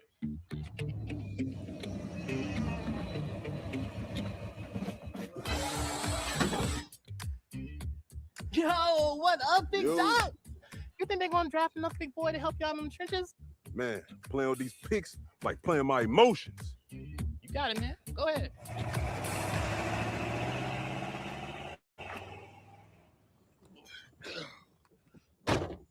Man, this Thursday's gonna make our whole season. And you know this, man. Don't sleep on Friday, though. You know it ain't no stopping all the dogs I'm dropping. I want to drop a little Easter egg. Go ahead. Go ahead, Zon. Don't be surprised if something comes out or you hear an announcement on 12/26. Because if you look at their jerseys, they make sure to have 12/26 in that order the whole entire Dropping that new Friday. That's gonna drop that. Tell them about that new Friday. I'm just telling you, that's an Easter egg. Now, I want to ask you guys this question, man, before we go. Because Perry, you talk about it. Listen, man, I'm old school, man, and I was so amazed just from the fact of how important our culture is, and the fact that even at the NFL even let them curse one to do one curse word. There might have been two in there, but just the fact and how big this has gone. But how important Black culture, hip hop culture, that the Rams, again, I know it's LA, liberal, blah, blah, blah, might not have happened in, well, I ain't gonna say about the Falcons, but, in other states, what I mean? What do you guys think about how much our culture means and that they did it? And I just thought, other than little Chris Tucker, I mean, he didn't hit that, and you notice, man, I think he kind of didn't hit that all the way and everything. Perry, what do you think about this? When you saw it, what did you think about it? What do you think about how our culture influences so much? I mean, take a look at what make up the biggest part of the rosters. You ain't gonna get nothing like that in MLB. Right. You're not gonna get that in soccer. You're gonna get that. You can get something like that in NBA and NFL because we make up the rosters. And when we make up the rosters, that means you got kids and teenagers and adults that look like us. They're going to be watching those games the same way we used to watch baseball in the 80s and the 90s that you don't have Black kids watching anymore because it's unfamiliar. You make something like this to be familiar because you already know who is watching. Black folks. Because why Black folks watching? Because there's a lot of Black folks on those rosters, which is why I think at the end of the day, I'm not going there, but it also creates the background of we need more Black head football coaches in the NFL because it is a league that's full of us that should have us representing as from the top to the bottom, not just the football player, not just the assistant coaches, not just the water person, not just the ball person, but all the way to a GM as well as to a head coach. But you only get this is because the relation to Black folks playing the game and watching the game in huge numbers. That's it. You will not get that in Major League Baseball. No, not at all. So it'll what be you think some about white guy with his dog out in a pasture, getting in his Ford pickup truck, with his shotgun over his shoulder. That's going to be relatable listening to Garth Brooks, So what you think? I mean, I had already saw it. I loved it. The irony with it, being in LA. Love everything about it. So I went viral.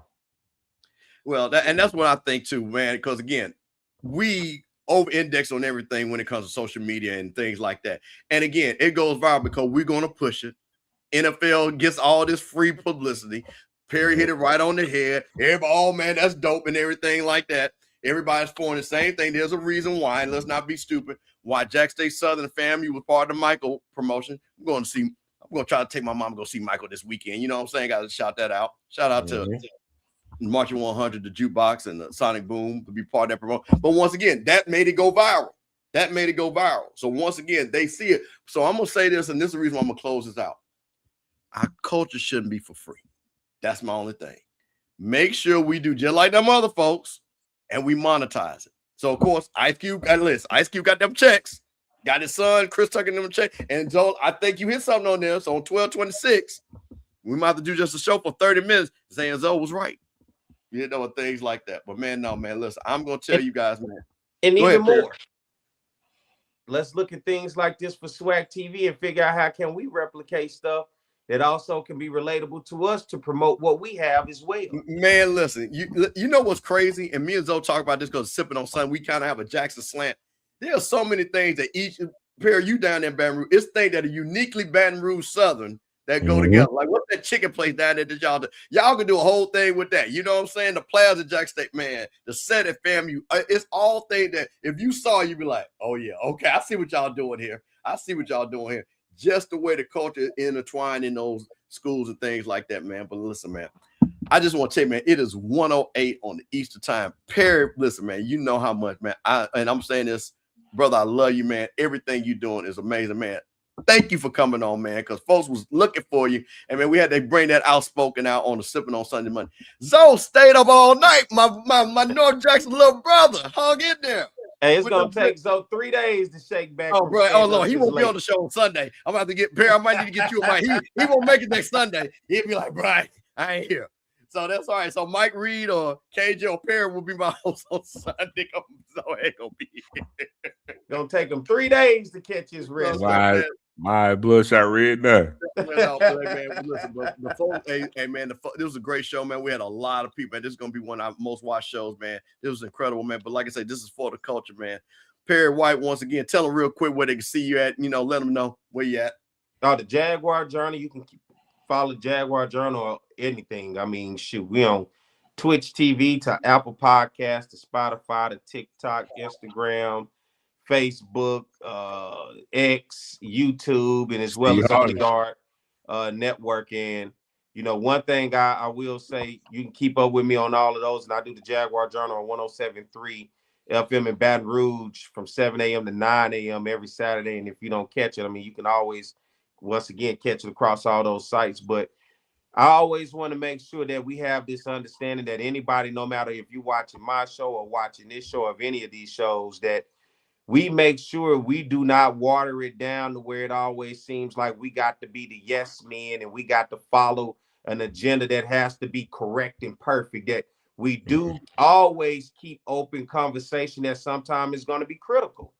And it can be constructively critical. 100%. But at the same time, it starts conversation for people to have. And we also got to make sure that we leave that door open. Everything doesn't have to seem perfect all the time. All the questions don't have to seem politically correct and the answers, but that we have real dialogue together to continue to grow. That's what makes this special with you guys. And I think in this space, we need more of it. I get that a lot of times it's protected. But I think at the same time, people want to listen and have honest dialogue about the world that is going on, that we support so much, especially HBCUs, and in particular, in this case, the SWAC. And so sometimes it may be something that's critical of a coach. It may be something that's critical of an AD. It may be something that's critical of the SWAC commissioner. But at the end of the day, it's strictly business. It's nothing personal. And it's conversation. And it's healthy dialogue to have conversation. And it's much needed as we continue to evolve within this space together. And there it is. Just number a little bit of healthy conversation. So listen, man, it's Mr. Campbell. It's So Phillips, man. All we want to know what you sipping on tonight on a Monday. Thank you. See y'all next Sunday with or without Zoe. Maybe.